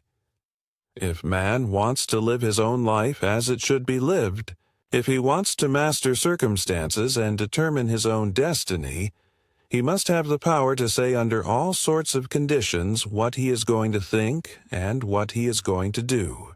But he cannot exercise this power unless his own will is permitted to have absolute control over every thought, effort, and desire in his life. Emotional excess is another cause that weakens the will. And by emotional excess we mean the act of giving way to uncontrolled feelings of any kind. To give way to anger, hatred, passion, excitability, intensity, sensitiveness, grief, discouragement, despair, or any other uncontrolled feeling is to weaken the will. The reason is that you cannot control yourself through your will when you permit yourself to be controlled by your feelings. And any act that rules out the will weakens the will. Whenever you permit yourself to become angry, you weaken the will. Whenever you permit yourself to become offended or hurt, you weaken your will. Whenever you permit yourself to become despondent or discouraged, you weaken your will. Whenever you give way to grief, mental intensity, or excitability, you weaken your will. You permit some artificial mental state to take possession of your mind, and your will at the time is put aside. We therefore should avoid absolutely all emotional excess. We must not permit any feeling whatever to take possession of us, or permit ourselves to be influenced in any form or manner by anything that may enter the mind uncontrolled through the emotions. But this does not mean that we should ignore emotion. Emotion is one of the most valuable factors in human life, and should be used and enjoyed under every normal circumstance, but should never become a ruling factor in mind, thought, or feeling. You may look at a beautiful picture and lose yourself, so to speak, in its charms. You may listen to exceptional music and be carried away, or be thrilled through and through by the joy of its harmony. Or you may witness some scene in nature that causes your soul to take wings and soar to empyrean heights. You may permit yourself to enjoy any or all of these ecstasies at any time, provided you have conscious control over every movement of your emotions at the time. Whenever you feel the touch of some sublime emotion, try to direct the force of that emotion into a finer and a higher state of expression. Thus, you will not be controlled by it, but will exercise control over it, and accordingly will enjoy the pleasure of that emotion many times as much. Another cause of weakness in the will is what might be called mental dependence. To depend upon anybody or anything outside of yourself is to weaken the will, for the simple reason that you let the will of someone else rule your actions, while your own will remains dormant. Nothing, however, that remains dormant can grow or develop. On the other hand, it will continue to become weaker and weaker, like an unused muscle, until it has no strength whatever. We therefore understand why those multitudes of people who have followed blindly the will and leadership of others, not only in religion but in all other things, have practically no willpower at all. And here we wish to state that it is positively wrong for any individual or any group of individuals to follow any one man or any one woman or any group of men or women under any circumstances. Whatever. We are here in this life to become something. We are here to make the best use of what we possess in mind, character, and personality. But we cannot cause any element, faculty, or power within us to express itself to any extent, so long as we are mere dependent weaklings. In everything, depend upon yourself, but work in harmony with all things. Do not depend even upon the infinite, but learn to work and live in harmony with the infinite. The highest teachings of the Christ reveal most clearly the principle that no soul was created to be a mere helpless instrument in the hands of supreme power, but that every soul should act and live in perfect oneness with that power. And the promise is that we all are not only to do the things that Christ did, but even greater things. Man is no credit to supreme creative power if he remains in the puppet stage, but he is a credit to that power if he becomes a giant in character, mind, and soul. In our religious worship, we have given unbounded praise to God for His wonderful power in creating man, and the very next moment we have announced the hymn, "Oh, to be nothing." The absurdity of it all is too evident to need comment. But when we understand that character and manhood, as well as practical efficiency in life, are the products of strength and not of weakness, we must come to the conclusion that every system of thought in the present age, be it religious, moral, ethical, or philosophical, needs complete reconstruction. We are here to become great men and women, and with that purpose in view, we must eliminate everything in our religion and philosophy that tends to make the human mind a dependent weakling. If you would serve God and be truly religious, do not kneel before God, but learn to walk with God, and do something tangible every day to increase the happiness of mankind. This is religion that is worthwhile, and it is such religion alone that can please the infinite. Another cause which is too large and diversified to outline in detail is that of intemperance, that is, immoderation in anything in life. To indulge excessively any desire or appetite, be it physical or mental, is to weaken the will. Partake only of that which is necessary and good, and observe moderation. Control yourself under all circumstances, and resolve never to go too far in anything, because too much of the good may be more of an evil than not enough of it. The effects of weakness in the will are numerous, but there are two in particular that should receive marked attention. 1. The first is that when the will is weak, the human system becomes incapable of resisting temptations, and therefore moral weakness or a complete moral downfall is inevitable. Character in the largest sense of the term is impossible without a strong will, and it is impossible to accomplish anything that is of permanent value without character. 2. The second is that weakness in the will inevitably implies weak mental actions. That is, no matter how much ability you may possess, if your will is weak, you will apply only a fraction of that ability. And there are thousands of able men and women who are failures in life simply because they have not the will to apply all their ability. If they would simply increase the power of their will and properly train that will, they would immediately pass from failure to success, and in many instances, remarkable success. It is the power of the strong will alone that can give full expression to every talent or faculty you may possess, and it is only such a power that can push up the actions of every faculty to a point of high efficiency. In learning to develop the will and to use the will, realize what the will is for. Understand clearly what its functions actually are, and then use it in all of those functions. Avoid anything and everything that tends to weaken the will, and practice every method known that can strengthen the will. Do not give in to any feeling or desire until you succeed in directing that feeling or desire as you like. Feel only the way you want to feel, and then feel with all the feeling that is in you. Whatever comes up in your system, take hold of it with your will and direct it so as to produce even greater results than were at first indicated. Use the will consciously as frequently as possible in pushing up your faculties to the highest point of efficiency.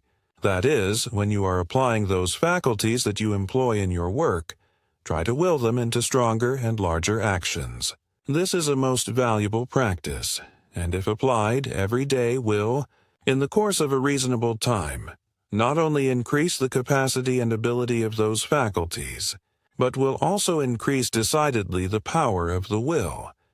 Whenever you will to do anything, will it with all there is in you. If no other practice than this were taken, The power of the will would be doubled in a month. Depend upon the power that is in you for everything, and determine to secure the results you desire through the larger expression of that power. Never give in to anything that you do not want.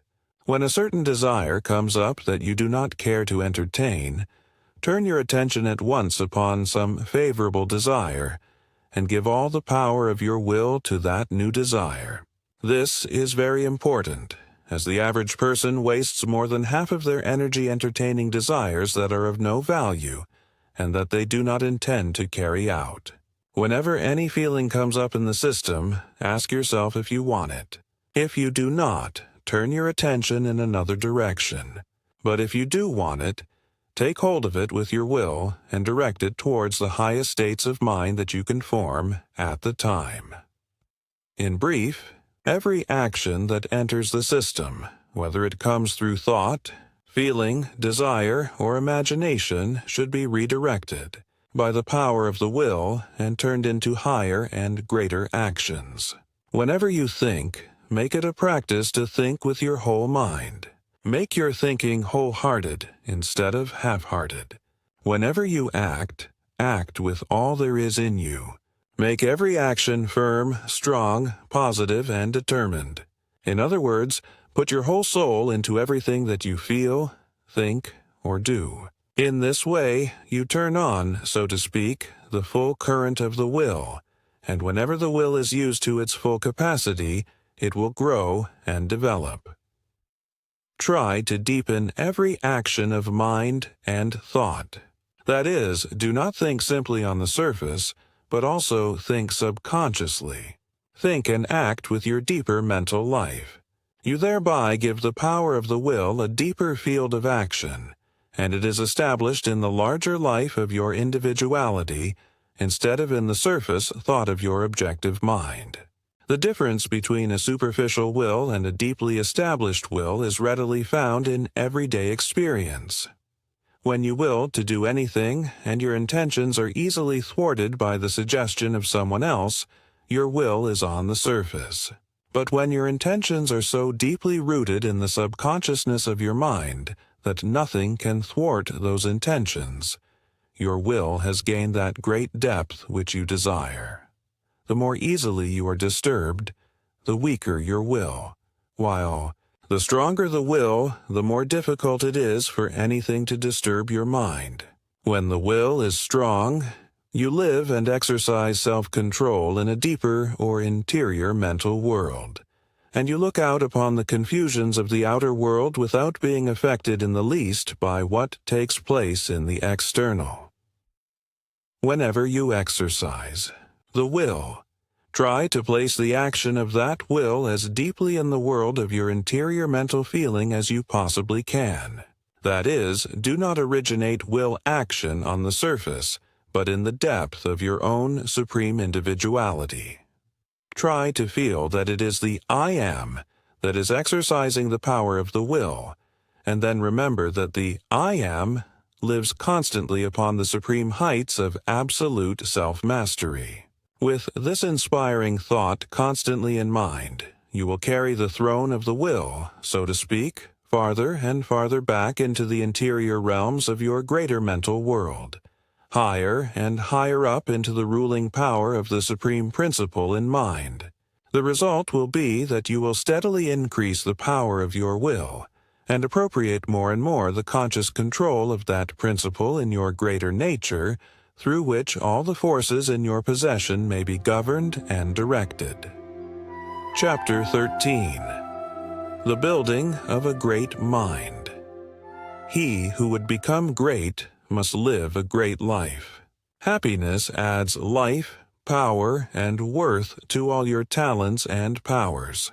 It is most important, therefore, that every moment should be full of joy. However much you may do, always remember you have the ability to do more. No one has as yet applied all the ability in their possession, but all of us should learn to apply a greater measure every year. While you are waiting for an opportunity to improve your time, improve yourself. The man or woman who never weakens when things are against them will grow stronger and stronger until they will have the power to cause all things to be for them. A great mind does not come from ancestors, but from the life, the thought, and the actions of the individual.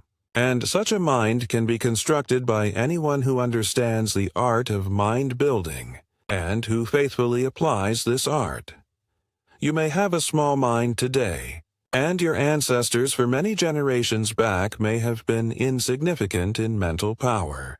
Nevertheless, you may become even exceptional in mental capacity and brilliancy if you proceed to build your mind according to the principles of exact science. And those principles anyone can apply. There are two obstacles, however, that must be removed before this building process can begin. And the first one of these is the current belief in heredity. That we inherit things is true, but the belief that we cannot become any larger or any better than our inheritance is not true. As long as a person believes that greatness is not possible to them because there were no great minds among their ancestors, they are holding themselves down and cannot become any more than they subconsciously think they can. While on the other hand, the person who expects to become much because they had remarkable grandfathers is liable to be disappointed, because they depend too much upon their illustrious forefathers and not enough upon themselves. Blood will tell when combined with ambition, energy, and enterprise, but the very best of blood will prove worthless in the life of one who expects ancestral greatness to carry them through. When we have received good things, we must turn them to good account, or nothing is gained. Our success will not come from the acts of our forefathers, but can come alone from what we are doing now. Those who have inherited rich blood can use that richness in building greatness in themselves, but those who have not the privilege of such inheritance need not be discouraged. They can create their own rich blood and make it as rich as they like. Whether your forefathers were great or small matters not. Do not think of that subject, but live in the conviction that you may become what you wish to become by using well the good you have received, and by creating those essentials that you did not receive. If you have inherited undesirable traits, remember that evil is but valuable power misdirected. Learn to properly direct all your forces, and your undesirable traits will be transformed into elements of growth, progress, and advancement. We all have met men and women with remarkable talents who persisted in thinking that they would never amount to anything, because there was no genius among their ancestors. But if there had been a genius in the family sometime during past generations, the question would be where that genius actually received their genius. If we all have to get greatness from ancestors, where did the first great ancestor get their greatness? There must be a beginning somewhere to every individual attainment, and that beginning might just as well be made by us now. What others could originate in their time, we can originate in our time. The belief that we must inherit greatness from someone in order to attain greatness is without any scientific foundation whatever, and yet there are thousands of most promising minds that remain small simply because they entertain this belief. To believe that heredity is against you and that you therefore will not accomplish anything worthwhile is to make your work a wearing process instead of a building process. In consequence, you will not advance, and you will constantly remain in the rear. But the moment you realize that it is in your power to become as much as you may desire, your work and study will begin to promote your own growth and advancement. When you live, think and act in the belief that you can become much.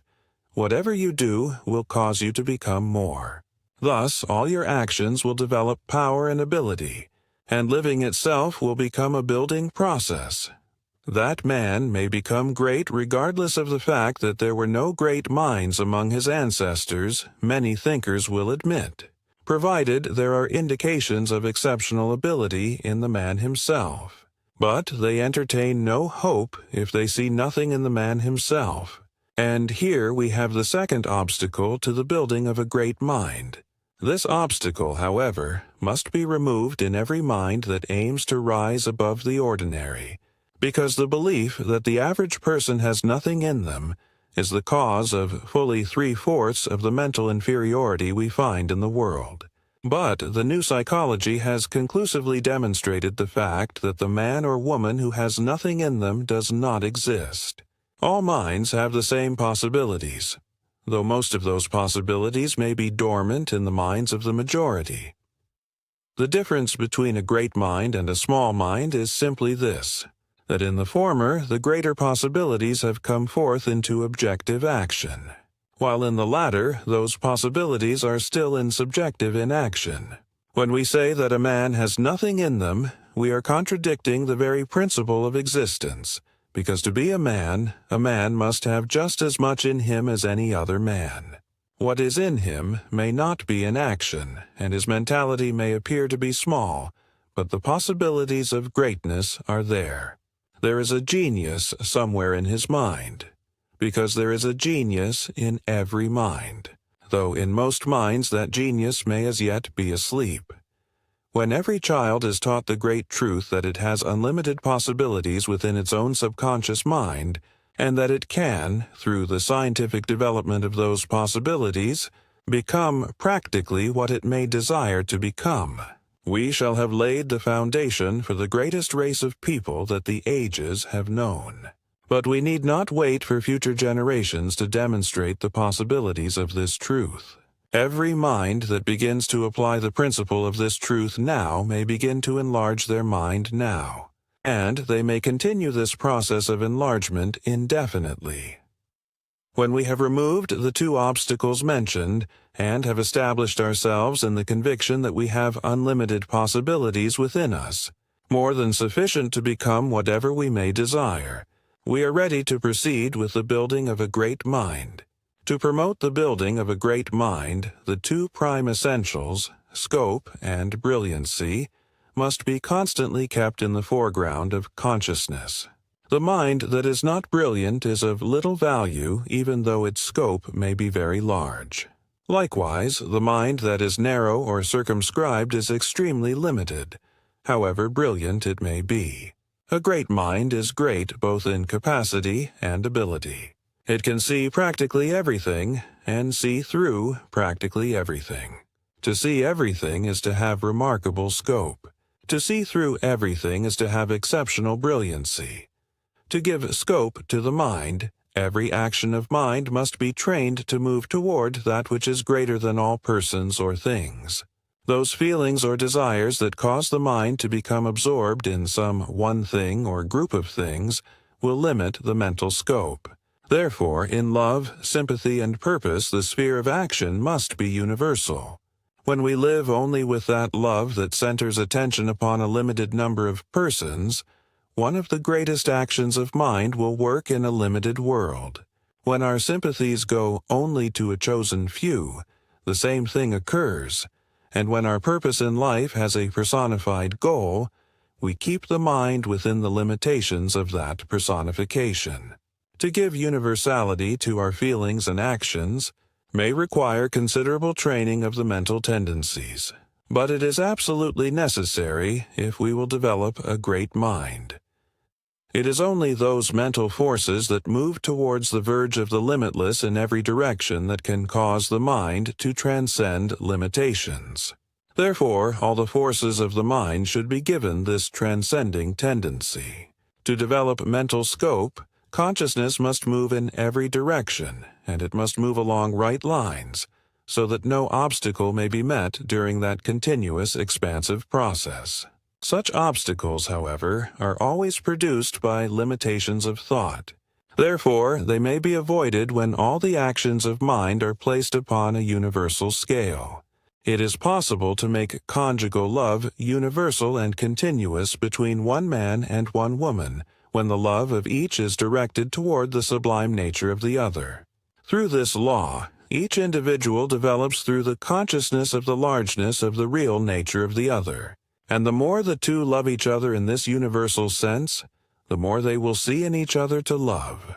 In addition, the minds of both will constantly enlarge in scope, because when love acts upon this larger scale, the whole mind will act upon this larger scale, as there is no stronger power in mind than love.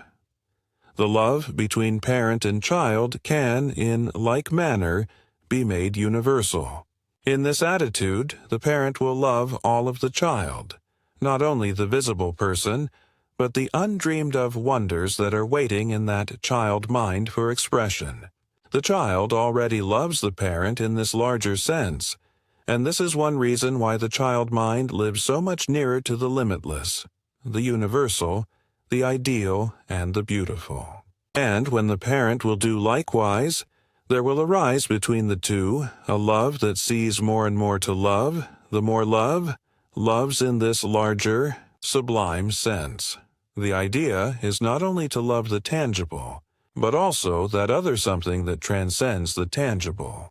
That something that appears to the soul in visions and predicts wonders yet to be. That such a love will expand and enlarge the mind anyone can understand, because practically all the elements of the mind will tend to follow the actions of the loved nature when that nature is exceptionally strong. But we must not imagine that we shall, through this method, love the person less. The fact is, we shall love the person infinitely more, because we shall discern more and more clearly that the person is the visible side of that something in human life that we can only describe as the soul beautiful.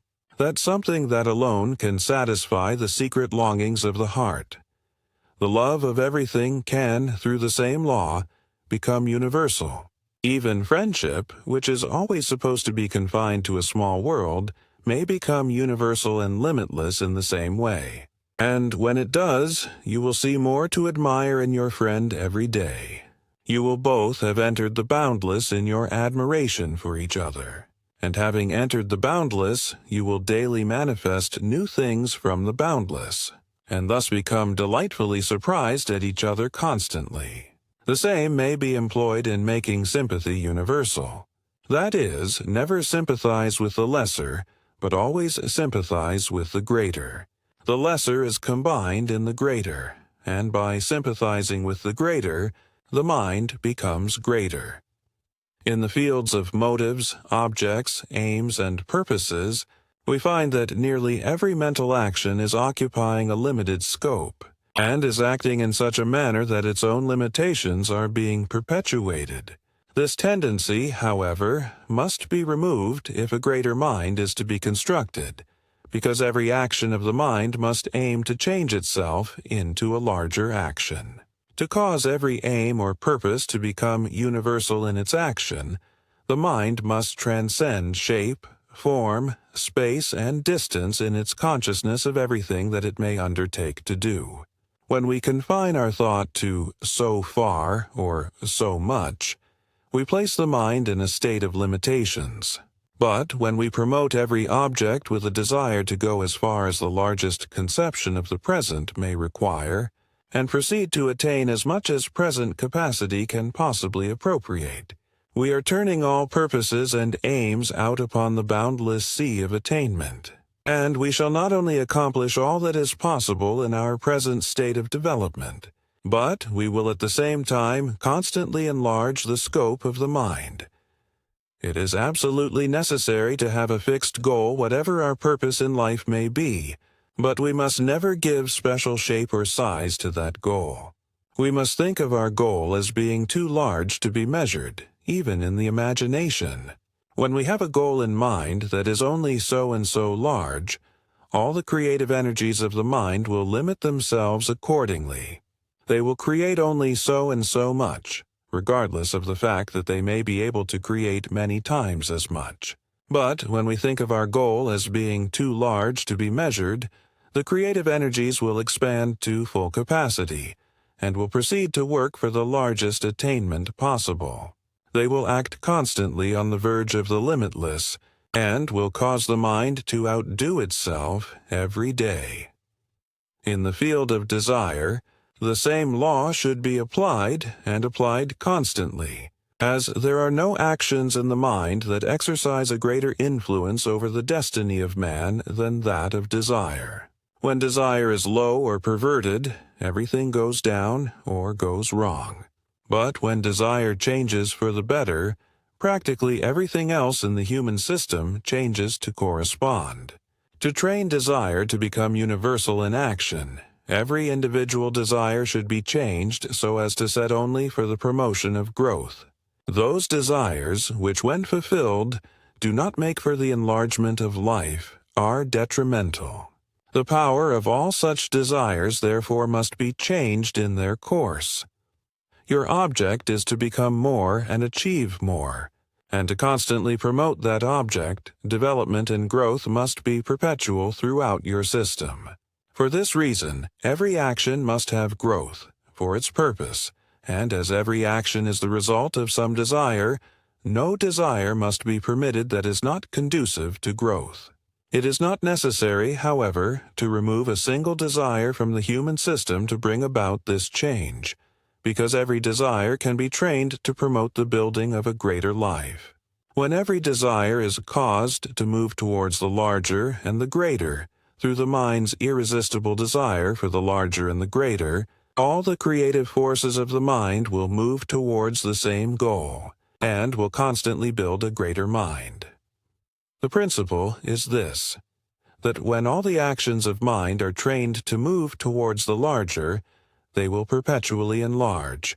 The first essential to the building of a great mind will thereby be promoted. To promote the second essential, mental brilliancy, the actions of mind must be made as high and as fine as possible. That is, the vibrations of the mental life must be in the highest scale attainable. To see through everything, the mind will require the very finest rays of mental light. And as this mental light is produced by the vibrations of the actions of mind, these actions should be as high in the scale as we can possibly reach at every stage of our mental ability. The light of intelligence is created by the mind itself, and the more brilliant this light becomes, the greater will become the powers of intelligence, discernment, insight, understanding, ability, talent, and genius.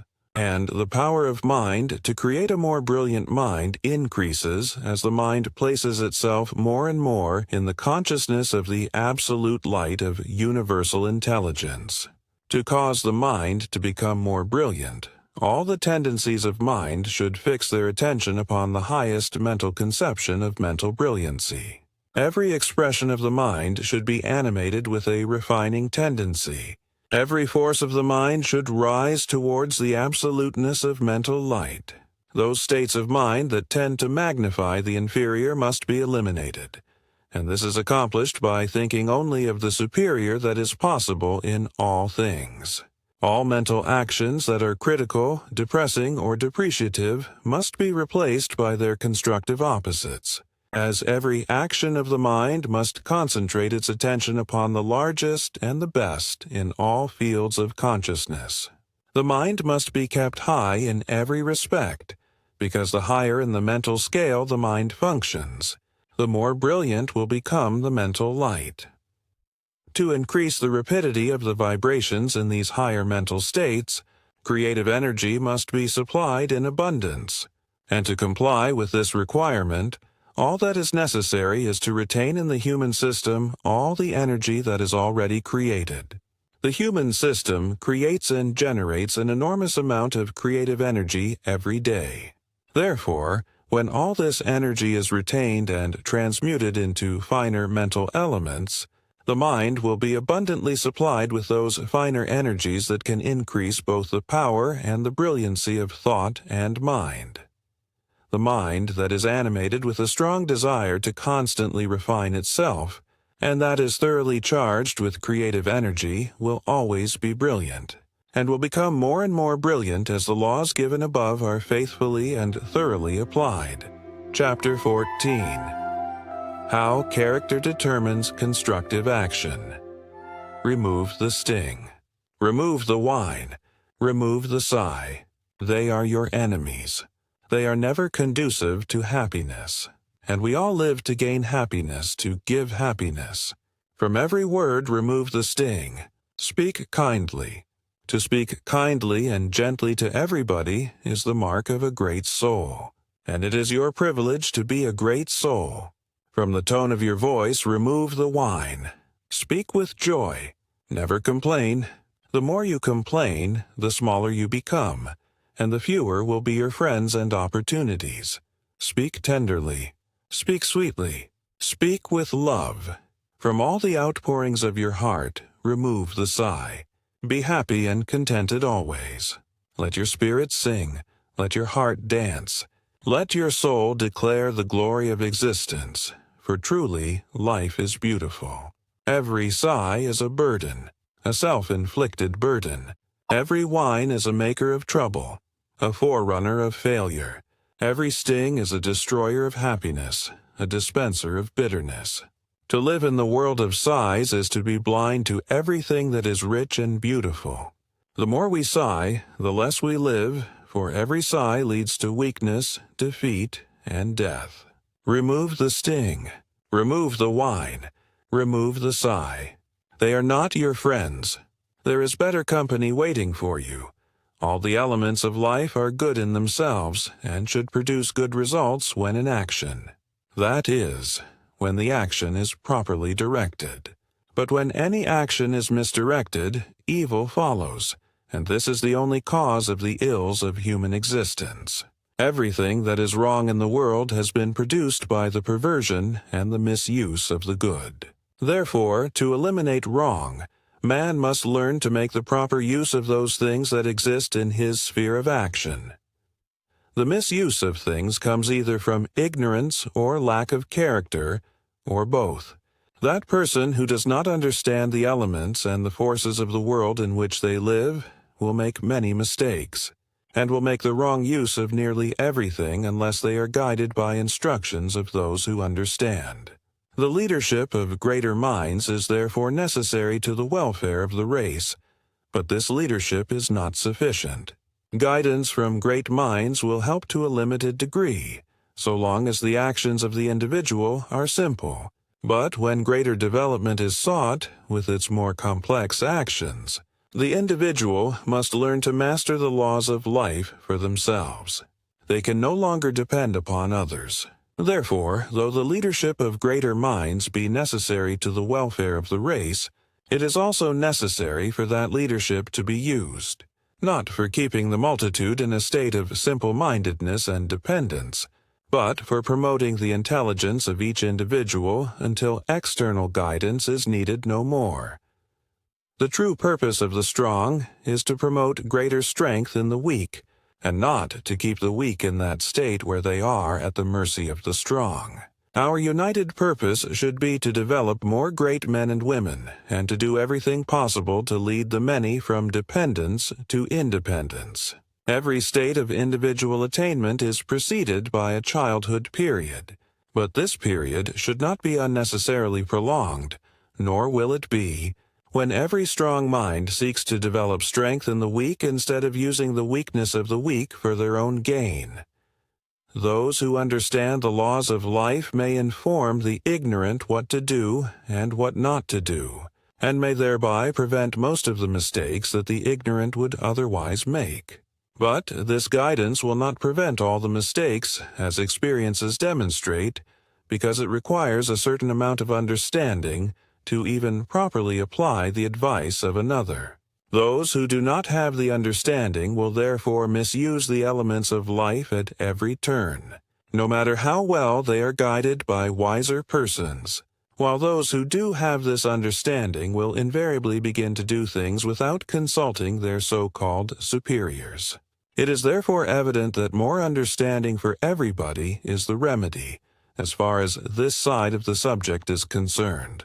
But there is also another side. A great many people go wrong because they do not know any better. To them, a better understanding of life is the path to emancipation. They will be made free when they know the truth, but the majority of those who go wrong do know better. Then why do they go wrong? The cause is lack of character. When you fail to do what you want to do, your character is weak. The same is true when you preach one thing and practice another. When you fail to be as perfect, as good, or as ideal as you wish to be, or fail to accomplish what you think that you can accomplish, your character is at fault. It is the character that directs the action of the mind. It is the lack of character, or a weak character, that produces misdirections. And when you fail to accomplish what you feel you can accomplish, something is being misdirected. What you feel that you can do, that you have the power to do. Therefore, when you fail to do it, some of the powers of your being are being misdirected. To be influenced to do what you would not do if you were normal means that your character is weak. And to be affected by surroundings, events, circumstances, and conditions against your will indicates the same deficiency. A strong character is never influenced against their will. They are never disturbed by anything, never become upset, offended, or depressed. No one can insult them because they are above small states of mind, and stronger than those things that may tend to produce small states of mind. All mental tendencies that are antagonistic, critical, or resisting indicate a deficiency in character. The desire to criticize becomes less and less as the character is developed. It is the mark of a fine character never to be critical and to mention but rarely the faults of others.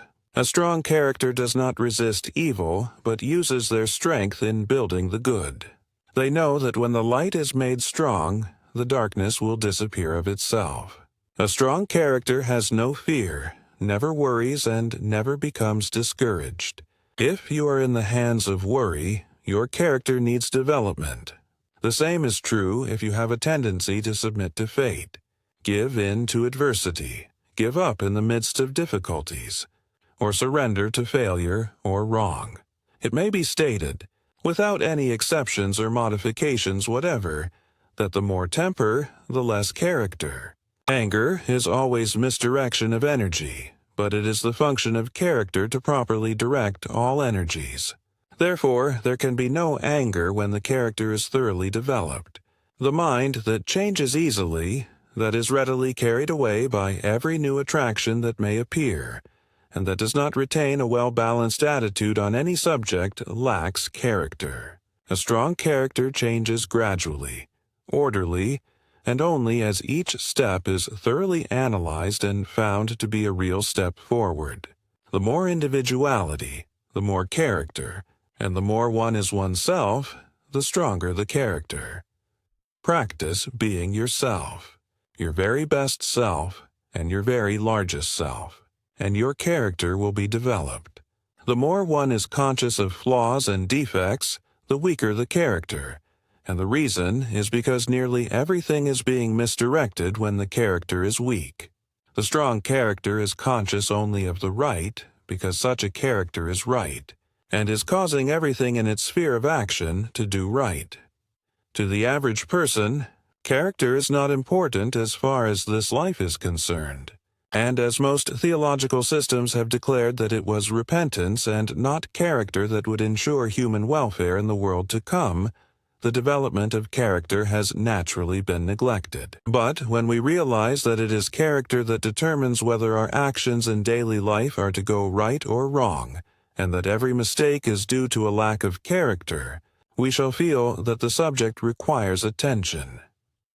It is the power of character that directs everything that is done in the human system or by the human system. Character is the channel through which all expressions must pass. It is character that gives human life its tone, its color, and its quality, and it is character that determines whether our talents and faculties are to be their best or not. The man or woman who has a well-developed character is not simply good. They are good for something, because they have the power to turn all their energies to good account. A strong character not only turns all the elements and energies of life to good account, but has the power to hold the mind in the right attitude during the most trying moments of life, so that they will not make mistakes nor fall a victim to insidious temptation. A strong character will keep all the faculties and forces of life moving in the right direction, no matter what obstacles we may meet in the way. We shall turn neither to the right nor to the left, but will continue to move directly towards the goal we have in view, and will reach that goal without fail. Thousands of people resolve every year to press on to higher attainments and greater achievements. They begin very well, but before long they are turned off the track. They are misled or switched off by counter-attractions. They have not the character to keep right on until they have accomplished what they originally set out to do. True, it is sometimes wisdom to change one's plans, but it is only lack of character to change one's plans without reason, simply because there is a change of circumstance. To change with every circumstance is to drift with the stream of circumstance, and those who drift can only live the life of a log. They will be victim of every external change that they may meet. They will control little or nothing, and will accomplish little or nothing. We all can develop the power to control circumstances, or rather to cause all circumstances to work with us and for us in the promotion of the purpose we have in view. And this power is character. Never permit circumstances to change your plans, but give so much character to your plans that they will change circumstances. Give so much character to the current of your work that all things will be drawn into that current, and that which at first was but a tiny rivulet will thus be swelled into a mighty, majestic stream. When the various forces of the system are properly directed and properly employed, the development of the entire mentality will be promoted, and this means greatness. The power that directs the forces of the system is character, and it is character that causes the mind to use those forces in the best and most constructive manner. There must be character before there can be true greatness, because any deficiency in character causes energy to be wasted and misdirected. It is therefore evident that the almost universal neglect in the development of character is one of the chief reasons why great men and women are not as numerous as we should wish them to be. Many may argue, however, that great minds do not always have good characters, and also that some of our best characters fail to manifest exceptional ability. But we must remember that there is a vast difference between that phase of character that simply tries to follow the moral law and real character, the character that actually is justice, virtue, and truth. Then we must also remember that character does not mean simply obedience to a certain group of laws, but the power to use properly all the laws of life. That person who uses mental laws properly but fails to comply with moral laws does not possess a complete character. Nevertheless, the character of this person is just as good as that of the person who follows moral laws while constantly violating mental laws. In the study of character, it is very important to know that the violation of mental laws is just as detrimental as the violation of moral laws, though we have been in the habit of condemning the latter and excusing the former. That person who uses properly the mental laws will to a degree promote the development of the mind, even though they may neglect the moral laws. And this accounts for the fact that a number of minds have attained a fair degree of greatness in spite of their moral weakness. But it is a fact of extreme importance that those minds who attain greatness in spite of their moral weakness could become 2 or 3 times as great if they had also developed moral strength. That person who complies with the mental laws but who violates the moral laws wastes fully 1/2 of the energies of their mind, and sometimes more. Their attainment and achievement will, therefore, be less than 1/2 of what they might be if they had moral character as well as mental character. The same is true, however, of that person who complies with the moral laws, but who violates the mental laws. Fully 1/2 of their energy is wasted and misdirected. This explains why the so-called good characters are not any more brilliant than the rest, for though they may be morally good, they are not always mentally good. That is, they do not use their minds according to the laws of mind, and therefore cannot rise above the level of the ordinary. The true character tries to turn all the energies of the system into the best and most constructive channels. And it is the mark of a real character when all the various parts of the being of man are working together harmoniously for the building of greatness in mind and soul. When the character is weak, there is more or less conflict among the mental actions. Certain actions have a tendency to work for one thing, while other actions are tending to produce the very opposite. The same is true of the desires. A character that lacks development will desire one thing today and something else tomorrow.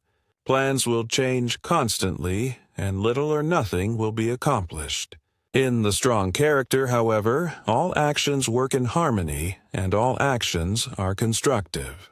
And this is natural, because it is the one supreme function of character to make all actions in the human system constructive, to make every force in the human life a building force.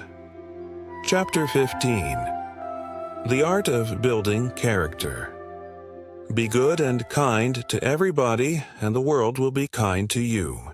There may be occasional exceptions to this rule, but when they come, pass them by and they will not come again. Ideals need the best of care. Weeds can grow without attention, but not so with the roses. Not all minds are pure that think they are. Many of them are simply dwarfed. It does not pay to lose faith in anybody.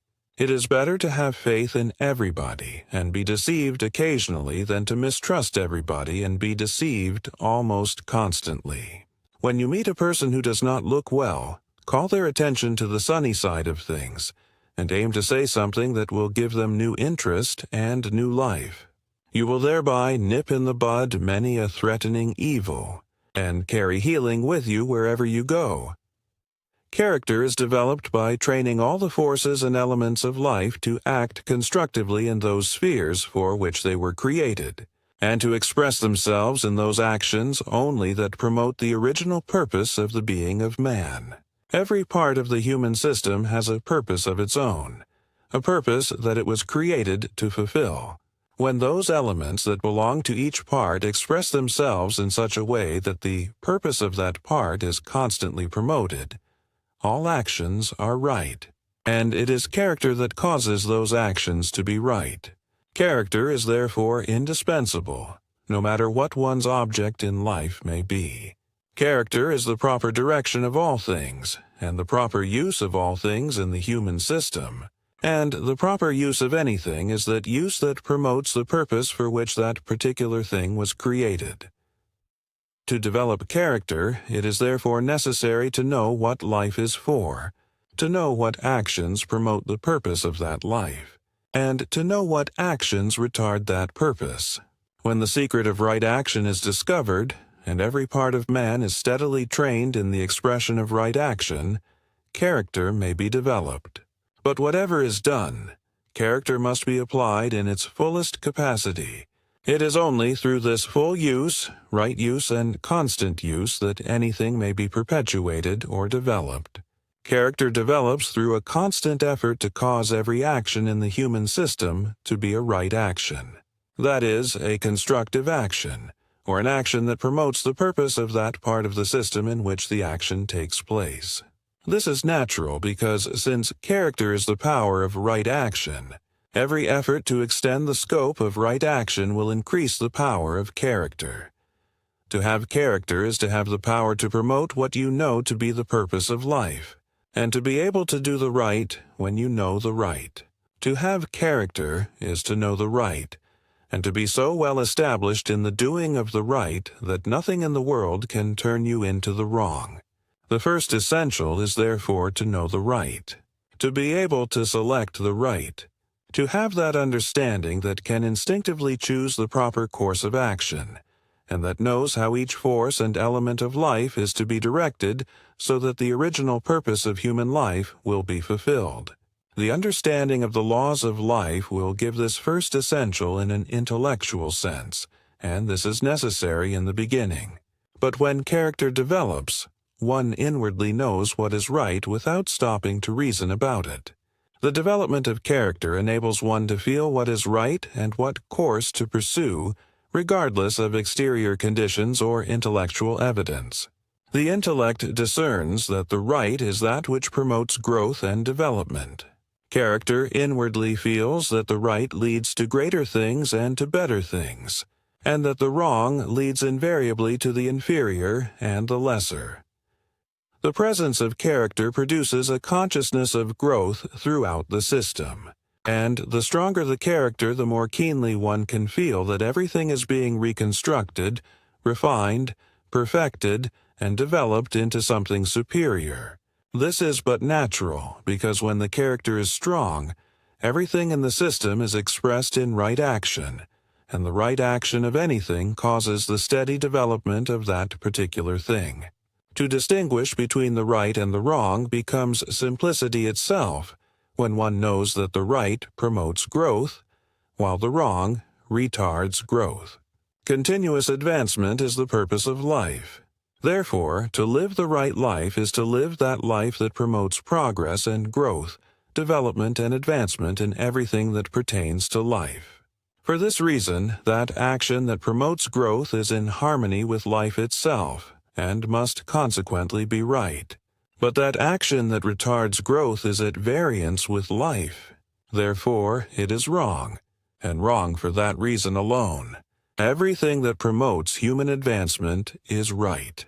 Everything that interferes with human advancement is wrong. Here we have the basis of a system of ethics that is thoroughly complete, and so simple to live that nobody need err in the least. An intellectual understanding of the laws of life will enable anyone to know what action promotes growth and what action retards growth. But as character develops, one can feel the difference between right and wrong action in one's own system, because the consciousness of right becomes so keen that anything that is not right is discerned at once. It is therefore evident that the power to distinguish the right from the wrong in every instance will come only through the development of character. No matter how brilliant one may be intellectually, they cannot truly know the right until they have a strong character. The external understanding of the right can be misled, but the consciousness of the right is never mistaken. And this consciousness develops only as character develops. The second essential is to create a subconscious desire for the right, a desire so deep and so strong that nothing can tempt the mind to enter into the wrong. When this desire is developed, one feels a natural preference for the right. To prefer the right, under all circumstances, becomes second nature, while every desire for the wrong will disappear completely. When every atom in one's being begins to desire the right, the entire system will establish itself in the right attitude, and right action will become the normal action in every force, function, and faculty. In addition, this same desire will produce mental tendencies that contain the power of right action, which always means constructive action. It is a well-known fact that all the forces and energies of the system, and all the movements of mind follow mental tendencies. Therefore, when the mental tendencies are right actions, everything that takes place in the system will produce right action, and everything will be properly directed. The desire for the right may be developed by constantly thinking about the right with deep feeling. Every thought that has depth, therefore, will impress itself upon the subconscious. And when that thought is inspired with a strong desire for the right, the conscious impression will convey the right to the subconscious. Every impression that enters the subconscious will cause the subconscious to bring forth a harvest of that which the impression conveyed. Therefore, when the right is constantly held in mind with deep feeling, the right thought will soon become the strongest in the mind. And our desires are the results of our strongest thoughts. You always desire that which is indicated in your strongest thought. You can therefore change those desires completely by thinking with deep feeling about that which you want to desire. No desire should be destroyed. All desires should be transmuted into the desire for the right. And when you subconsciously desire the right, every action in your being will be a right action, the two fundamental essentials.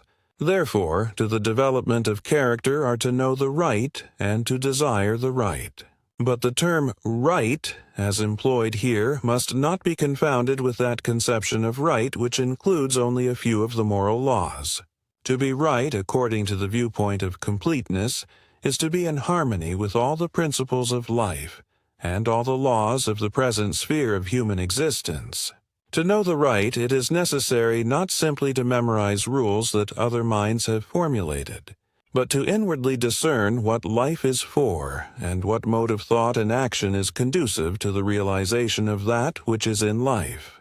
To desire the right, according to this view of the right, the mind must actually feel the very soul of right action, and must be in such perfect touch with the universal movement of right action, that all lesser and imperfect desires are completely swallowed up in the one desire, the desire that desires all that is in life, and all that is in perfect harmony with that which is in life. It is the truth that when we come into perfect touch with the greater, we cease to desire the lesser, and the closer we get to the one real desire, the less we care for our mistaken desires. Therefore, to remove an undesirable desire, the course is not to resist that desire, but to cultivate a greater and a better desire along the same line. In this connection, we must remember that the adoption of a greater desire does not compel us to sacrifice those things that we gain from the lesser desires. He who adopts the greater loses nothing, but is on the way to the gaining of everything. To know the right and to desire the right, according to the complete significance of the right, we must interiorly discern the very right itself. We cannot depend upon another's definition of the right, but must know fully the spirit of the right with our own faculties. That faculty that knows and feels the right, and that naturally knows and desires the right, is character. Therefore, it is through the development of character that each individual will know for themselves how to live, think, and act in perfect harmony with the laws of all life. When the consciousness of right action has been attained, a clear mental picture should be deeply impressed upon mind, and every desire should be focused upon that picture. This concentration should be made as strong as possible, so that all the energies of the system are not only aroused, but caused to move towards the ideal of right action. And by right action, we mean that action that is thoroughly constructive, that builds for greater things and greater things only. Everything is right that builds for greater things. If it were not right, it could not produce the greater. To clearly picture upon the mind the image of right action, and to concentrate with strong desire the whole attention upon that mental image, will cause all the tendencies of mind to move in the same direction. There will therefore be perfect harmony of mental action, and that action will be right action, because everything that moves towards the right must be right.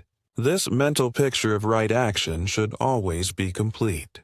That is, one's mental conception of the right should not be confined to certain parts of the system only, but should include every action conceivable in the being of man. That person who pictures themselves as virtuous, but forgets to picture themselves above anger, fear, and worry, is not forming a complete picture or ideal of the right.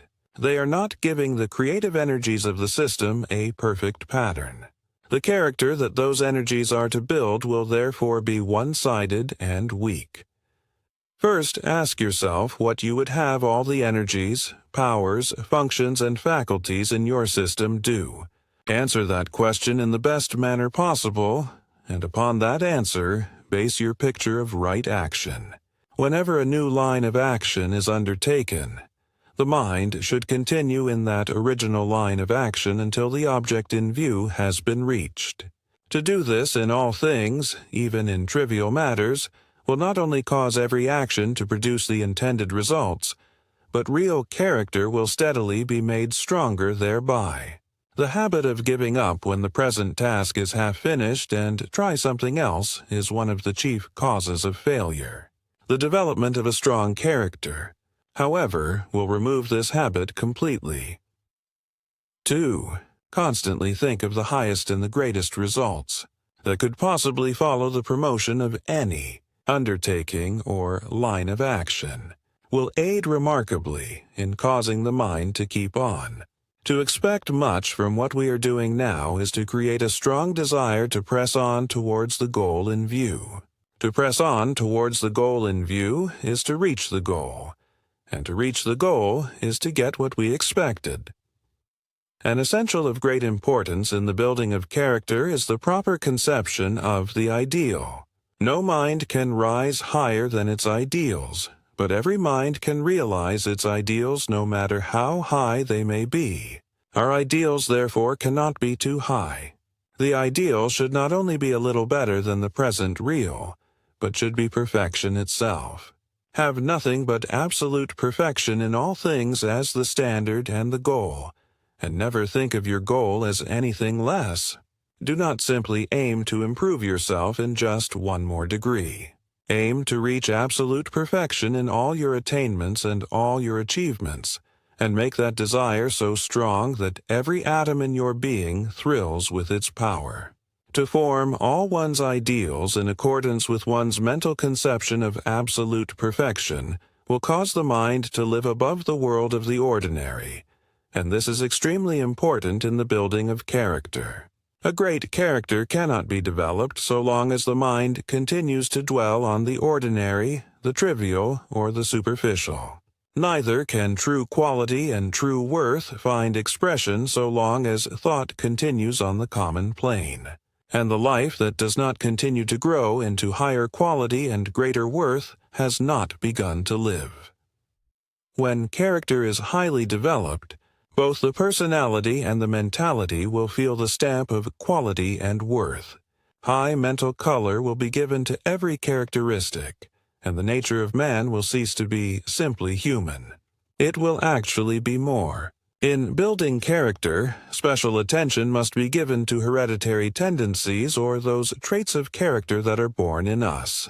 But as all such traits are subconscious, they can be changed or removed by directing the subconscious to produce the opposite characteristics or tendencies. It matters not in the least what we may have inherited from our ancestors.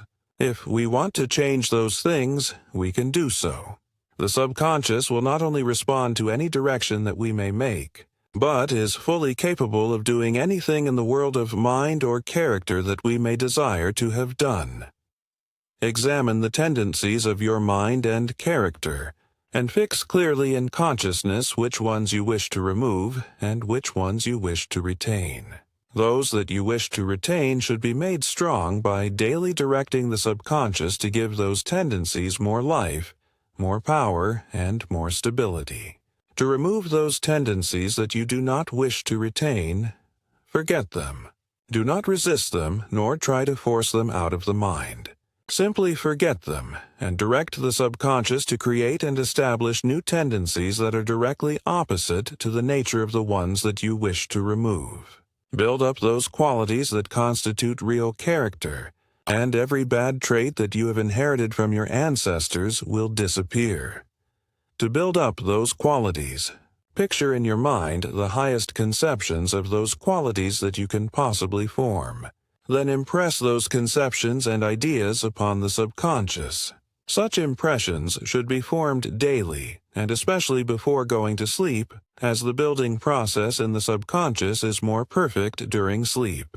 By impressing the idea of spotless virtue upon the subconscious every day for a few months, your moral tendencies will become so strong that nothing can tempt you to do what you know to be wrong. Not that physical desire will disappear. We do not want any natural desire to disappear, but your control of those desires will be so complete that you can follow them or refuse to follow them just as you choose. And your desire to remain absolutely free from all wrong will become so strong that nothing can induce you to do what your finer nature does not wish to have done. There are millions of people who are morally weak in spite of the fact that they do not wish to be, but if these people would employ this simple method, their weakness would soon disappear. Because by impressing the idea of spotless virtue upon the subconscious will produce and express in the personality the power of virtue. And if this process is continued for some time, the power of virtue in the person will become so strong that it can overcome and annihilate instantly every temptation that may appear. Impress upon the subconscious the idea of absolute justice, And your consciousness of justice will steadily develop until you can discriminate perfectly between the right and the wrong in every imaginable transaction. Whatever quality you wish to develop in your character, you can increase its worth and its power steadily by applying this subconscious law. That is, what is impressed upon the subconscious will be expressed through the personality, and since the seed can bring forth 10, 30, 60, and 100-fold, one tiny impression, therefore, may have the power to bring forth a great and powerful expression. Everything multiplies in the subconscious, whether it be good or otherwise. Therefore, by taking advantage of this law and giving to the subconscious only those ideas and desires that have quality and worth, we place ourselves in the path of perpetual increase of everything good that the heart may desire. The two predominating factors in character are justice and virtue. The former gives each element in life its proper place. The latter turns each element to proper use. The consciousness of justice is developed through the realization of the fact that nothing can use what is not its own. To try to use what is not one's own will result in misuse. When the consciousness of justice is thoroughly developed, everything in the human system will be properly placed. That very power of the mind that feels justice, the true placing of things, will cause all things within man to be properly placed. And when justice rules among all things in the interior life of man, that man will naturally be just to all things in the exterior life. It is not possible for any person to deal justly with people and matters in the external world until they have attained the consciousness of justice within themselves. They may think they are just, or may try to be just, but their dealings will not be absolutely just until they can feel justice in their own life. To feel justice within oneself is to keep the entire system in a state of equilibrium. The mentality will be balanced and no force or element will be misplaced. It is therefore something for which we may work with great profit. To be virtuous in the complete sense of the term is to use all things properly. And the proper use of things is that use that works for greater things. Virtue is therefore applicable to every force, function, and faculty in the being of man, but in its application there must be no desire or effort to suppress or destroy. Virtue means use, right use, never suppression. When things cannot be used in their usual channels, the energies in action within those things should be turned in their courses and used elsewhere. When creative energy cannot be properly applied physically, it should be employed metaphysically. And all energy can be drawn into mind for the purpose of building up states, faculties, talents, or powers. Practical methods through which this may be accomplished will be given in the next chapter. When a certain desire cannot be expressed with good results in its present purpose, the power of that desire should be changed and caused to desire something else, something of value that can be carried out now. The power of that desire, therefore, is not lost, neither is enjoyment sacrificed, because all constructive forces give joy to the mind. And the greatest of joys shall be the joy of going on. The desire for complete virtue is developed through the realization of the fact that the greatest good comes only when each part fulfills, physically and metaphysically, what nature intended.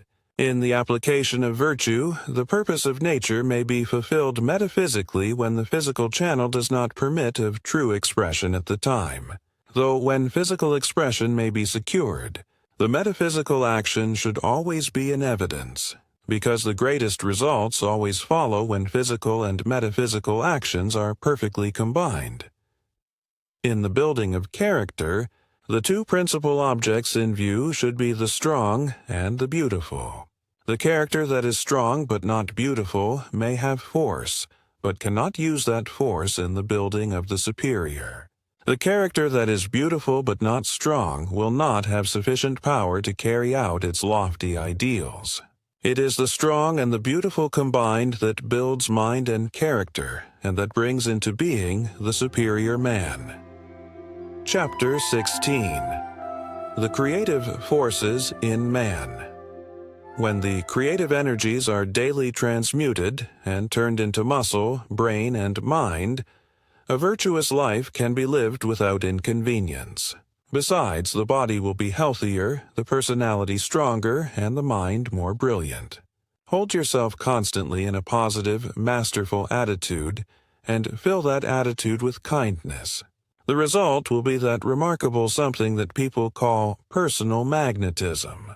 Creative energy, when retained in the system, will give vigor to the body, sparkle to the eye, and genius to the brain. There is enough power in any man to enable him to realize all his desires and reach the highest good he has in view. It is only necessary that all of this power be constructively applied. The human system may well be termed a living dynamo, as the amount of energy, especially creative energy, generated in the mind and personality of man is simply enormous. If we should try to measure the amount produced in the average healthy person, we should become overwhelmed with surprise. Though we should naturally become even more surprised after learning how much power nature gives to man, and then finding that he applies only a fraction of it. We shall soon see the reason for this, however, and learn exactly why all of this vast amount of energy is not turned to practical use.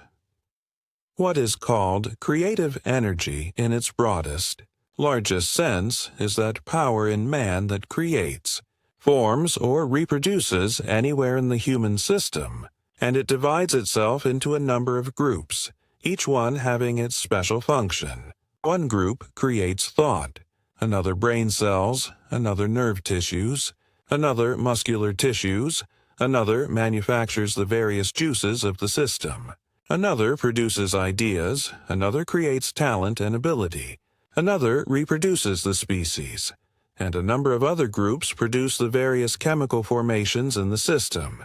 We therefore have all kinds of creative processes going on in the human system, and corresponding energies with which these processes are continued. One of the most interesting facts in connection with this study is that nature generates more energy for each group than is required for normal functioning through its particular channel. In consequence, we find a great deal of surplus energy throughout the system. Each function supplies a certain percentage, and as it is not used by the function itself, the larger part of it naturally goes to waste. And here is where our subject becomes decidedly important. All kinds of creative energy are so closely related that they can be transformed and transmuted into each other. What is wasted in one function can therefore be turned to actual use in another function. An extra supply can thereby be secured for the creation of thoughts and ideas if such should be necessary. Or an extra supply can be secured for the manufacture of the different juices of the system, or for the increase of muscular activity or functional activity in any one of the vital organs.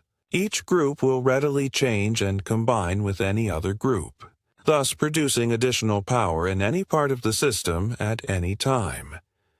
More than half of the energy generated in the human system is surplus energy, and is not needed for normal functioning, either in mind or body.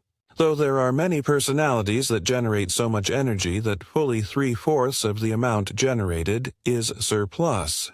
The question is therefore, what shall be done with this surplus energy, and how any amount of it can be applied through any special function or faculty desired? If a person can accomplish a great deal, sometimes remarkable things by only using a fraction of his energy, it is evident that he could accomplish a great deal more if some means could be found through which he might apply all of his energy. In fact, if such means were found, his working capacity, as well as his ability, might be doubled or trebled, and his achievements increased in proportion. If a certain amount of energy produces a certain degree of working capacity, twice as much energy would naturally double that working capacity. And this has been demonstrated a number of times. A great many people, who have tried to transmute their creative energies, and direct those energies into some special faculty, have found that the working capacity of that faculty has been increased for the time being to a remarkable degree. But this is not the only result secured. The same process will also increase the brilliancy of the mind.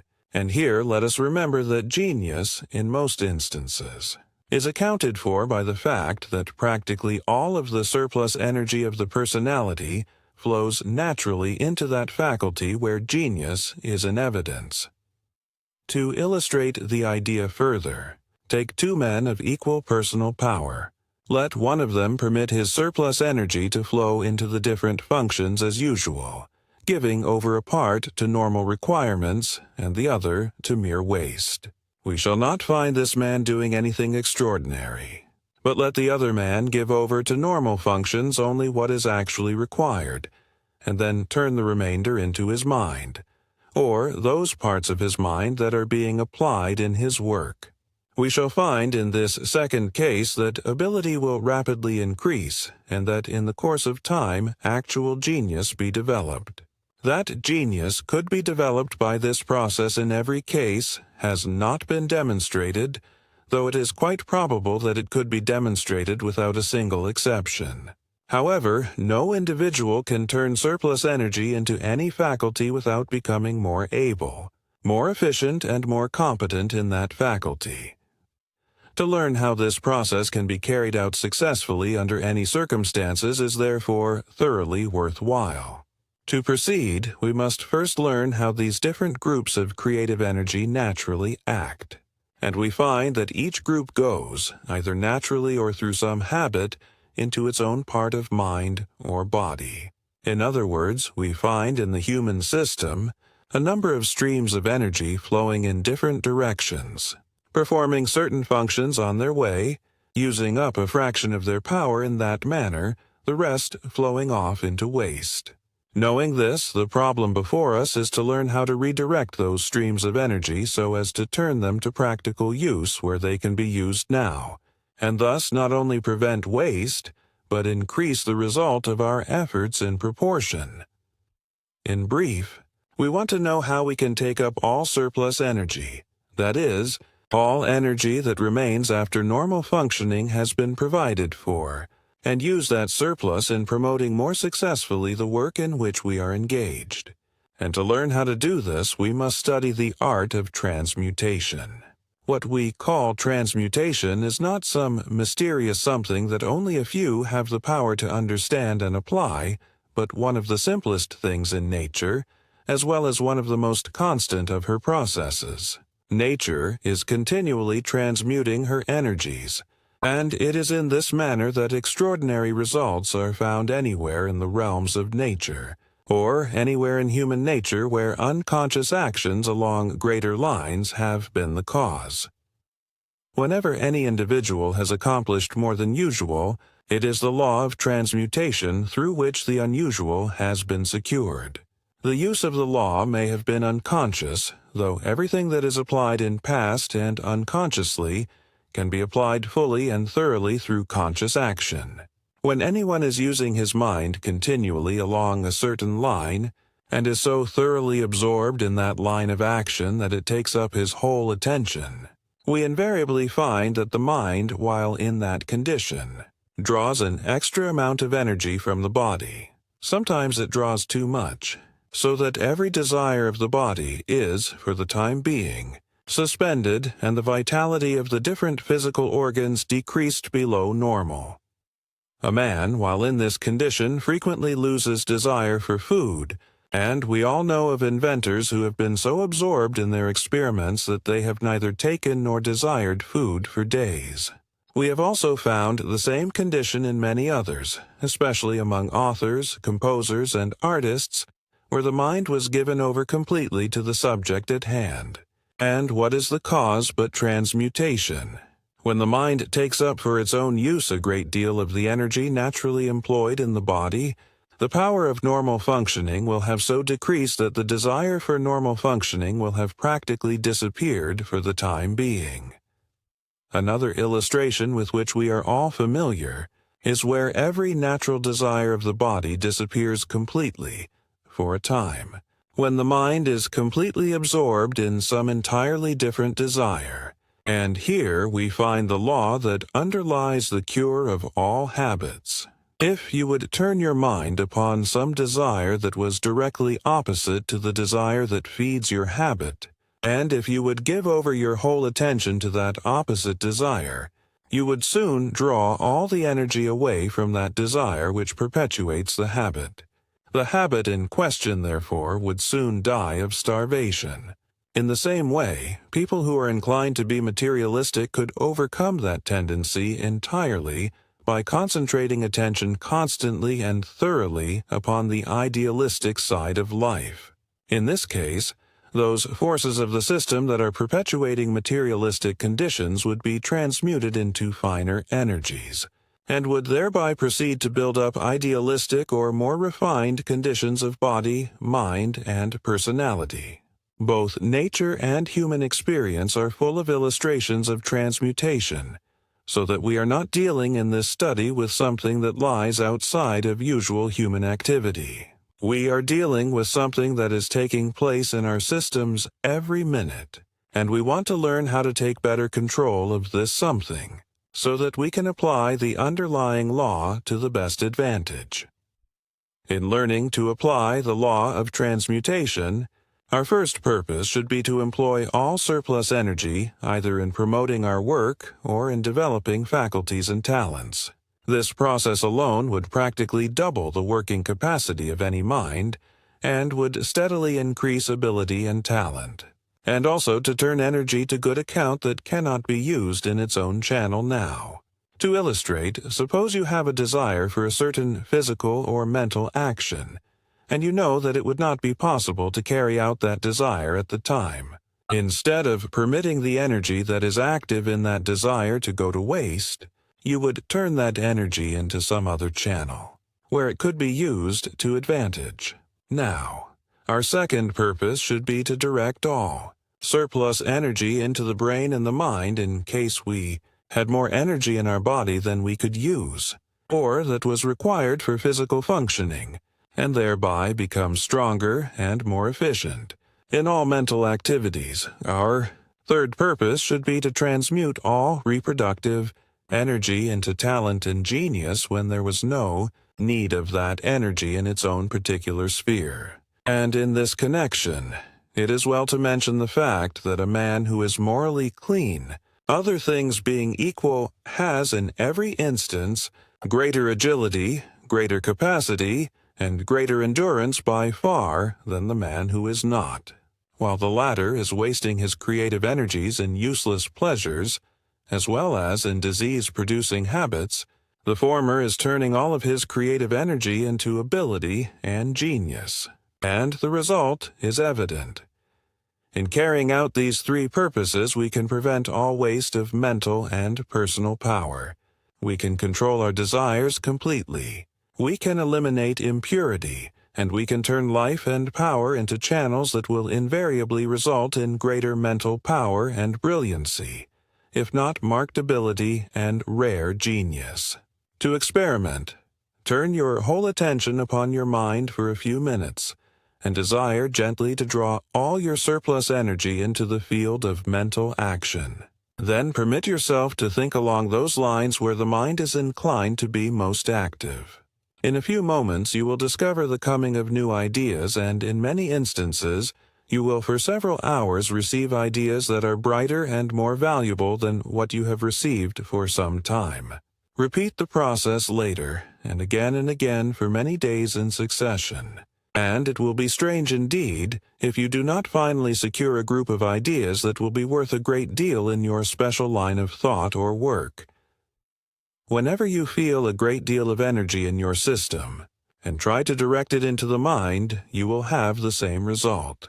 Ideas will come quick and rapidly, and among them all you will surely find a few that have exceptional merit. In learning the art of transmutation, the first essential is to train your mind to think that all surplus energy is being turned into the channel you have decided upon. That is, if you are a businessman, you naturally will want all your surplus energy to accumulate in your business faculties. To secure this result, think constantly of your surplus energy as flowing into those faculties. This mode of thinking will soon give your energies the habit of doing what you desire to have done. It is a well-known law that if we continue to think deeply and persistently along a certain line, nature will gradually take up that thought and carry it out. Another law of importance in this connection is that if we concentrate attention upon a certain faculty or upon a certain part of the system, we create a tendency among our energies to flow towards that faculty or part. We understand, therefore, the value of constantly hearing in mind the idea that we wish to realize. What we constantly impress upon the mind through our thoughts and desires finally becomes a subconscious habit, and when any line of action becomes a subconscious habit, it acts automatically. That is, it works of itself. Before taking up this practice, however, it is necessary to determine positively what you actually desire your surplus energy to do.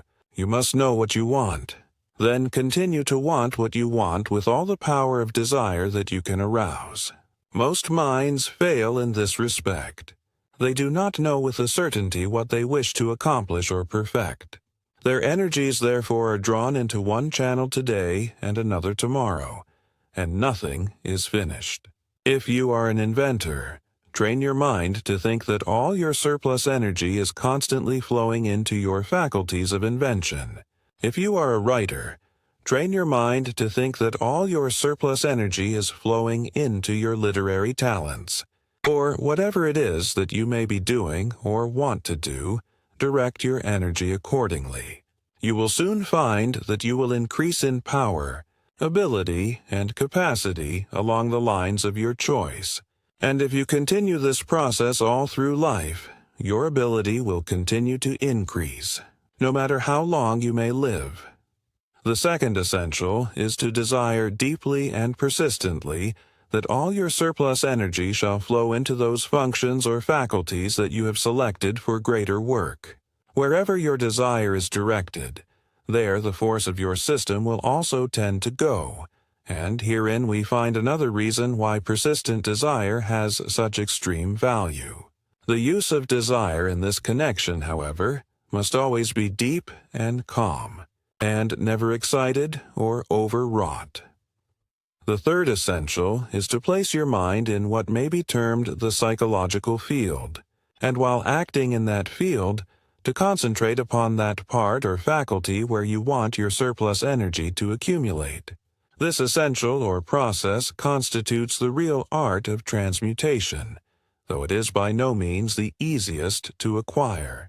To master this method, a great deal of practice will be required.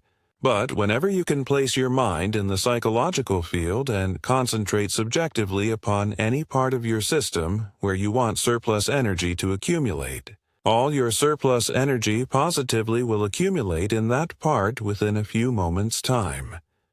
Through the same process, you can annihilate any desire instantaneously and change all the energy of that desire into some other force. You can also, in the same way, reach your latent or dormant energies and draw all of those energies into any channel where high order of activity is desired. In fact, through this method, you can practically take full possession of all the power, active or latent, in your system and use it in any way that you may wish. That you should, after you learn to apply this method successfully, become highly efficient in your work, is therefore evident, though this is not all. Extraordinary capacity, mental brilliancy, and genius can positively be developed through the constant use of this method, provided, however, that nothing is done, either in thought, life, or conduct, to interfere with the underlying law of the process. To place your mind in the psychological field, try to turn your conscious actions into what may be termed the finer depths of the personality. That is, try to become conscious of your deeper life. Try to feel the undercurrents of mind and thought and consciousness, and try to act in perfect mental contact with those deep, underlying forces of personality and mentality that lie at the foundation of your conscious activity. An illustration in this connection will be found valuable. When you listen to music that seems to touch your soul, so that you can feel the vibrations of its harmony thrill every atom of your being, you are in the psychological field.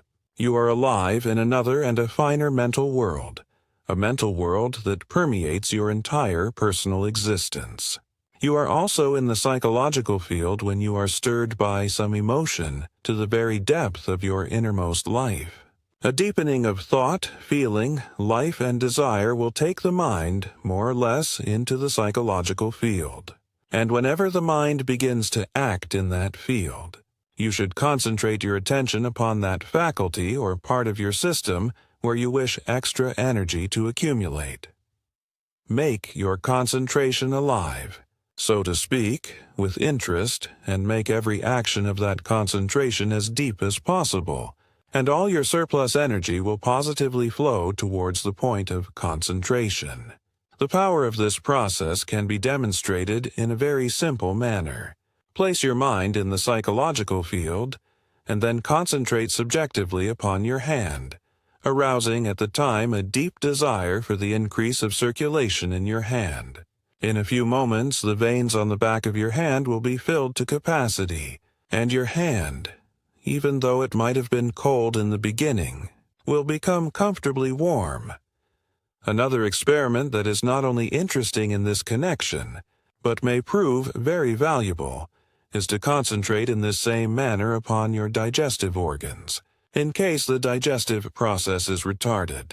You will soon feel more energy accumulating throughout the abdominal region, and any unpleasant sensation that you might have felt on account of indigestion will disappear entirely. In fact, even chronic indigestion can be cured in this way if the method is applied for a few minutes immediately before and after each meal. The idea is simply this, that when you give extra energy to an organ, it will be able to perform its function properly. And whenever any function is performed properly, any ailment that might have existed in the organ of that function will disappear. A number of similar experiments may be tried, all of which will prove equally interesting, and besides, will train the mind to apply this great law of transmutation. The following effects may be secured through transmutation. Working capacity in any part of the personality or mentality may be constantly increased. All the energy generated in the system may be employed practically and successfully. The mind may be made more brilliant, as it is an extraordinary amount of creative energy going into the mind that invariably causes mental brilliancy. Any faculty selected can be given so much of this surplus energy of the system that it will almost from the beginning manifest an increase in ability and will, in the course of time, manifest rare talent and even genius. Moral purity may become second nature, as all that energy that was previously squandered in impure thought, impure desire, or impure action can be transmuted readily and applied in the building of a more vigorous personality and a more brilliant mind. A better control of all the forces of the personality may be obtained, and that mysterious something called personal magnetism may be acquired to a remarkable degree. The attainment or accumulation of personal magnetism is something that we all desire, and the reason why is evident. What is called personal magnetism is the result of an extra amount of creative energy stored up in the personality and caused to circulate harmoniously throughout the personality. And the effect of this power is very marked. People who possess it are invariably more attractive, regardless of shape and form, and they are invariably more successful, no matter what their work may be. Hundreds of illustrations could be mentioned proving conclusively the extreme value of personal magnetism, though we are also familiar with the fact that we do not require proof in the matter. What we want to know is what this power really is, how it may be produced, and why those who possess it have such a great advantage over those who do not possess it. To illustrate, we may take two women who look alike in every respect, who have the same character and the same mentality, and who are equals in every respect but one, and that is that the one has personal magnetism, while the other has not. But we need not be told of the fact. The woman who does not possess this power cannot be compared in any way with the woman who does possess it. The woman who does possess this power is far more attractive, far more brilliant, and seems to possess qualities of far greater worth. And the reason is that personal magnetism tends to heighten the effect of everything that you are, or that you may do. If we should compare two businessmen of equal ability and power, the one having personal magnetism and the other one not, we should find similar results. The one having this power would be far more successful, regardless of the fact that his ability and power in other respects were the same as his associate. Even men of ordinary ability succeed remarkably when they have personal magnetism, and we all know of women who are as plain as nature could make them, and yet being in possession of personal magnetism, are counted among the most attractive to be found anywhere. The most ordinary human form becomes a thing of beauty if made alive with this mysterious power, and a personality that had no attraction whatever will fascinate everybody to a marked degree if charged with this power. We all know this to be true. We are therefore deeply interested to know how this power might be secured. In the first place, we must remember that personal magnetism does not exercise its power by controlling or influencing other minds as many have supposed. The fact is, if you try to influence others, you will lose this power, and lose it completely no matter how strong it may be at the present time. The secret of personal magnetism simply lies in the fact that it tends to bring out into expression the best that is in you, and tends to heighten the effect of every expression. Or, in other words, it causes every expression to act to the best advantage. Though we find this power exercising its peculiar effect not only in the personality and in the mentality of the individual, but also in his work. When a musician has this power, his music charms to a far greater degree than if he does not possess it. There is something not only in the singing voice, but also in the speaking voice that indicates the absence or presence of this power. What it is, no one can exactly describe, but we know it is there, and it adds immeasurably to the quality of what is expressed through the voice. In the field of literature, we find the action of this power to be very marked.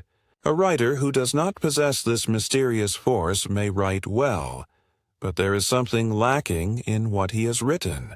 On the other hand, if he has this power, he gives not only added charm to what he has written, but his ideas invariably appear to be more brilliant.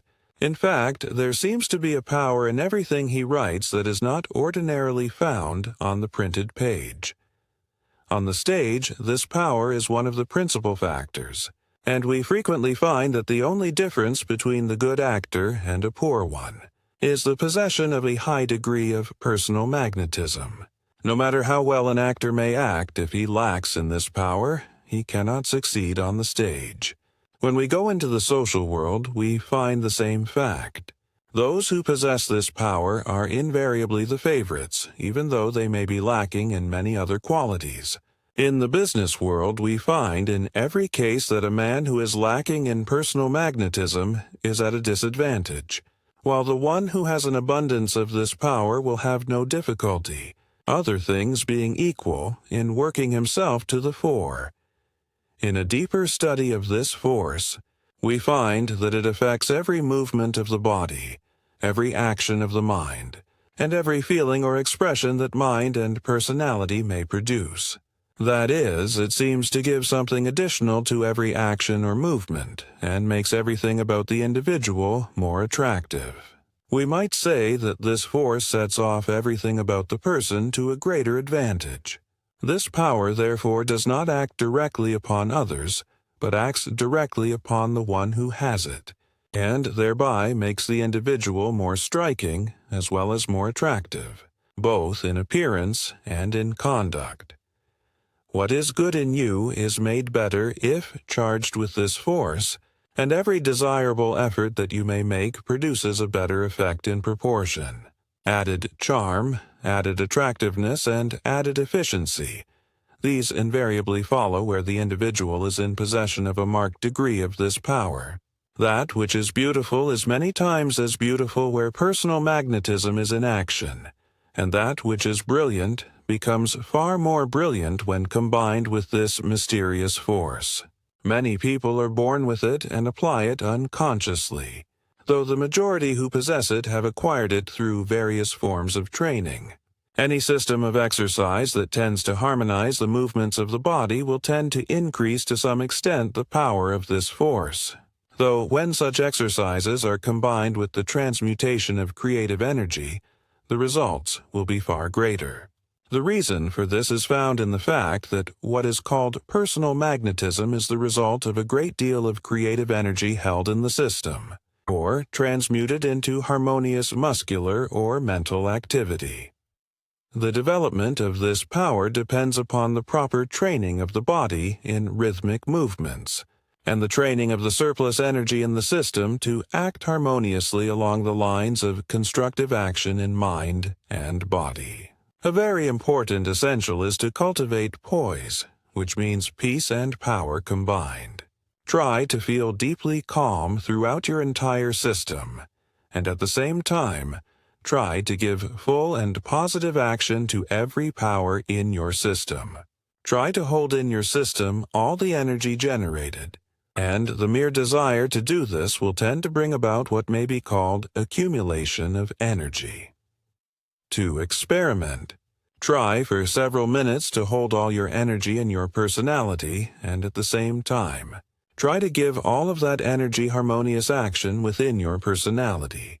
In a few moments you will actually feel alive with power, and if you have succeeded very well with your experiment, you will really feel like a storage battery for the time being. You will have so much energy that you will feel as if you could do almost anything. Experiment in this way at frequent intervals until you get your system into the habit of carrying out this process unconsciously. You will thereby cause your surplus energy to accumulate more and more in your system, and you will produce what may be called a highly charged condition of your personality, a condition that invariably means the attainment of personal magnetism. To secure this result, however, it is necessary to keep the mind in an undisturbed attitude, to avoid all bad habits, physical or mental, to be in harmony with everything and everybody, and to exercise full self-control under every circumstance. In cultivating this power, realize that it is the result of surplus energy held in the system, and caused to circulate harmoniously through every part of the system. Remember that it is a power that does not act intentionally upon persons or circumstances, that its aim is not to control or influence anybody, but simply to act within the individual self, and heighten the effect of everything that he may be or do. Chapter 17. The Building Power of Constructive Speech. Never think or speak of that which you do not wish to happen. The whine, the sting, and the sigh, these three must never appear in a single thought or a single word. You can win 10 times as many friends by talking happiness as you can by talking trouble. And the more real friends you have, the less trouble you will have. Speak well of everything good you find, and mean it. When you find what you do not like, keep quiet. The less you think or speak of what you do not like, the more you will have of what you do like. Magnify the good. Emphasize that which has worth. Talk only of those things that should live and grow. When you have something good to say, say it. When you have something ill to say something else. There is a science of speech, and whoever wishes to promote his welfare and advancement must understand this science thoroughly and regulate his speech accordingly. Every word that is spoken exercises a power in personal life, and that power will work either for or against the person, depending upon the nature of the word. You can talk yourself into trouble, poverty, or disease, and you can talk yourself into harmony, health, and prosperity. In brief, you can talk yourself into almost any condition, desirable or undesirable. Every word is an expression, and every expression produces a tendency in some part of the system. This tendency may appear in the mind, in the body, in the chemical life of the body, in the world of desire, in character, among the various faculties, or anywhere in the personality, and will work itself out wherever it appears. Our expressions determine largely where we are to go, what we are to accomplish, and how we are to meet those conditions through which we may pass. When our expressions produce tendencies towards sickness and failure, we will begin to move towards those conditions. And if the tendency is very strong, all the creative energies in the system will move in the same direction, focusing their efforts upon sickness and failure, or taking those conditions as their models, and thereby producing such conditions in the system. On the other hand, when our expressions produce tendencies towards health, happiness, power, and success, we will begin to move towards those things, and in like manner create them in a measure. Every word has an inner life force, sometimes called the hidden power of words, and it is the nature of this power that determines whether the expression is to be favorable or not. This power may be constructive or destructive. It may move towards the superior or the inferior. It may promote your purpose in life or it may retard that purpose, and it is the strongest when it is deeply felt. Therefore, the words which we inwardly feel are the words that act as turning points in life. When you feel that trouble is coming, and express that feeling in your speech, you are actually turning in your path and are beginning to move towards that trouble. In addition, you are creating troubled conditions in your system. We all know that the more trouble we feel in the midst of trouble, the more troublesome that trouble will become. And we also know that the person who retains poise and self-control in the midst of trouble will pass through it all without being seriously affected, and when it is over, is much wiser and stronger for the experience. When you feel that better days are coming, and express that feeling in your speech, you turn all the power of your being towards the ideal of better days, and those powers will begin to create the better in your life. Whenever you talk about success, advancement, or any desirable condition, try to express the feeling of those things in your words. This inner feeling determines the tendencies of your creative powers. Therefore, when you feel success in your speech, you cause the creative powers to create qualities in yourself that can produce success. While if you express the feeling of doubt, failure, or loss in your words, those creative powers will produce inferiority, disturbance, discord, and a tendency to mistakes. It is in this way that the thing we fear comes upon us. Fear is a feeling that feels the coming of ills or other things we do not want. And as we always express through our words the feelings that we fear, we form tendencies toward those things, and the creative powers within us will produce them. Whether the inner life force of a word will be constructive or destructive depends upon several factors, the most important of which are the tone, the motive, and the idea.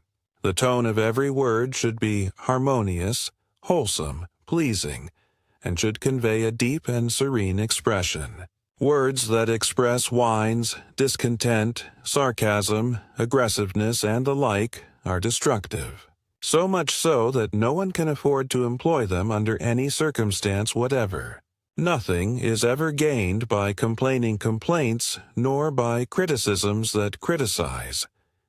When things are not right, state so in a tone of voice that is firm and strong, but kind.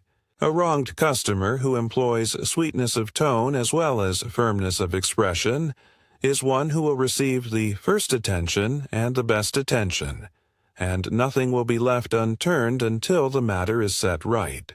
The words that wound others do far more injury to the person who gives them expression. No one, therefore, can afford to give expression to a single word that may tend to wound. Words of constructive power are always deeply felt.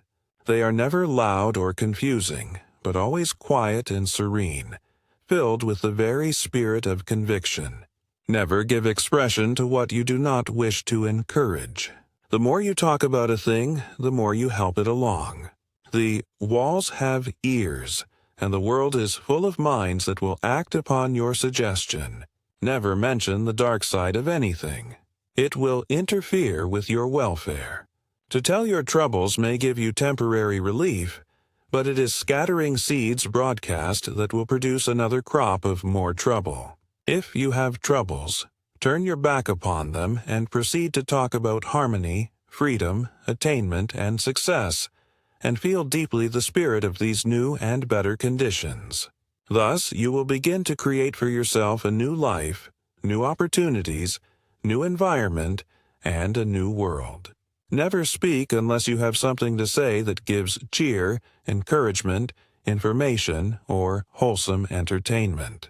To talk, for the mere sake of talking, is to throw precious energy away, and no human chatterbox will ever acquire greatness.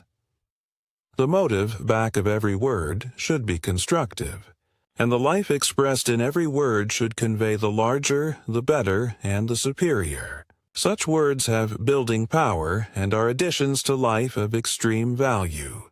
Every word should express as far as possible the absolute truth, and should never convey ideas that are simply indicated by appearances.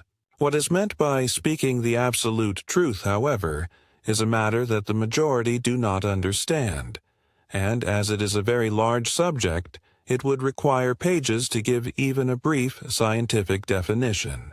But for practical purposes, the subject can be made sufficiently clear through the use of a few illustrations taken from the world's daily speech.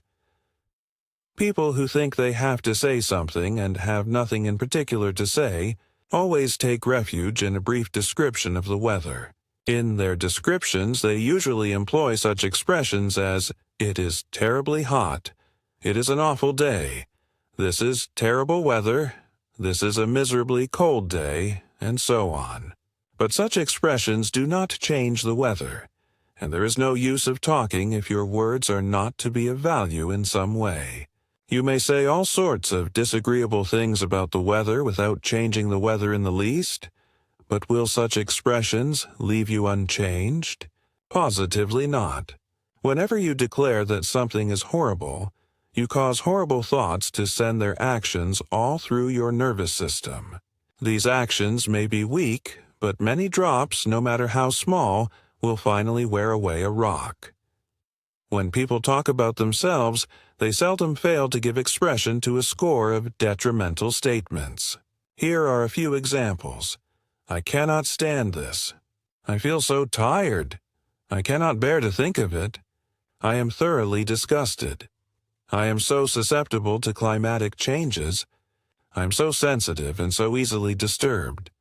"I'm getting weak and nervous." "My memory is failing." "I am getting old." "I cannot work the way I used to." "My strength is gradually leaving me."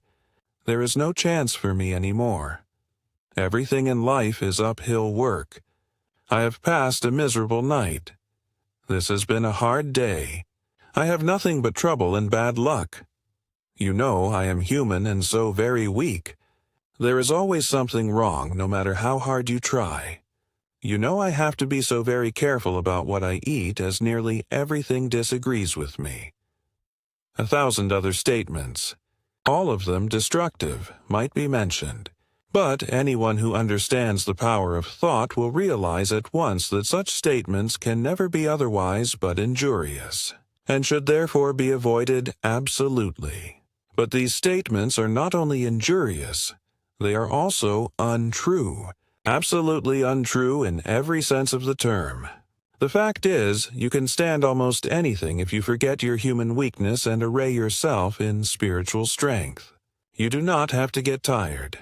Work does not make anyone tired so long as he gets 8 hours of sleep every night. It is wrong thinking that makes people tired. These are scientific facts. That person who permits himself to become disgusted at anything whatever is talking himself down to the plane of inferiority. When you feel disgusted, you think disgusting thoughts, and such thoughts clog the mind. You cannot afford to think disgusting thoughts simply because something else is disgusting, because we daily become like the thoughts we think. We cannot improve disagreeable things by making ourselves disagreeable. Two wrongs never made a right. The proper course is to forgive the wrongdoer, forget the wrong, and then do something substantial to right the whole matter. When we think kindly of the weather, place ourselves in harmony with nature, think properly, and dress properly, we shall not be susceptible to changes in the atmosphere. But so long as we say that we are affected by changing atmospheres, we not only make ourselves negative and susceptible, but we also produce detrimental effects in our systems through our own unwholesome beliefs. The man who constantly thinks he is easily disturbed disturbs himself.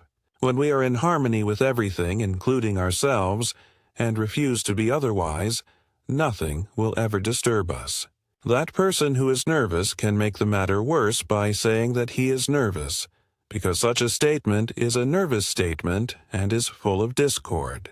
When we begin to feel nervous, we can remedy the matter absolutely by resolving to remain calm, and by employing only quiet, wholesome, and constructive speech. Your words will cause you to move in the direction indicated by the nature of those words. And it is just as easy to use words that bring calmness and poise as those that bring inharmony and confusion. Modern science has demonstrated conclusively that there is nothing about a person that gets old. Therefore, to say that you are getting old is to persist in speaking the untruth, and it is but natural that you should reap as you sow. We must remember that a false appearance comes from the practice of judging from appearances. To state that your strength is failing is likewise to speak the untruth. There is but one strength in the universe, the strength of the Supreme, and that strength can never fail. You may have as much of that strength as you desire. All that is necessary for you to do is to live in perfect touch with the Supreme, and never think, do, or say anything that will interfere with that sublime oneness. The strength of the Supreme is just as able to fill your system with life and power now as it was at any time in the past. Therefore, there is no real reason whatever why your power should diminish. Be true to the truth, and your power will perpetually increase. The belief that there are no opportunities for you is caused by the fact that you have hidden yourself in a cave of inferiority. Go out into the life of worth, ability, and competence, and you will find more opportunities than you can use. The world is ever in search of competent minds, and modern knowledge has made it possible for man to develop his ability. No one, therefore, has any legitimate reason for speaking of hard luck or hard times unless he prefers to live in want.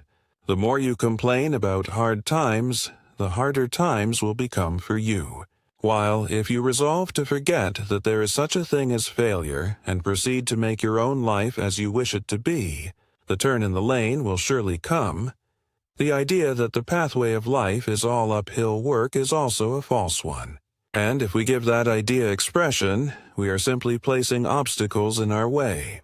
Nothing is uphill work when we approach it properly, and there is nothing that helps more to place us in true relationship with things than true expression. If the night has been unpleasant, never mention the fact for a moment. To talk about it will only produce more unpleasantness in your system. There is nothing wrong about the night. The unpleasantness was most likely produced by your own perverse appetite, or by some reckless, inexcusable act. Forgive yourself and declare that you will never abuse nature anymore. Such powerful words, if repeated often, will turn the tendency of your habits, and your life will become natural and wholesome. No day would be hard if we met all things with the conviction that we are equal to every occasion. Live properly, think properly, work properly, and talk properly. and trouble and ill luck will not trouble you seriously anymore. That person who declares that there is always something wrong is always doing something to make things wrong. When we have wrong on the brain, we will make many mistakes, so there will always be something wrong brewing for us. When wrong things come, set them right, and look upon the experience as an opportunity for you to develop greater mastership. When you agree with yourself, all wholesome and properly prepared food will agree with you. But you cannot expect food to agree with you so long as you are disagreeable. And to declare that this or that always disagrees with you is to fill your system with disagreeable thoughts, disturbed actions, and conditions of discord. That nature can digest food under such circumstances no one can justly expect. There is nothing that injures digestion more than the habit of finding fault with the food. If you do not think that you can eat this or that, leave it alone. But leave it alone mentally as well as physically. It is not enough to drop a disagreeable thing from your hands. You must also drop it from your mind.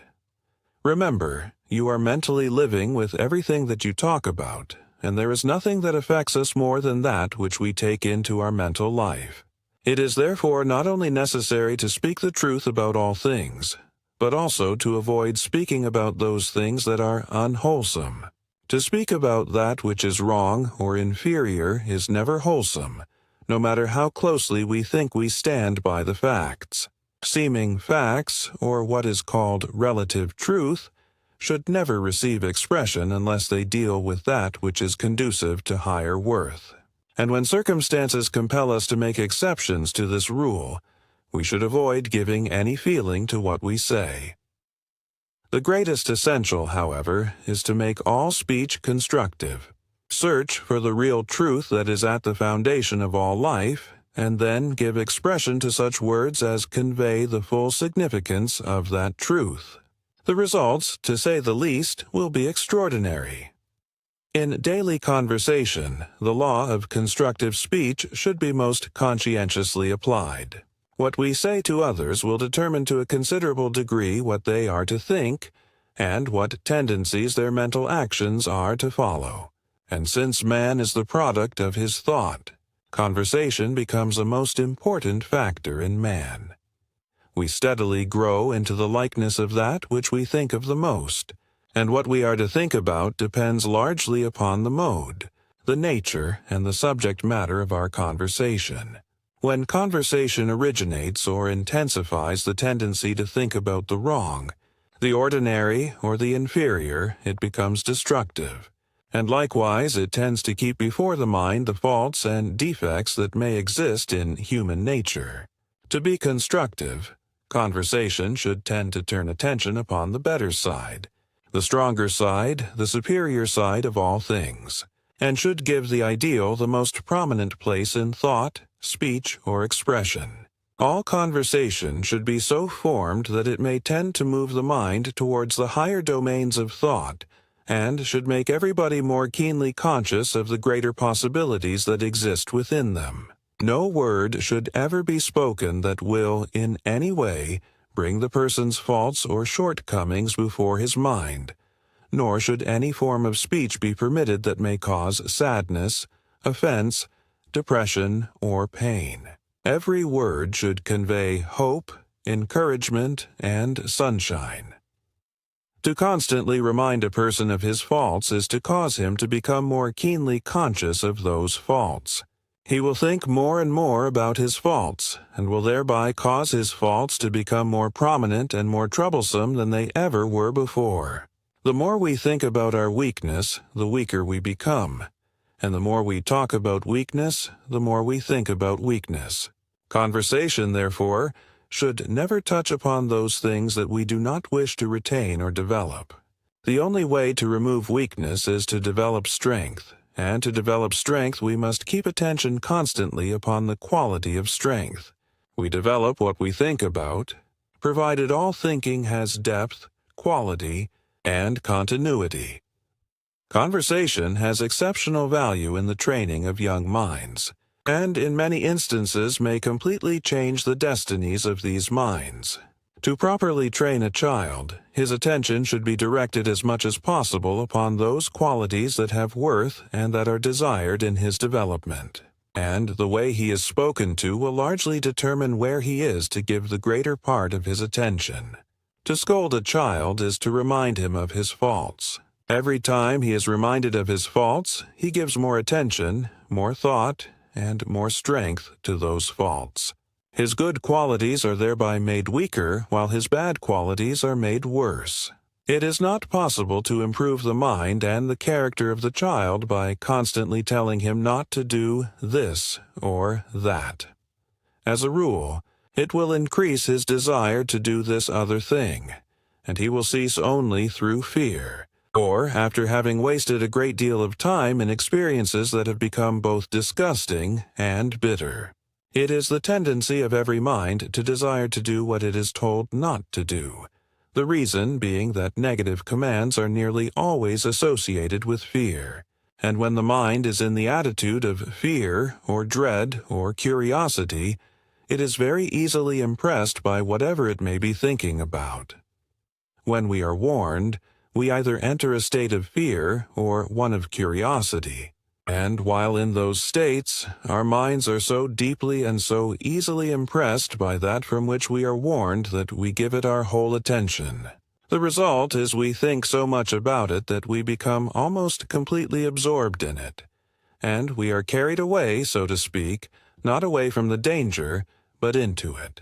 When anyone is going wrong, it is a mistake to warn him not to go further.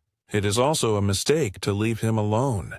The proper course is to call his attention to something better, and frame our conversation in such a way that he becomes wholly absorbed in the better. He will then forget his old mistakes, his old faults, and his old desires, and will give all his life and power to the building of that better which has engaged his new interest. The same law may be employed to prevent sickness and failure. When the mind becomes so completely absorbed in perfect health that all sickness is forgotten, all the powers of mind will proceed to create health, and every trace of sickness will soon disappear. When the mind becomes so completely absorbed in higher attainments and in greater achievements that all thought of failure is forgotten, all the forces of mind will begin to work for the promotion of those attainments and achievements. The person will be gaining ground every day, and greater success will positively follow.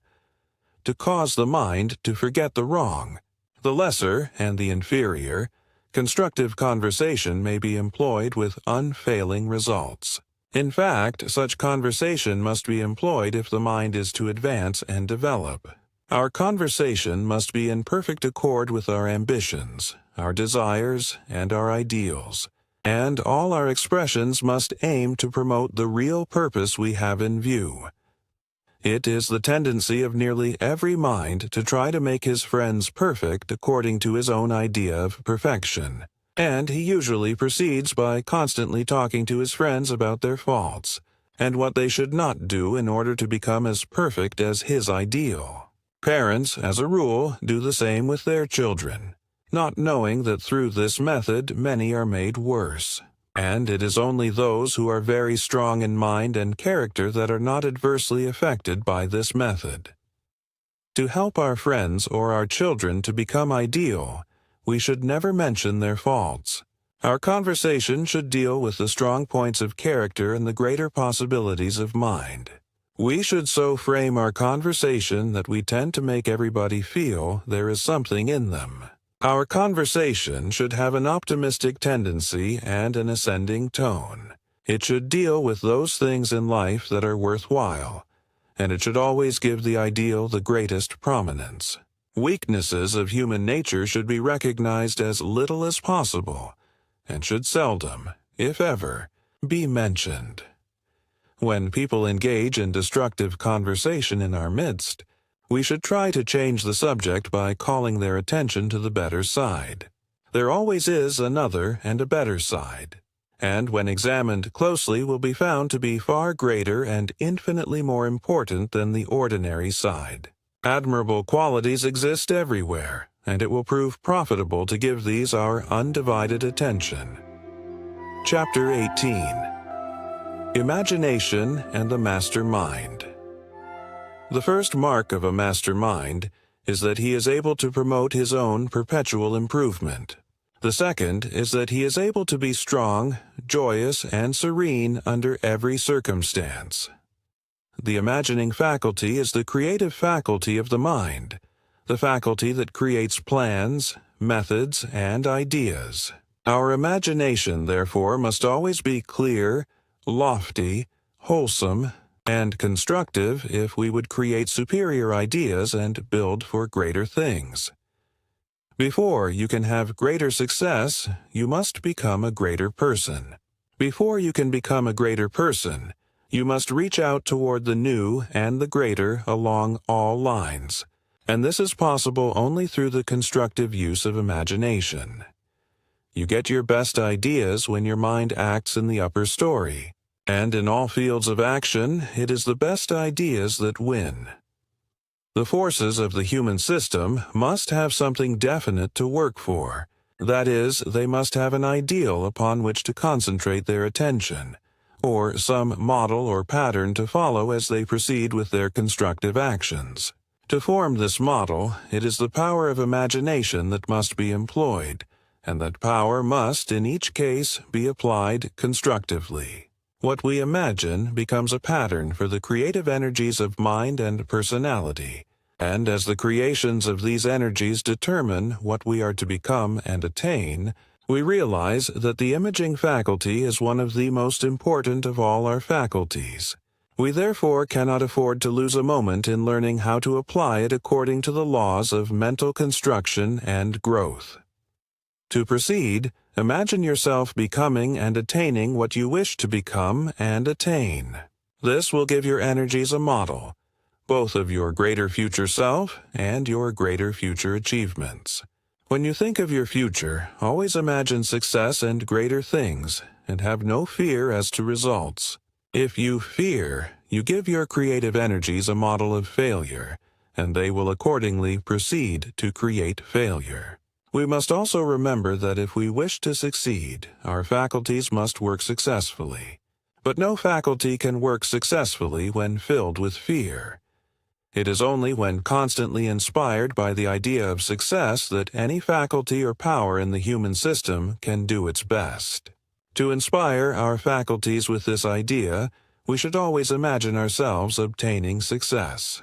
The picture of success should be placed upon all the walls of the mind, so that the powers within us will see success, and success only, as their goal. Hang up pictures in your mind that will inspire you to do your best. Hang up pictures in your mind that will cause you to think constantly of that which you desire to accomplish. And this you may do by imagining yourself being that greater, something that you want to be, and doing that greater, something that you want to do.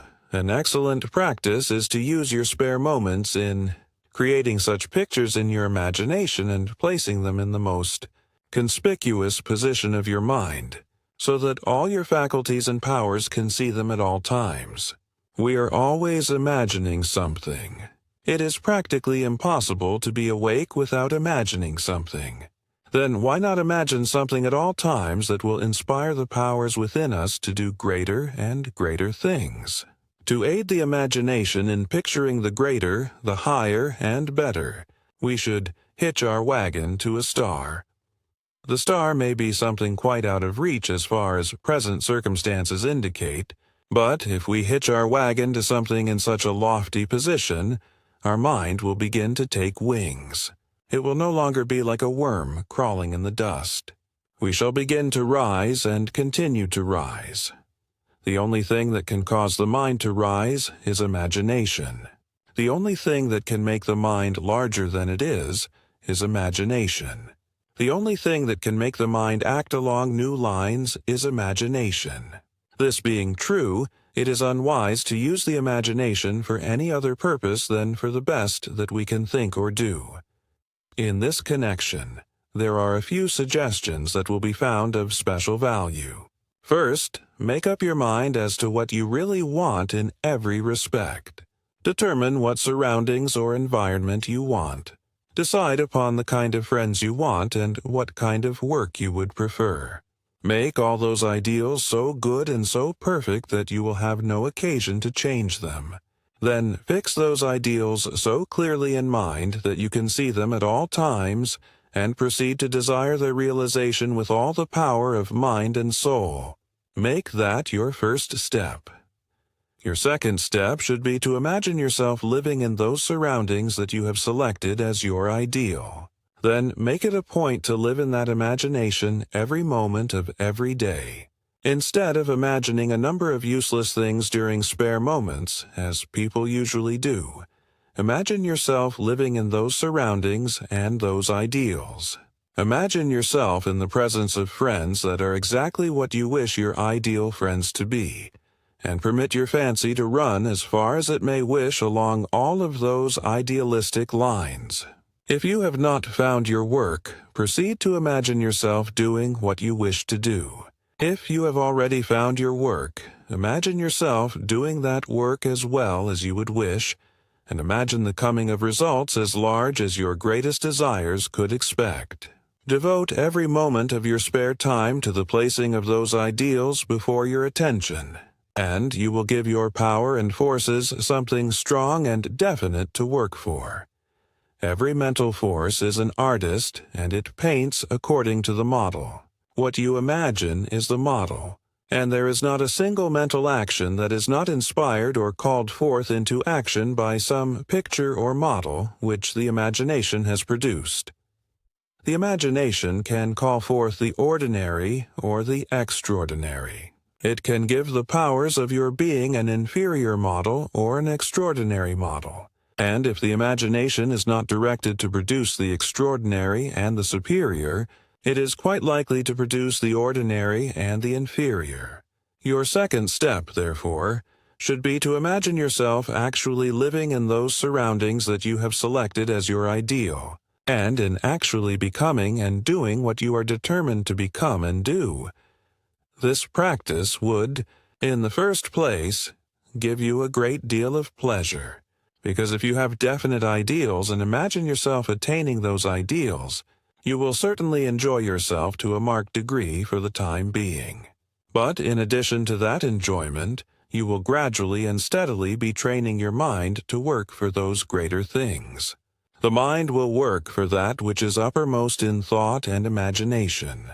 Therefore, we should invariably place our highest ideals uppermost, so that the whole of our attention may be concentrated upon those ideals, and all the powers of our mind and personality directed to work for those ideals. Your third step should be to proceed to apply the power of desire, the power of will, the power of scientific thought, and in brief, all your powers in trying to realize those beautiful ideals that you continue to imagine as your own. Do as the ancient Hebrews did. First, make your prediction. Then go to work and make it come true. What you imagine concerning your greater future is your prediction, and you can cause that prediction to come true if you apply all the power in your possession in working for its realization every day. The constructive use of imagination, therefore, will enable you to place a definite model or pattern before the forces of your system, so that those forces may have something better and greater to work for. In brief, instead of permitting most of your energies to go to waste and the remainder to follow any pattern or idea that may be suggested by your environment, or your own helter-skelter thinking, you will cause all your energy to work for the greatest and the best that you may desire. This is the first use of imagination, and it easily places this remarkable faculty among the greatest in the human mind. Another use of the imagination is found in its power to give the mind something definite to think about at all times, so that the mind may be trained to always think of that which you really want to think. That is, through this use of the imagination, you can select your own thought and think your own thought at all times. And he who can do this is gradually becoming a master mind. The master mind is the mind that thinks what it wants to think, regardless of what circumstances, environment, or associations may suggest. The mind that masters itself creates its own ideas, thoughts, and desires through the original use of imagination, or its own imaging faculty. The mind that does not master itself forms its thoughts and desires after the likeness of the impressions received through the senses, and is therefore controlled by those conditions from which such impressions come, because as we think, so we act and live. The average mind usually desires what the world desires without any definite thought as to his own highest welfare or greatest need. The reason being that a strong tendency to do likewise is always produced in the mind when the desires are formed in the likeness of such impressions as are suggested by external conditions. It is therefore evident that the person who permits himself to be affected by suggestions will invariably form artificial desires, and to follow such desires is to be misled. The master mind desires only that which is conducive to real life, and in the selection of its desires is never influenced in the least by the desires of the world. Desire is one of the greatest powers in human life. It is therefore highly important that every desire be normal and created for the welfare of the individual himself. But no desire can be wholly normal that is formed through the influence of suggestion. Such desires are always abnormal to some degree, and easily cause the individual to be misplaced. A great many people are misplaced. They do not occupy those places wherein they may be their best and accomplish the most. They are working at a disadvantage, and are living a life that is far inferior to what they are intended to live. The cause is frequently found in abnormal or artificial desires.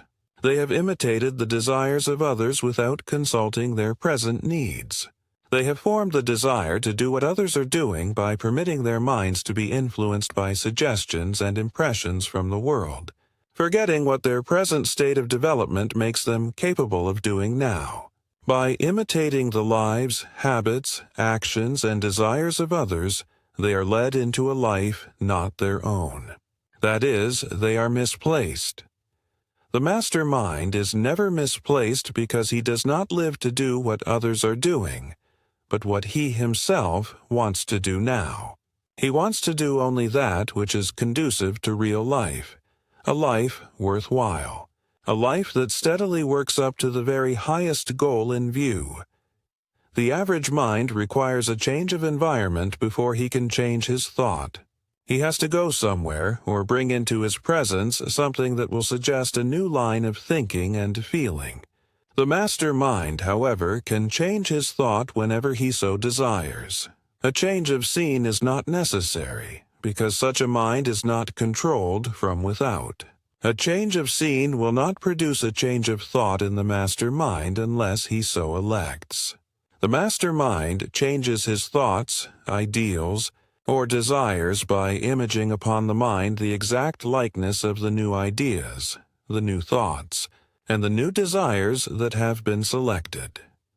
The secret of the master mind is found wholly in the intelligent use of imagination. A person is as he thinks, and his thoughts are patterned after the predominating mental images, whether those images are impressions suggested from without, or impressions formed by the ego acting from within. When a person permits his thoughts and desires to be formed in the likeness of impressions received from without, he will be more or less controlled by environment, and he will be in the hands of fate.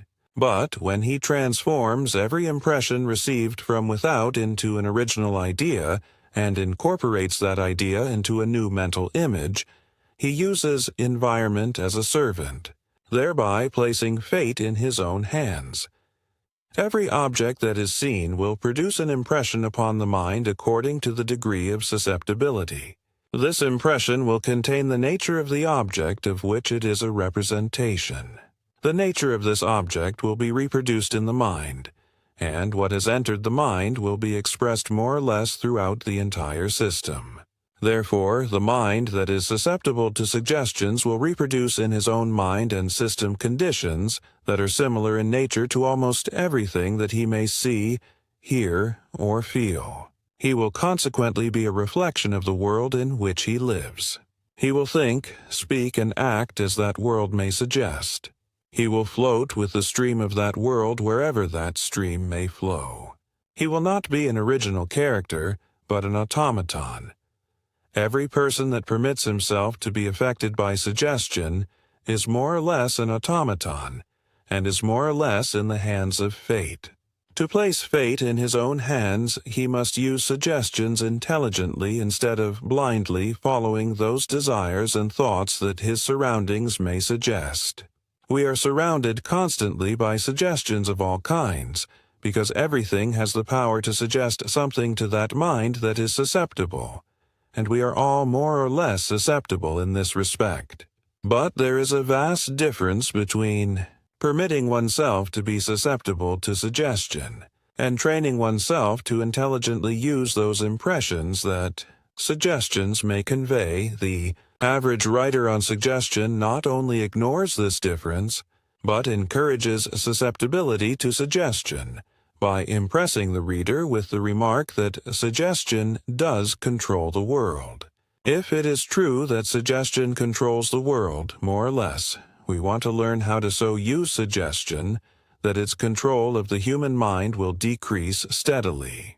And this we can accomplish, not by teaching people how to use suggestion for the influencing of other minds, but in using those impressions conveyed by suggestion in the reconstruction of their own minds. Suggestion is a part of life, because everything has the power to suggest, and all minds are open to impressions. Nothing, therefore, can be said against suggestion by itself. Suggestion is a factor in our midst. It is a necessary factor. The problem is to train ourselves to make intelligent use of the impressions received, instead of blindly following the desires produced by those impressions as the majority do. To proceed in the solution of this problem, never permit objects discerned by the senses to reproduce themselves in your mind against your will. Form your own ideas about what you see, hear, or feel, and try to make those ideas superior to what was suggested by the objects discerned. When you see evil, do not form ideas that are in the likeness of that evil. Do not think of the evil as bad, but try to understand the forces that are back of that evil, forces that are good in themselves, though misdirected in their present state. By trying to understand the nature of the power that is back of evil or adversity, you will not form bad ideas, and therefore will feel no bad effects from experiences that may seem undesirable. At the same time, you will think your own thought about the experiences, thereby developing the power of the master mind. Surround yourself as far as possible with those things that suggest the superior, but do not permit such suggestions to determine your thought about the superior. Those superior impressions that are suggested by superior environment should be used in forming still more superior thoughts. If you wish to be a master mind, your thought must always be higher than the thought your environment may suggest, no matter how ideal that environment may be. Every impression that enters the mind through the senses should be worked out and should be made to serve the mind in its fullest capacity. In this way, the original impression will not reproduce itself in the mind, but will become instrumental in giving the mind a number of new and superior ideas. To work out an impression, try to see through its whole nature. Look at it from every conceivable point of view, and try to discern its actions, tendencies, possibilities, and probable defects.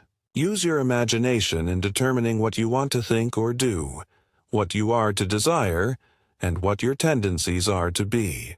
Know what you want, and then image those things upon the mind constantly. This will develop the power to think what you want to think, and he who can think what he wants to think is on the way to becoming what he wants to become. The principal reason why the average person does not realize his ideals is because he has not learned to think what he wants to think. He is too much affected by the suggestions that are about him. He imitates the world too much, following desires that are not his own. He is therefore misled and misplaced. Whenever you permit yourself to think what persons, things, conditions, or circumstances may suggest, you are not following what you yourself want to think. You are not following your own desires, but borrowed desires. You will therefore drift into strange thinking, and thinking that is entirely different from what you originally planned. To obey the call of every suggestion and permit your mind to be carried away by this, that, or the other will develop the tendency to drift until your mind will wander. Concentration will be almost absent, and you will become wholly incapable of actually thinking what you want to think. One line of constructive thinking will scarcely be begun when another line will be suggested, and you will leave the unfinished task to begin something else, which in turn will be left incomplete. Nothing, therefore, will be accomplished. To become a master mind, think what you want to think, no matter what your surroundings may suggest, and continue to think what you want to think until that particular line of thought or action has been completed. Desire what you want to desire, and impress that desire so deeply upon consciousness that it cannot possibly be disturbed by those foreign desires that environment may suggest. And continue to express that desire with all the life and power that is in you until you get what you want. When you know that you are in the right desire, do not permit anything to influence your mind to change. Take such suggestions and convert them into the desire you have already decided upon, thereby giving that desire additional life and power. Never close your mind to impressions from without.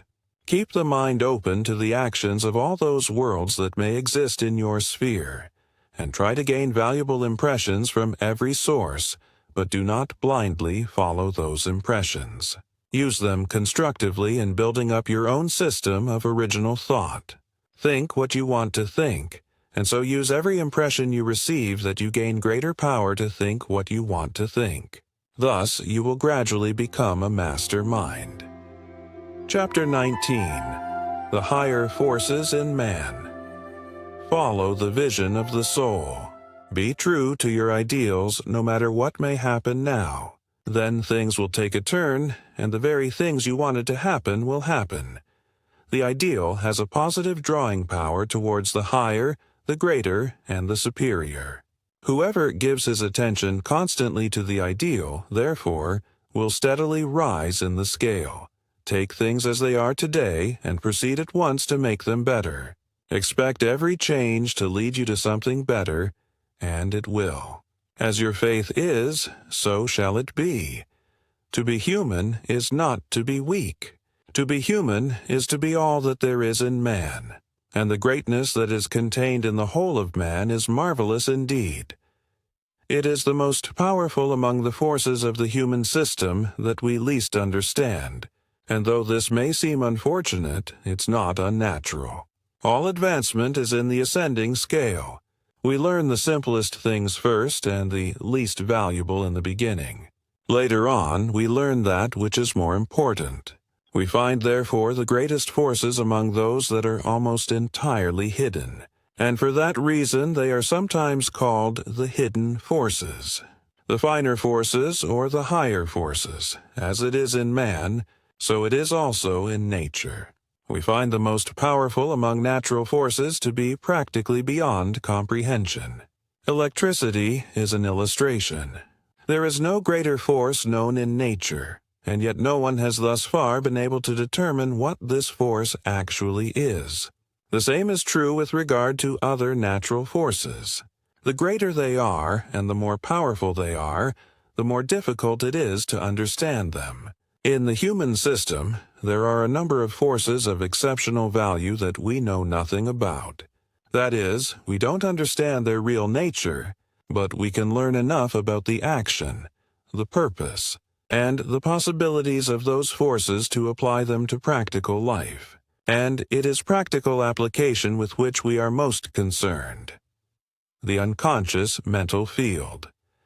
The field of the finer forces in mind may be termed the unconscious mental field, and the vastness of this field, as well as the possibilities of its functions, is realized when we learn that the greater part of our mental world is unconscious. Only a fraction of the mental world of man is on the surface or up in consciousness. The larger part is submerged in the depths of what might be called a mental sea of subconsciousness. All modern psychologists have come to this conclusion, and it is a fact that anyone can demonstrate in his own experience if he will take the time. In the conscious field of the human mind, we find those actions of which we are aware during what may be called our wide-awake state, and they are seemingly insignificant in comparison with the actions of the vast unconscious world. Though our conscious actions are found to be highly important when we learn that it is the conscious actions that originate unconscious actions. And here let us remember that it is our unconscious actions that determine our own natures, our own capabilities, as well as our own destiny. In our awakened state, we continue to think and act in a small mental field. But all of those actions are constantly having their effect upon this vast unconscious field that is found beneath the mental surface. To realize the existence of this unconscious mental world, and to realize our power to determine the actions of that world, is to awaken within us a feeling that we are many times as great and as capable as we thought we were. And the more we think of this important fact, the larger becomes our conscious view of life and its possibilities. To illustrate the importance of the unconscious field and your finer forces, we will take the force of love. No one understands the nature of this force, nor has anyone been able to discover its real origin or its actual possibilities. Nevertheless, it is a force that is tremendously important in human life. Its actions are practically hidden, and we don't know what constitutes the inner nature of those actions, but we do know how to control those actions in a measure for our own good. And we have discovered that when we do control and properly direct the actions of love, its value to everybody concerned is multiplied many times. It is the same with a number of other forces with which we are familiar. They act along higher or finer lines of human consciousness, and they are so far beyond ordinary comprehension that we cannot positively know what they are. But we do know enough about them to control them and direct them for our best and greatest good. Unconscious mental processes, in like manner, the unconscious mental field, though beyond scientific analysis, is sufficiently understood as to its modes of action, so that we can control and direct those actions as we may choose. When we analyze what comes forth from the unconscious field at any time, we find that it is invariably the result of something that we caused to be placed in that field during some past time. This leads up to the discovery of unconscious mental processes, and it is not difficult to prove the existence of such processes. Many a time ideas, desires, feelings, or aspirations come to the surface of thought that we are not aware of having created at any time. We come to the conclusion, therefore, that they were produced by some unconscious process. But when we examine those ideas or desires carefully, we find that they are simply effects corresponding exactly with certain causes that we previously placed in action in our conscious world. When we experiment along this line, we find that we can produce a conscious process at any time, and through deep feeling cause it to enter the unconscious mental world. In that deeper world, it goes to work and produces according to its nature, the results coming back to the surface of our conscious mentality days, weeks, or months later. The correspondence between conscious and unconscious mental processes may be illustrated by a simple movement in physical action.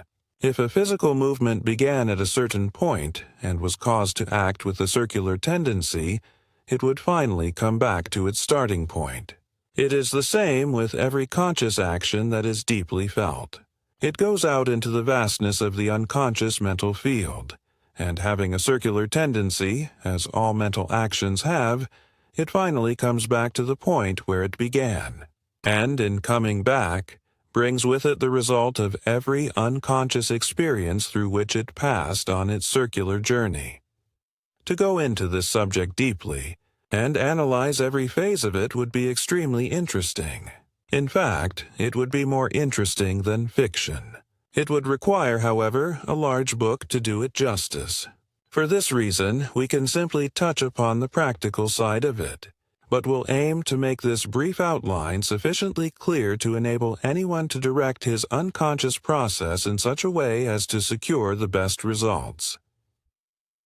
Every mental process, or every mental action that takes place in our wide-awake consciousness will, if it has depth of feeling or intensity, enter the unconscious field, and after it has developed itself according to the line of its original nature, will return to the conscious side of the mind.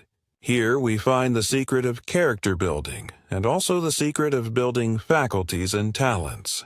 Everything that is done in the conscious field to improve the mind, character, conduct, or thought will, if it has sincerity and depth of feeling, enter the unconscious field, and later will come back with fully developed qualities, which, when in expression, constitute character. Many a person, however, after trying for some time to improve himself and seeing no results, becomes discouraged. He forgets that some time always intervenes between the period of sowing and the period of reaping. What he does in the conscious field to improve himself constitutes the sowing. When those actions enter the conscious field to be developed, and when they come back, it may be weeks or months later, the reaping time has arrived. Many a time, after an individual has given up self-improvement, he discovers, after a considerable period, that good qualities are beginning to come to the surface in his nature, thereby proving conclusively that what he did months ago along that line was not in vain. The results of past efforts are beginning to appear. We have all had similar experiences, and if we would carefully analyze such experiences, we would find that not a single conscious process that is sufficiently deep or intense to become an unconscious process will fail to come back finally with its natural results. Many a time ideas come into our minds that we wanted weeks ago and could not get them at that time. But we did place in action certain deep, strong desires for those ideas at that particular time. And though our minds were not prepared to develop those ideas at once, they finally were developed and came to the surface. The fact that this process never fails indicates the value of giving the mind something to work out for future need. If we have something that we want to do months ahead, we should give the mind definite instruction now and make those instructions so deep that they will become unconscious processes. Those unconscious processes will, according to directions, work out the ideas and plans that we want for that future work, and in the course of time, will bring results to the surface. To go into detail along the line of this part of our study would also be more interesting than fiction, but again, a large book would be required to do it justice. However, if we make it a practice to place in action our best thoughts, our best ideas, and our best desires now, and every moment of the eternal now, we will be giving the unconscious mental field something good to work for at all times. And as soon as each product is finished, or ready to be delivered from the unconscious world, it will come to the surface, and will enter the conscious mind ready for use. Some of the best books that have been written have been worked out during months of unconscious mental processes. The same is true with regard to inventions, dramas, musical compositions, business plans, and in fact anything and everything of importance that could be mentioned. Every idea, every thought, every feeling, every desire, every mental action may, under certain circumstances, produce an unconscious process corresponding with itself, and this process will in every instance bring back to consciousness the result of its work. When we realize this and realize the vast possibilities of the unconscious field, we will see the advantage of placing in action as many good unconscious processes as possible.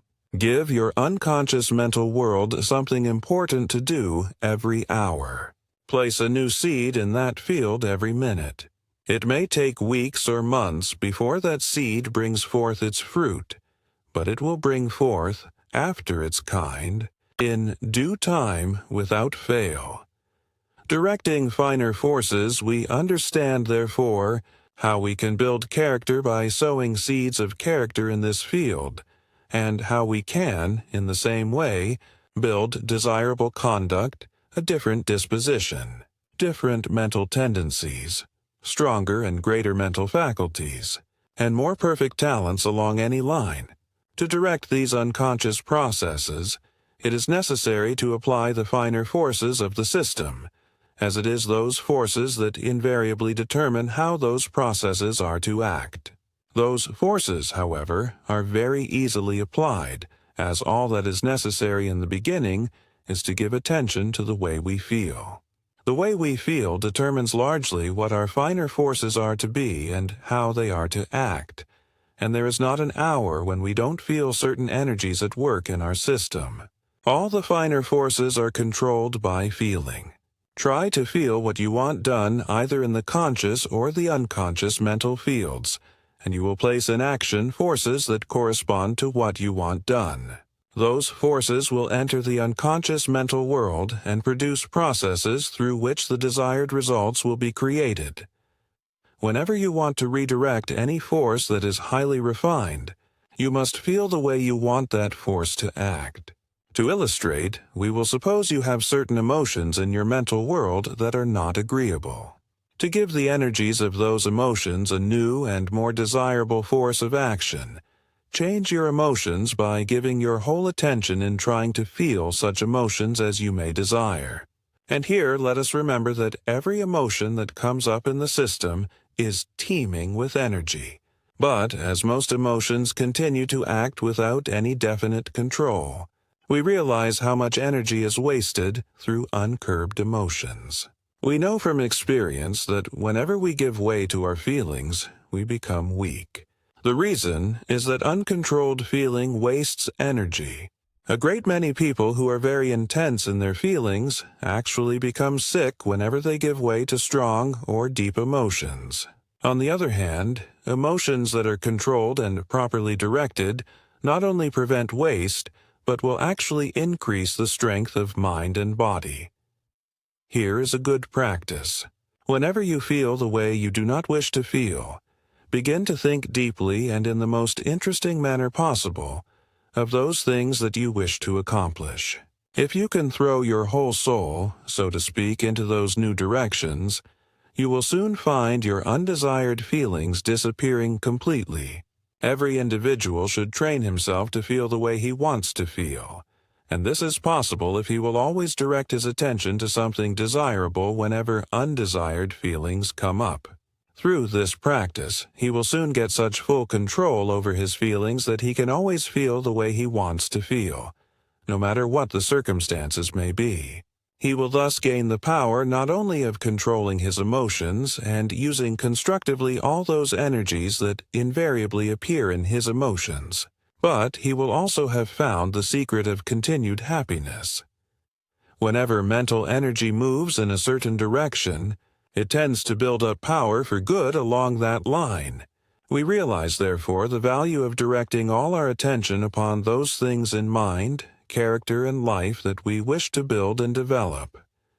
In building character, we find the results to be accumulative. That is, we make an effort to improve our life or conduct, and thereby produce an unconscious process, which will later on give us more strength of character to be and live the way we wish to be and live. This in turn will enable us to produce more and stronger unconscious processes along the line of character building, which will finally return with a greater number of good qualities. The result of this action will be to give us more power to build for a still greater character, and so this process may be continued indefinitely. The same is true with regard to building the mind. The more you build the mind, the greater becomes your mental power to build a still greater mind. But in each case, it is the unconscious process that must be produced in order that the greater character or greater mind may be developed from within.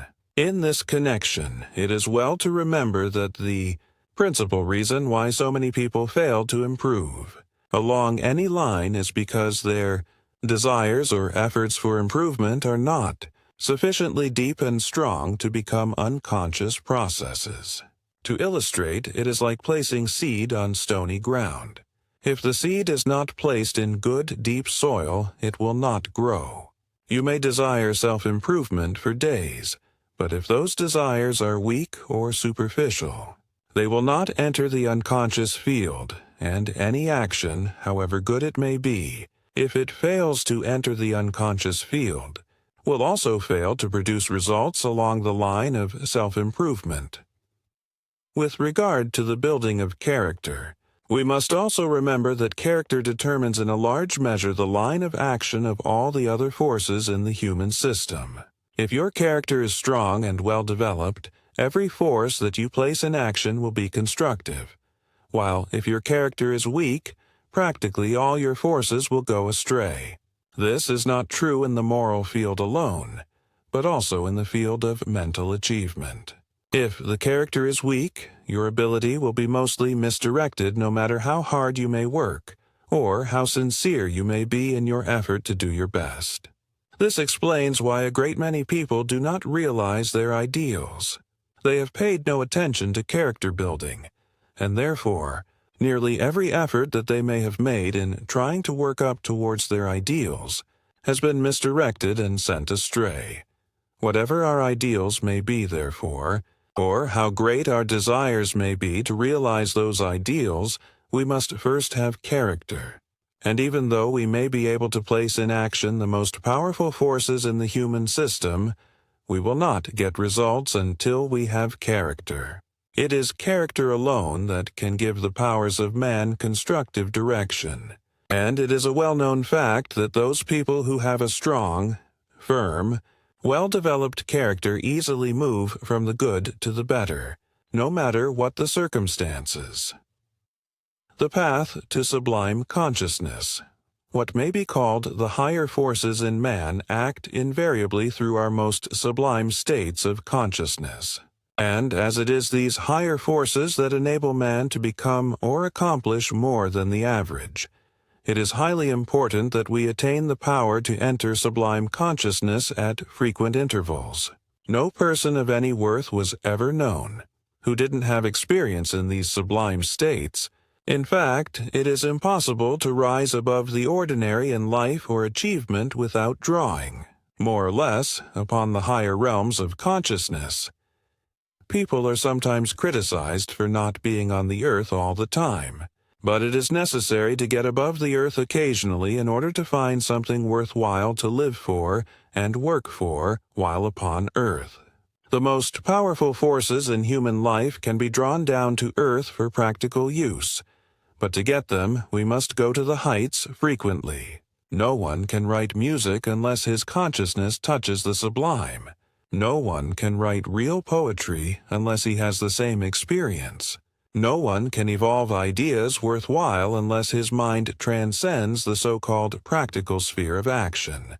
And no individual can rise in the world of attainment and achievement unless his mind dwells almost constantly on the verge of the sublime. Examine the minds of people of real worth, people who have something in them, people who are beyond the average, people who are rising in the scale, people whom we truly admire, people that we look up to, people who occupy high positions, positions that they have actually won through merit, and we find in every instance that their minds touch frequently the sublime state of consciousness.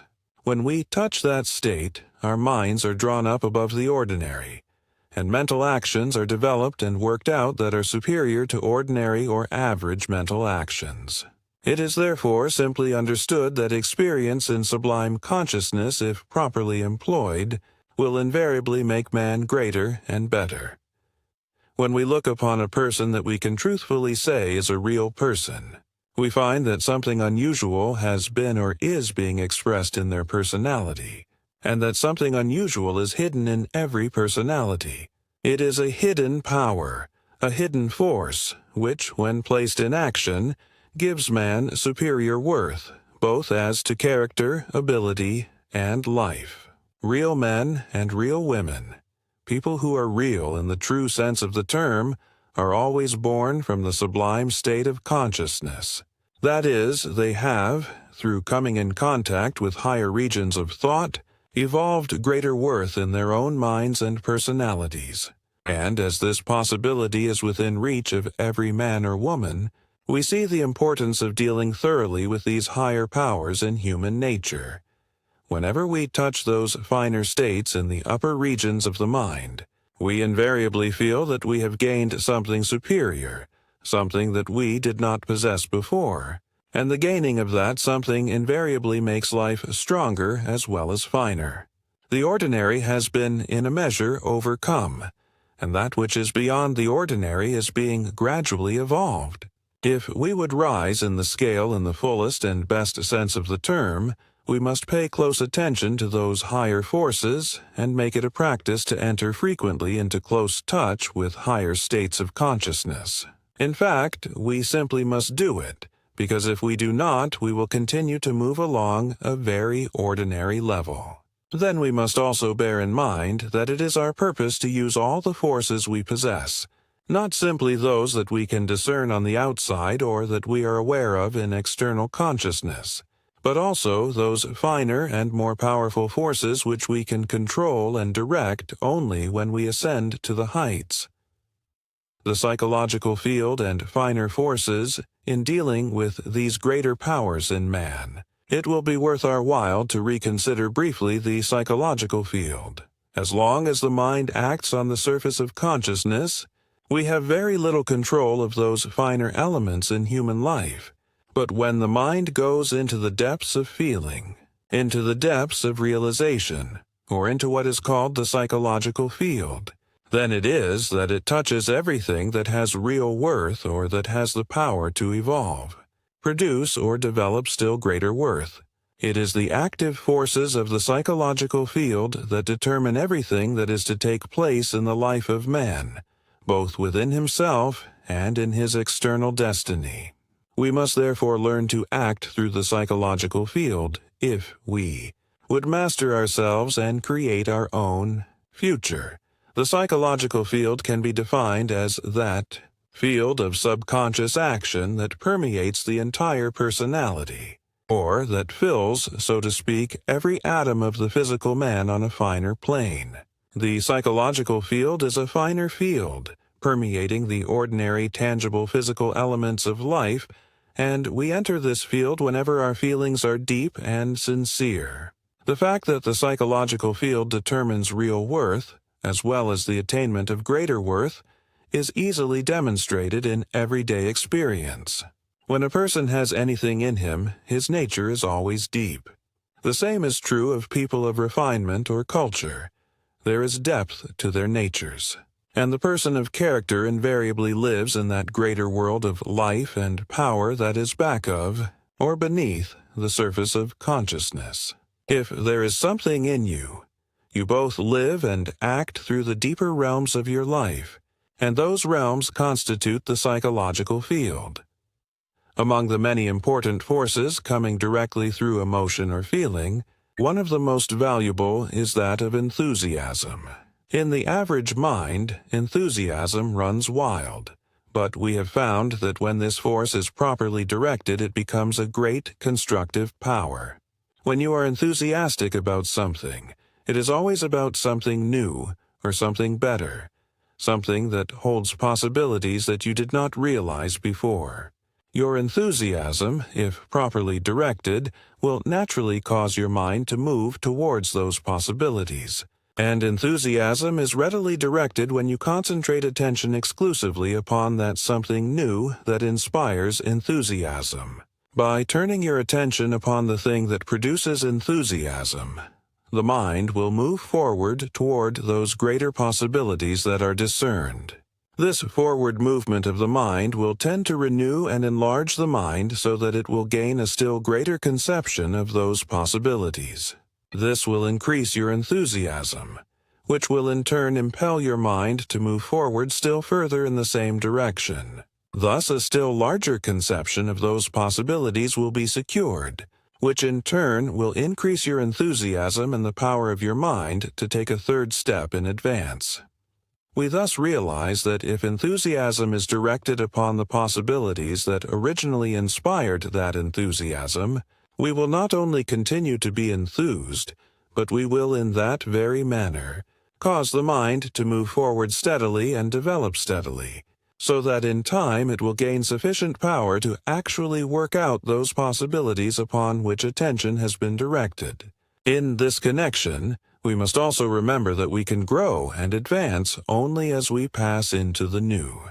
It is new life, new thought, new states of consciousness that are demanded if we are to take any steps at all in advance. And as enthusiasm tends directly to inspire the mind to move towards the new, we see how important it is to continue, not only to live in the spirit of enthusiasm, but to direct that spirit upon the goal in view. It is invariably the enthusiastic mind that moves forward, that does things, and that secures results. Two other forces of great value belonging to this group are appreciation and gratitude. Whenever you appreciate a certain thing, you become conscious of its real quality, and whenever you become conscious of the quality of anything, you begin to develop that quality in yourself. When we appreciate the worth of a person, we tend to impress the idea of that worth in our own minds, and thereby cause the same effect to be produced in a measure in ourselves. The same is true if we appreciate our own worth in a sensible and constructive manner. If we appreciate what we already are and are ambitious to become still more, we focus our minds upon the greater, and employ what we already possess as stepping stones towards the greater attainment. But when we do not appreciate ourselves, there are no stepping stones that we can use in attaining greater things. We thus realize why people that do not appreciate themselves never accomplish much, and why they finally go downgrade in nearly every instance. When we appreciate the beautiful in anything, we awaken our minds to a higher and better understanding of the beautiful. Our minds thus become, in a measure, more beautiful. The same is true with regard to any quality. Whatever we appreciate, we tend to develop in ourselves. And here we find a remarkable aid to the power of concentration, because we always concentrate attention perfectly, naturally, and thoroughly upon those things that we fully appreciate. Thus, we understand why it is that we tend to develop in ourselves the things that we admire in others. Whenever you feel grateful for anything, you always feel nearer to the real quality of that particular thing. A person who is ungrateful, however, always feels that there is a wall between himself and the good things in life. Usually, there is such a wall, though he has produced it himself through his ingratitude. But the person who is grateful for everything places himself in that attitude where he may come in closer contact with the best things everywhere. And we know very well that the most grateful people always receive the best attention everywhere. We all may meet disappointment at some time and not get exactly what we wanted, but we shall find that the more grateful we are, the less numerous will those disappointments become. It has been well said that no one feels inclined to give his best attention to the person who is always knocking, and it is literally true. On the other hand, if you are really grateful and mean it, it is very seldom that you do not receive the best attention from everybody wherever you may go. The most important side of this law, however, is found in the fact that the more grateful you are for everything good that comes into your life, the more closely you place your mind in contact with that power in life that can produce greater good. Aspiration, ambition, and ideals.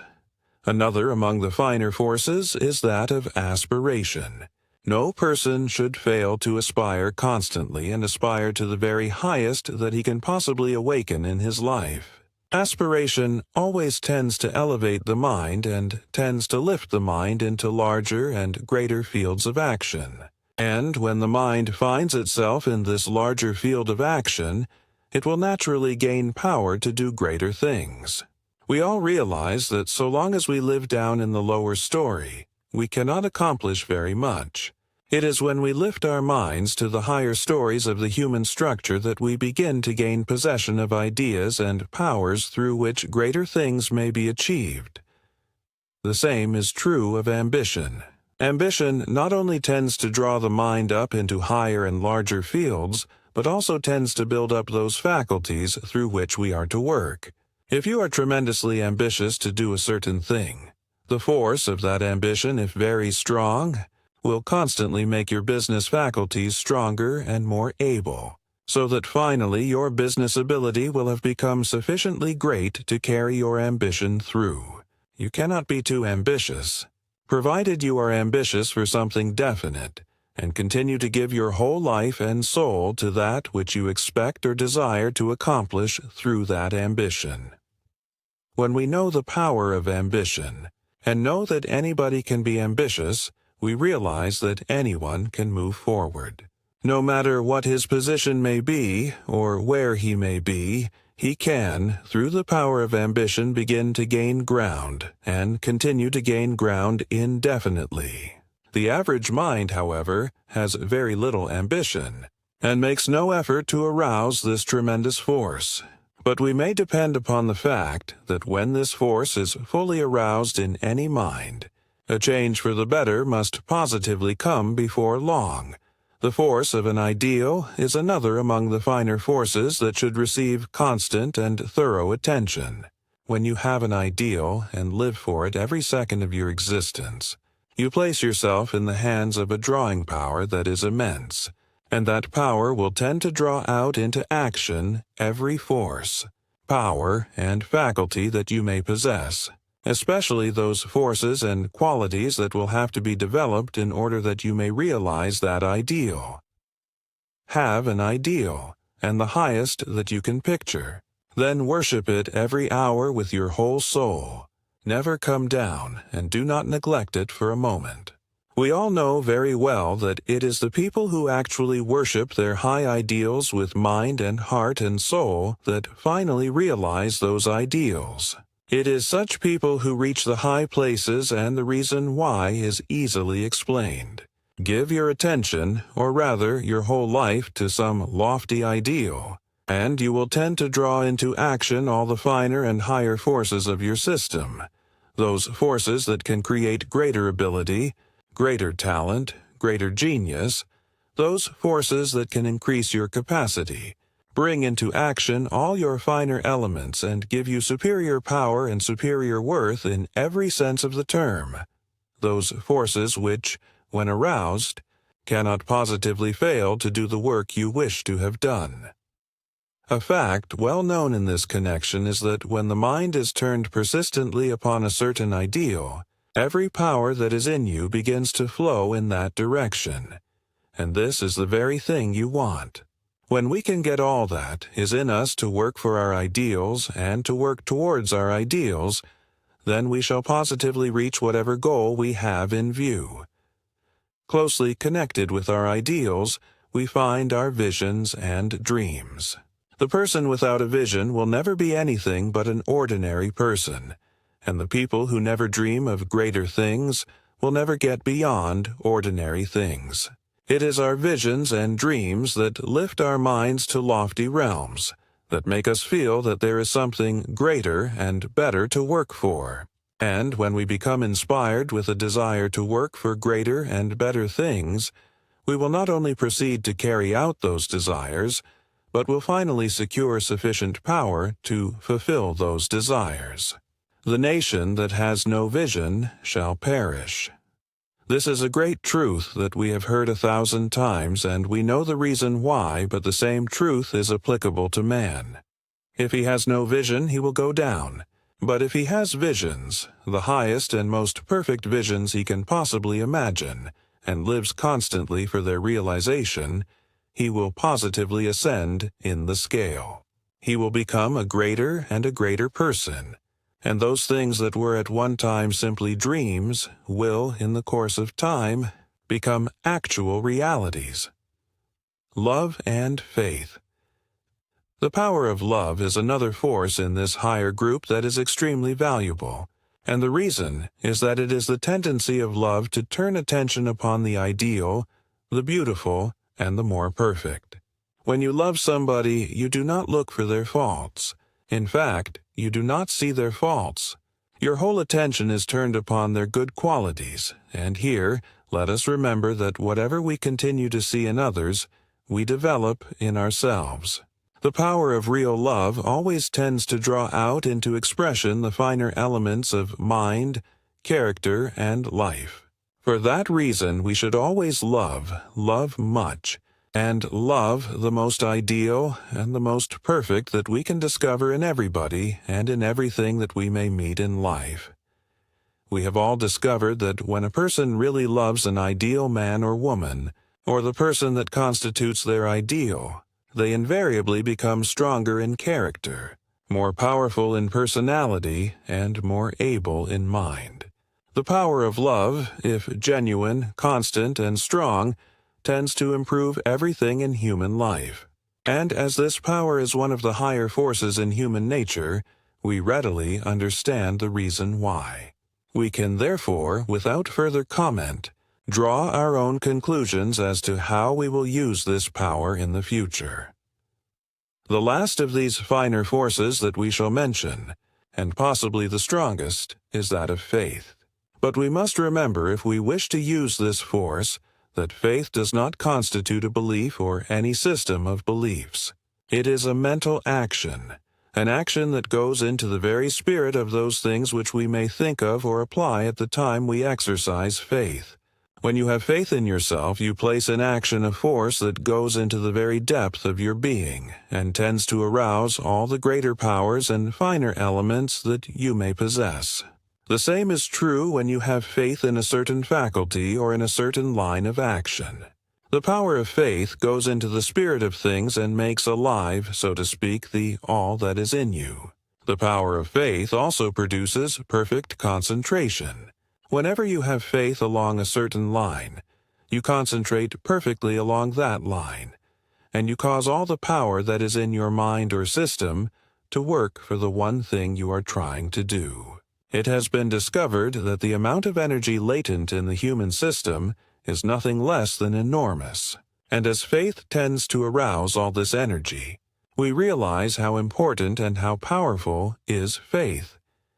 The effect of faith upon yourself, therefore, is beneficial in the highest and largest sense, but this is not its only effect.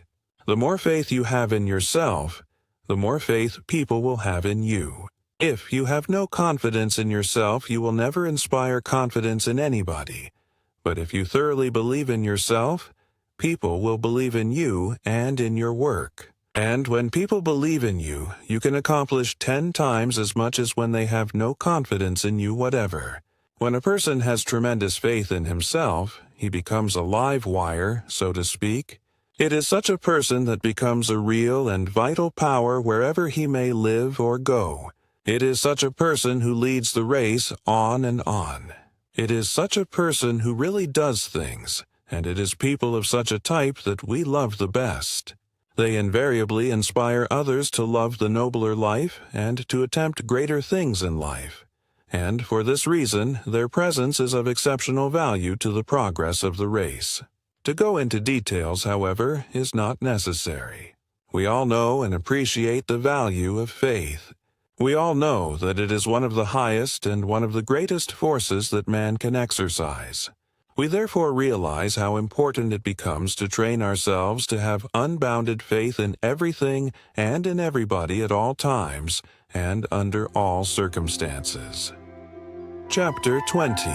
The Greatest Power in Man. With all thy faults I love thee still.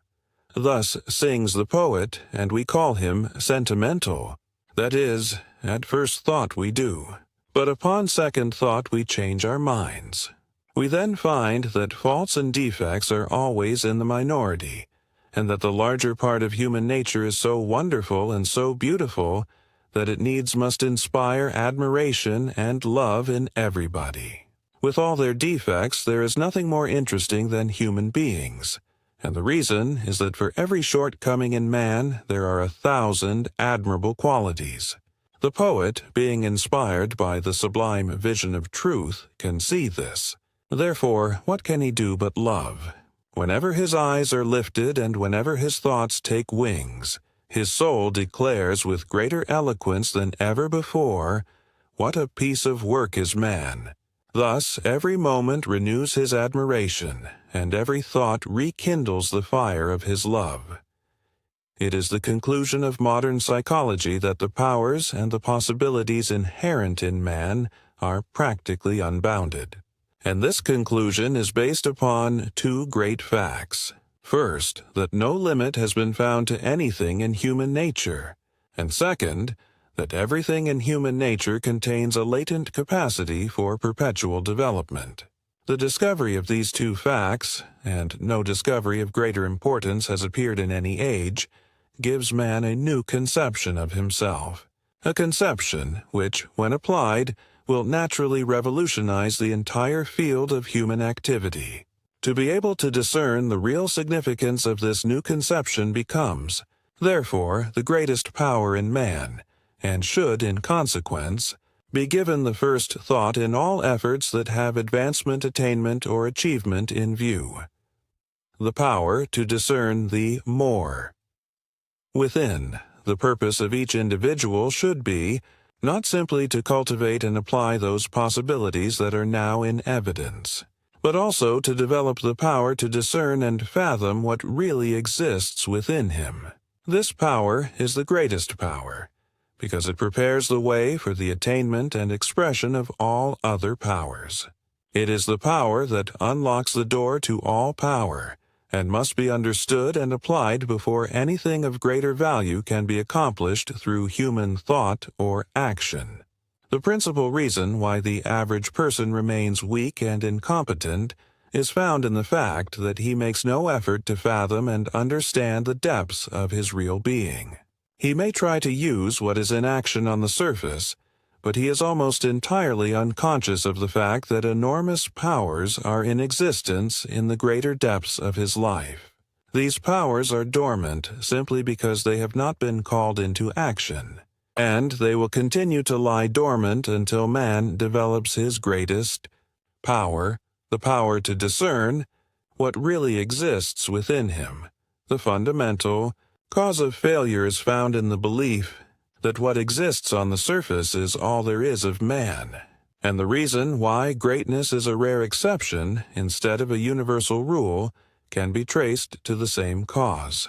When the mind discovers that its powers are inexhaustible and that its faculties and talents can be developed to any degree imaginable, the fear of failure will entirely disappear.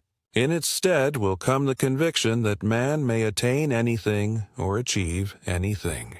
Whatever circumstances may be today, such a mind will know that all can be changed, that the limitations of the person can be made to pass away, and that the greater desires of the heart can be realized. That mind that can discern what exists in the depths of the real life of man does not simply change its views as to what man may attain and achieve, but actually begins to draw, in a measure, upon those inexhaustible powers within, and begins accordingly to develop and apply those greater possibilities that this deeper discernment has revealed. When man can see through and understand what exists beneath the surface of his life, the expression of his deeper life will begin, because whatever we become conscious of, that we tend to bring forth into tangible expressions. And since the deeper life contains innumerable possibilities as well as enormous power, it is evident that when this deeper life is clearly discerned and completely taken possession of in the consciousness, practically anything may be attained or achieved. The idea that there is more of man than what appears on the surface should be so constantly and so deeply impressed upon the mind that it becomes a positive conviction, and no thought should be placed in action unless it is based upon this conviction. To live, think, and act in the realization that there is more of me should be the constant aim of every individual, and this more will constantly develop, coming forth in greater and greater measure, giving added power and capacity in life to everything that is in action in the human system. Consciousness as the door. When the average individual fails, he either blames circumstances or comes to the conclusion that he was not equal to the occasion. He therefore easily gives up and tries to be content with the lesser. But if he knew that there was more in him than what he had applied in his undertaking, he would not give up. He would know by developing and applying this more, he positively would succeed where he had previously failed. It is therefore evident that when man gives attention to his greater power, the power to discern the more that is in him, he will never give up until he does succeed, and in consequence he invariably will succeed. That individual who knows his power does not judge according to appearances. He never permits himself to believe that this or that cannot be done. He knows that those things can be done because he has discovered what really exists within him.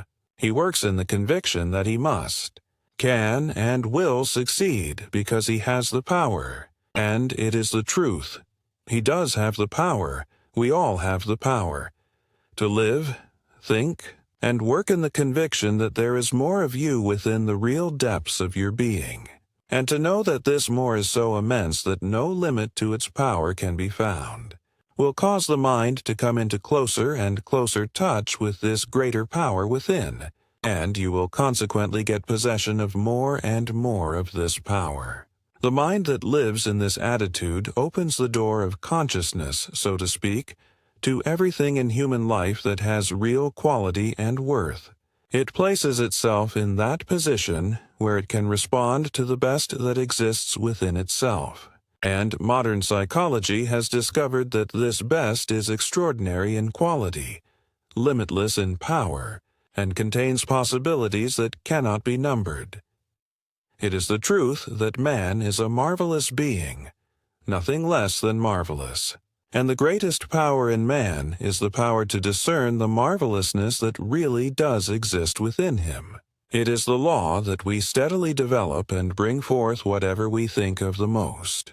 It is therefore profitable to think constantly of our deeper nature and to try to fathom the limitlessness and the inexhaustibleness of these great and marvelous depths.